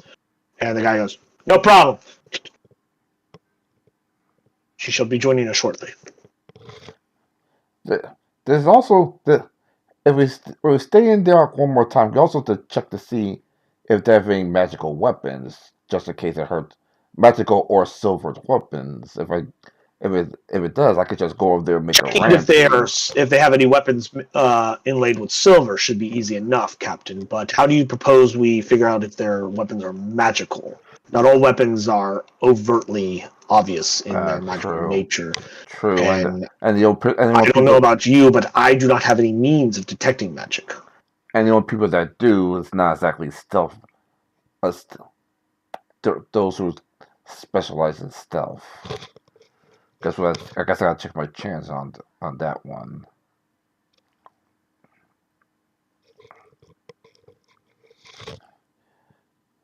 All right. Guess we'll wait for the zero. Any other suggestion? Any other suggestions? No, Captain, as I stand in the corner because the officers' table is for the officers, not for the True. enlisted. You were not invited to sit down. You were No, invited to be in the meeting. no. He's invited in the room. He's not invited to sit. Seen but not heard unless spoken to. Except for Eventually, Drusilla does come in. She's like, she still has like her like apron on and her little like chef hat as she comes in, and she's got like a little bit of like flour or something like that like on her cheek from whatever the fuck she was making, like bread or whatever. She comes in and she's like, "What do you need, Captain?" I'm sorry. I'm sorry to disturb you. Disturb you. I just finished serving the rest of breakfast, so I just hadn't taken my apron off. What's going on? But we need your alchemist expertise, especially with poison. I'm not an alchemist, but I'll lend whatever expertise I have. Well, especially with your poisoner expertise. No, you want to know about poison? Cool. What you want to know? Can you make a poison that could be put in food that activates at a specific time? Activates at a specific time? Negative. Will there's no time release poisons? It's not a thing. But if you can control when the food is consumed, you can control when the poison takes effect. Did you see any? Breakfast poisoning? Did you see any breakfast items? Perhaps. Well, who am I poisoning, Captain? Just first, I know how to answer the question. As many of the crew as possible, particularly the mercenaries. You talking about the sea jewel? Yes. Oh, I would just poison their travel rations. The food they eat while in travel. No, not the food they eat while they're in port. That's different. Yeah, that's you eat the fresh shit. You eat the fresh stuff first, like whatever. Like what? This is how food works on a ship, Captain. I know this is a little below your pay grade, but there's the fresh food and then there's the not fresh food. You eat the fresh food first because that spoils, and thus you eat that first before it spoils. The stuff you can't really store for long periods of time. Then you got like your canned food, your non-perishable foods that you can store for long times, like hardtack and things like that. I would poison that. That way, they would be poisoned within about a couple days after leaving port, give or take. Unless you wanted to be poisoned almost immediately upon leaving port, then I would poison the more perishable foods first. How long between here and Boulder? Anyone can tell me how long between here and Boulder's Gate? If you look at the map, each hex is 12 miles. You guys at a normal pace can travel 7 6-mile hexes. So you can travel 3.5 hexes per day at a normal pace. So about 2-3 weeks. Quite some time, yes.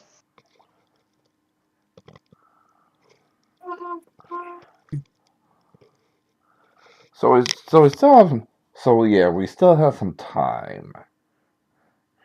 And Sick Crew's not going to be operating at full speed, which means we can catch up to it. Oh, catching up to them. Sorry, this is where Volo kicks in, not Drusa. Catching up to them is not that much of an issue, Captain. The Stormbreaker is designed as an interceptor ship. We can move far faster at any time we so desire. We just don't typically use our full speed all the time. So catching them is not the greatest concern. Our greater concern is reducing their effectiveness in combat before we can board them. As their mercenaries may be well trained or disciplined, they lack the numbers to repel a full boarding.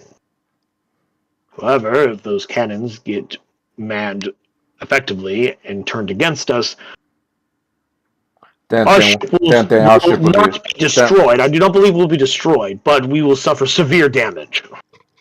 Ice. Ice. Our time is up here. Pay the Dockmaster another coin for an extended stay, if you will.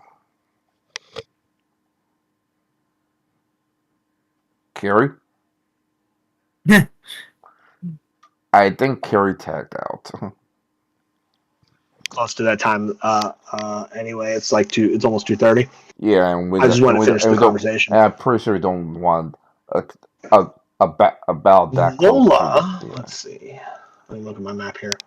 Vola suggests that you can leave port. She said, if we leave port, Captain, and if we leave port today, we can hide out amongst this small island just off the coast of Orlumbor's main island, and hide out there and wait for them to pass, and then we can try to ambush them in open waters. And the ships are ready. And by now, the ships are ready to leave. So let's not waste the crew's time. We can easily get to that small landmass there within half a day, without much efforts, where we could then conceal the ship, prepare for a ship run. Which when she says that, what she means is that like you hide out there, and when the ship passes, you just kind of run them down, try and close on them super hard and fast before they even realize there is a threat to be had. In other words, the original plan I came up with, but different wording, which is cut them off at the pass. But yeah. Cutting them off the pass doesn't work if there's no passes. That's a land term. You know what I mean. Run them down before they. And it's also not so much as cutting them off; it's more of like laying in wait for them to come closer and then like jump them. So it's more of an ambush. All right. Well, good point. Anyway. You know what? Like they're going to attempt to run. There is nothing you do to stop them from attempting to run. It's just a matter of, are you able to move faster than them and close quickly enough with surprise before they're able to actually effectively combat against you. You guys have done quite a lot between the sea urchin slowing them down that Daniel put up underneath the ship, which was funny as shit. That's what I was laughing about earlier, by the way, when he sent me the private message, because he sends me, what was it? He's like, I want to go over there and see if I can do something or whatever by like scraping barnacles off. And I'm like, they very rudely decline your offer, telling you to fuck off without using those words. And he goes, cool. I'm going to take that sea urchin, I'm going to put it up underneath their ship. That's what I was laughing about. I told him that I had to make some rolls, and I told him that I will make a note. So that does have a fucking bearing, because it does slow them down. Their ship is definitely not as fast as it was before. And also, this before y'all decided to attack them. So seeing that, he did this before you guys even talked to what's her face before you were even considering to possibly attack them. He's just like, fuck these guys. All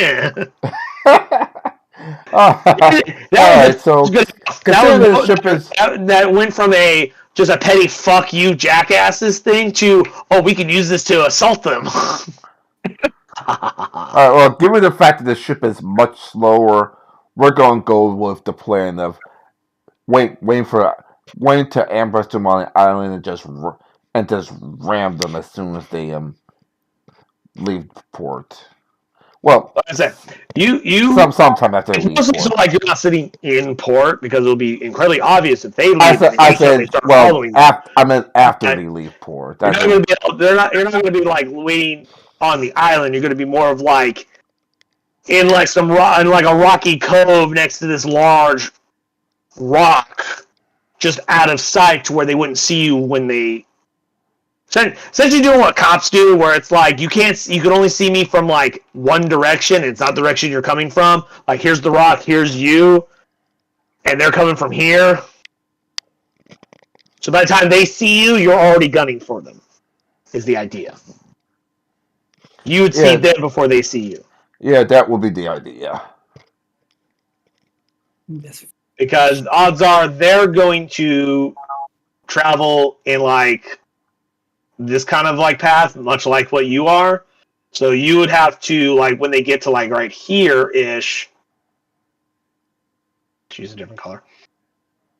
About like here ish is when you would want to starting from here would be when you want to start your intercept to catch them. All right, in that case, as they're traveling through there. I'll take that to Matt to do literally just what she did, and tell Drusilla to explain this to his crew. You mean Vola? Vola, yeah, cook. She's gonna go back to explain to the crew. But one of the things I will ask is that poisoning their food idea. Do you still want to do that? Yes. Only if they know they could get back to the ship fast enough. Well, we've already proved we can do it once. Yeah, but we'll be leaving port, so if you guys leave this morning, whoever goes to the other ship to poison them is left behind. Just so you're aware. Yeah, that's the idea. That means you have to come back to the ship before they leave. Or they would stay on the ship and just stow away. Like that also means that you're going to have to take Dr. Ice with you, since he could transform into a shark to speed you up. Well, it would be more of a question of like, first off, who would be attempting to poison them? Obviously, Drusilla is the best skilled in this particular area, but she doesn't have the means of like teleportation or flight. Well, obviously, we can have Drusilla make the poison, and then either. I mean, somebody else can deliver it. I was simply just pointing out that Drusilla. No. Like, this is literally Drusilla's job. This is like why she's on the ship. This is what she does. This is Drusilla's. We has to do this because when it comes to food, she is the top notch. She understands food concepts and layouts better than anyone. Giving it to anyone else is more likely to mess it up. So this is a Drusilla has to do it, and we can provide her with support with simple things. Water breathing. All right, so Drusilla. Now, my next question would be, how do you plan on getting her back to the ship when the ship leaves port? Like I said, we have to have Dr. Ice standing underwear on standby to once Drusilla hops off, and once Drusilla hops off with hopefully water breathing, Dr. Ice charges back to the ship as fast as humanly possible. Well, for one, that's racist. He's not a human. But you know what I mean, jackass. I couldn't help myself. As fast as humanly possible. It's like, well, first off, he's not human, and he probably would be in animal form. So it'd be whatever animal creature. So, like, as sharkenly as possible. I'm an asshole. Yes, But you are. then the next question would be what the average swimming travel speed of like a shark would be, and whether or not he'd be able to maintain that. It's one of those things where it's like, if you want to go and get your ambush ready, the poison idea becomes much more difficult. If you stay in port to do the poison idea, The ambush then you becomes may a miss your chance to be in position to ambush them. It's one of those things where it's like, you might be able to pull off both, but if you go with one over the other, if you go with ambush, poisoning becomes difficult. If you go with poison, ambush becomes difficult. Not impossible. There is a possibility you could do both, but one of these things will become more difficult to pull off based on which one you want to do, like which one your focus is going to be. And unfortunately, the only How person badly do you want the poison to happen versus how badly you want the ambush to be ready? and I currently, have a thought, go ahead. Captain. May. This is a triangular-shaped island. And I'm assuming since each hex is 12 miles, that's probably, 3 miles from the bottom of this next island. And if we post side of the island, correct? Approximately. From the southern island to where we could possibly ambush. Which means, if me, Doc, and y'all would sail down there, we could meet y'all down there to that island, probably with the help of the Doc as a shark, if he would be willing to get us a 30 minutes to the boat. Break up once again, Daniel. I can only barely piece together what you just said. You were breaking up a lot. Hold on, let's see if I There can. might be something weird about your mic sensitivity. It keeps cutting out. Probably. Give me a second. Let's see if I can do something It different. sounded something along the lines of Drusilla meeting you guys at the ambush location at a later time after she's done poisoning. Hopefully before the thing shows up. Okay, let me try this again. So, the island that we're currently on is triangular shaped. Uh-huh. Give or The take. bottom of it that is very close to, about 4 or 5 miles out from the ambush spot. And a shark could probably swim it, a decent-sized shark could probably swim it in less than an hour. Possibly. So, if the Doc and Drusilla would be willing to do this, we could go and I could get them to the bottom of that island there fairly quick, in less than a few hours. If he would be willing to swim us as a shark to the ship, the ship could leave early and set up for the ambush spot. But that would mean that me and the Doc would have to go inland to do this, and Drusilla would have to get on the ship by herself. Which, I mean, nothing that stops her from doing that. There's also the possibility where, like, she gets on the ship and just hangs out until you guys take the ship. There Like, is that. she just like fucking just poisons the food and just stows away. She could, and that might be an option to where if she feels that would be the better option, if she does not meet us, then me and the Doc could meet y'all over there. We are just a mode of transportation to make sure we can all get back.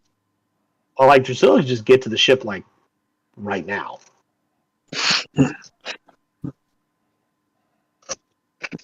It might be mildly more difficult than doing it in the middle of the night, but she could chance trying to infiltrate it like this morning, and then like while she's doing that, you guys just leave.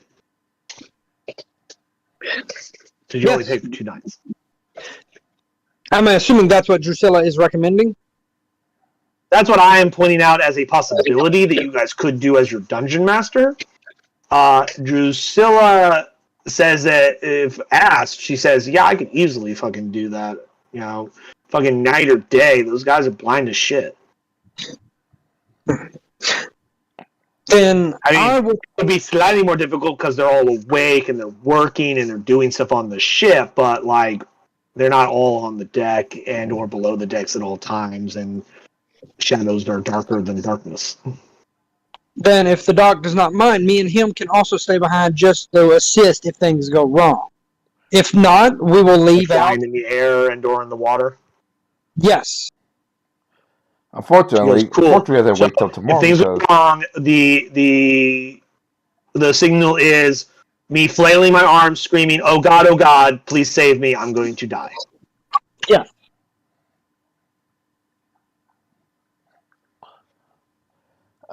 fortunately, we gotta wait till next time because I think Carrie's out for the day. We can get more specifics on the idea and like what you guys want to do, and in fact, you guys can take the next 2 weeks to think about it.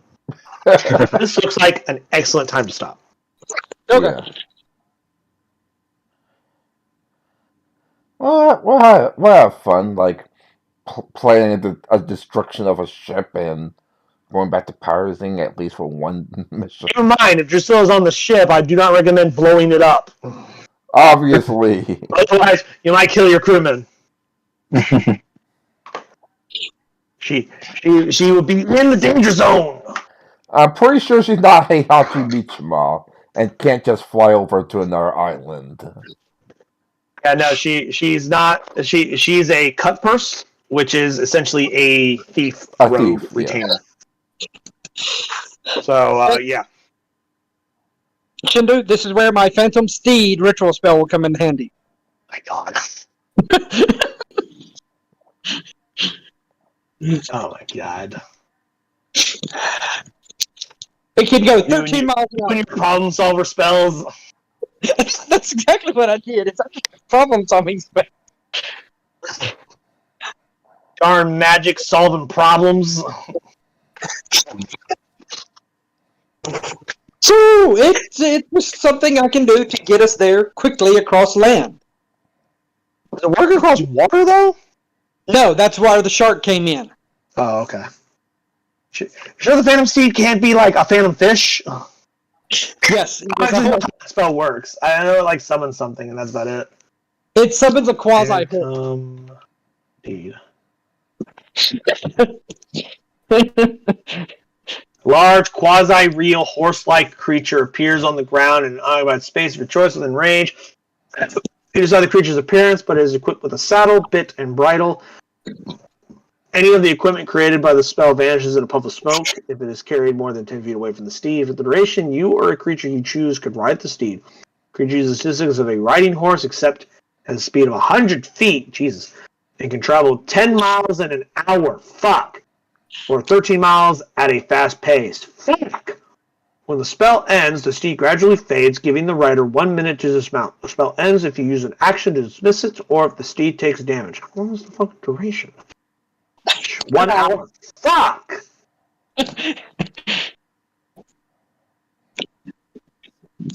It's a problem solving Over item. the course of an hour, it could go fucking 10 miles, traveling at 100 feet a fucking second. 100 feet per 6 seconds. As I said, I can, Fast as fuck. I'm a problem solving. Your third level spell. Yes. Fuck. This is insane. However, its only application is the fact that I make fast horse take me 10 miles in 1 hour.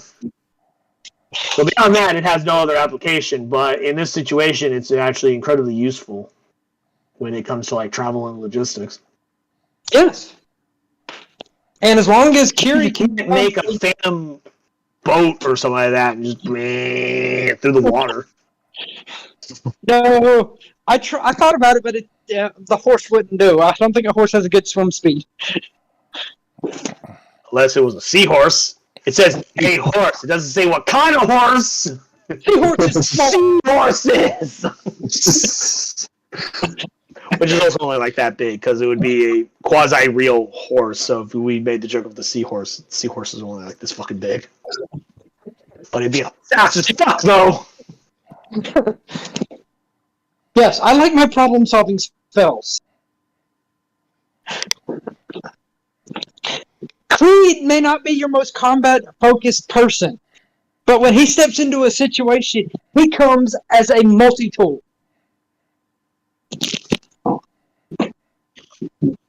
It's what his specialty is multi-tooling. Hence why he has the ability to I'm now looking back at the spells that you talked about. Because I only gave him like a cursory glance to see if there was anything like super crazy in there. What's Wrist Pocket? What's that spell? I'm not familiar with that one. Basically, I know the other ones, but that one doesn't. I don't know what that spell is. Basically, for an hour, I can store about a 5-pound item in a mini bag of holding on my wrist. Oh, okay. So I could literally take an item and just kind of put it in my wrist and hold it, and with a flick of my wrist, it pops out and back in. Then you turn into like a magic fucking charm bracelet, and you're like, one of my charms is this object. Bling. Exactly. It's a mini bag of holding that I turn into. That's on my wrist. I think it's a magic charm bracelet, and it creates a charm bracelet, and then like you shrink the object into like a small charm, and it just attaches to the charm bracelet. This is my headcanon for the spell now, because this sounds more interesting than it just somewhere in this ether realm. I didn't think that one was overly, because it's 5 pounds. What am I going to put 5 pounds worth of whatever in there? Oh. That's why I like the idea of like if it's 5 pounds or less of an object, it turns into a little charm on a magic charm bracelet. Yeah, so I turn a 5-pound item into a no-weight item for an hour, and I can walk around with it in my wrist. Awesome. Any other spell you wish to know about? No, I'm very well versed in the capabilities of the other spells. Yes. Even though, like, Forbidden, I don't think I'm ever going to cast that. It's just nice to have it there. It might become useful. Forbidden isn't a bad spell. No, it's just I don't know how I'd use it. It just was a ritual spell that I saw, and I was like, I'll throw it on here.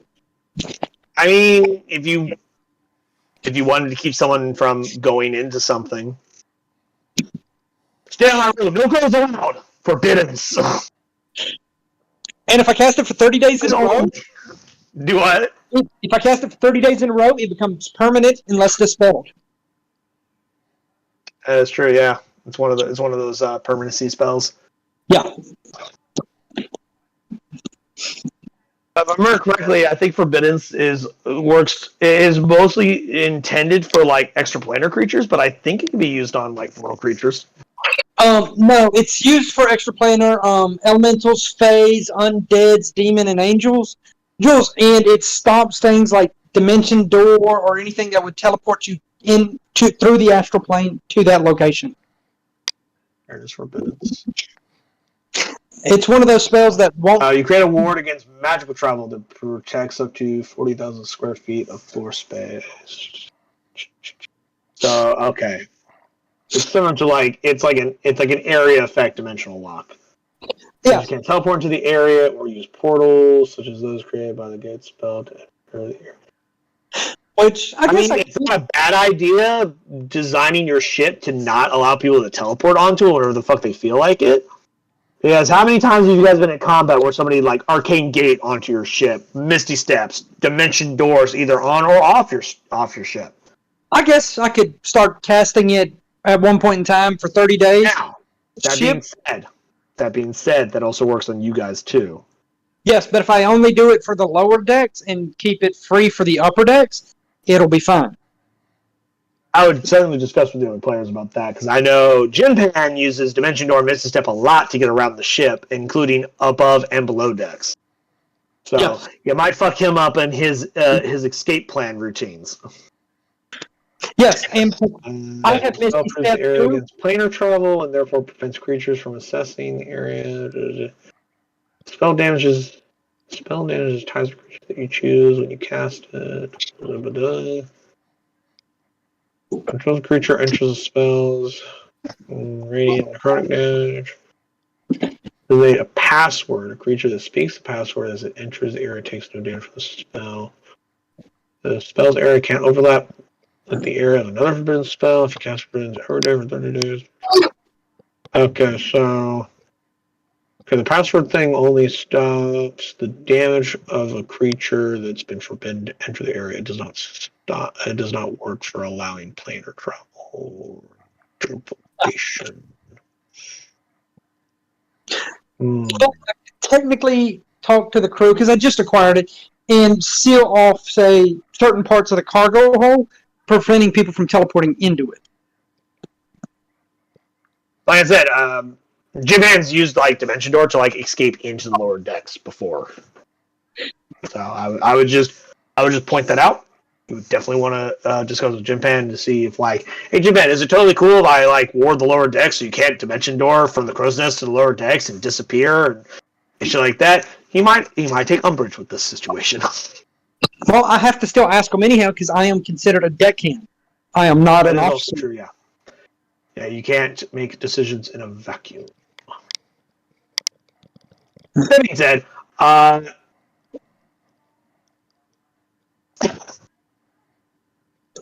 it's up to 4,000 square feet of floor space to a height of 30 feet above the floor.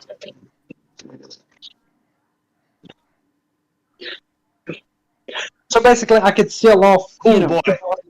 Here's another thing about Forbiddens. Sprinkling holy water, rare incense, and powdered ruby worth at least 1,000 gold. I have to acquire that, yes. Yeah. And if you would want it to be permanent, that it would be 1,000 gold per day for 30 days. You're looking at 30,000 gold worth of material. I know. As I said, And you have to cast it every single day. You couldn't miss. You can't miss a payment. You miss a payment, the fucking repo man comes and takes your shit. yes, as I said, it's not a spell that I think I'm going to be using a lot, if any, but it is a spell to nicely have just to be doing things. Cast time is also 10 minutes, which means if ritual cast, that's 20 minutes. You'd have to spend 20 minutes every day casting this to make it permanent. Which is fine by me. Yeah, that just seems like a huge pain in the ass. And it has some utilities. I could see how it could be useful to certain extents. But the inability to teleport onto your ship may be more of a hindrance to you guys than to your enemies, to be honest. Like I said, if I did do it, it would only affect the lower levels, not the upper levels. Even then, it would still be more of a hindrance to you than your enemies. Yeah, but even it was in that just, situation. it was a spell that I thought of. I got the Leomund's tiny hut just to kind of support Curie as he decides to. He has an ability. I have an ability. We can make camp. He has a specific class feature that mimics Lehman's tiny hut slightly. Yeah, it has some different effects to it, but overall, like the general core of I create an area of safety for us to have a fucking good night's sleep works the same way in both ways. Yes. But anyway, I'm going to go get something for lunch. So I will see you all next time. Be thinking of ideas. If you guys come up with anything else, make sure you guys are discussing with each other about like how you want to go about ambushing and stuff like that. You'll have 2 weeks to come up with a plan. I expect a very good plan after 2 weeks. So do you know I don't make questions or concerns? Let me know. You know I don't make us. I know you don't make plans. I make actions, and you hate them. I don't hate them, but they do sometimes ruin my ability to fuck you guys over. Where I create an obstacle and you just go, nah, and just fucking leapfrog over it. Welcome to life as a that was a lot of DM. work. Welcome to life as a DM. Yeah, I know. I've done this long enough. I'm aware, but Daniel just seems to be much better at it than most people. And you have to admit, I try to run ideas by you before I do shit to you. I've never gotten mad for you doing things well within what I allow. The only one to blame on that one is myself. I am fully aware of what you're capable of doing, which is why I have certain reactions the moment I realize what I have done or what I've allowed. Or when you're like, hey, I'm going to do this, and I go, yeah, I allowed that. I didn't think about it. I just certain have to talk. ramifications, applications to when I say yes to something doesn't always become immediately apparent until the moment I realize, oh, I did not realize he had the ability to completely circumvent this obstacle. Well, fuck. I have proficiency in Thieves' Tool. Which makes you the only player who does. And I have Stealth. And I now have Perception. Yay. Somebody at least has perception on this fucking ship. I thought the doc did. But Kiri rolls like ass. That I do. So, despite his good bonus, he doesn't roll high enough for it to matter. But anyway, you have a good one. I'll see you in 2 weeks. Hopefully with a really good plan. I thought to say I have perception. You have a good one. Thank you for letting me play with y'all. Alright, till next time. Peace. Adios. And Jim Pan wants to type something. Woo, what are we typing?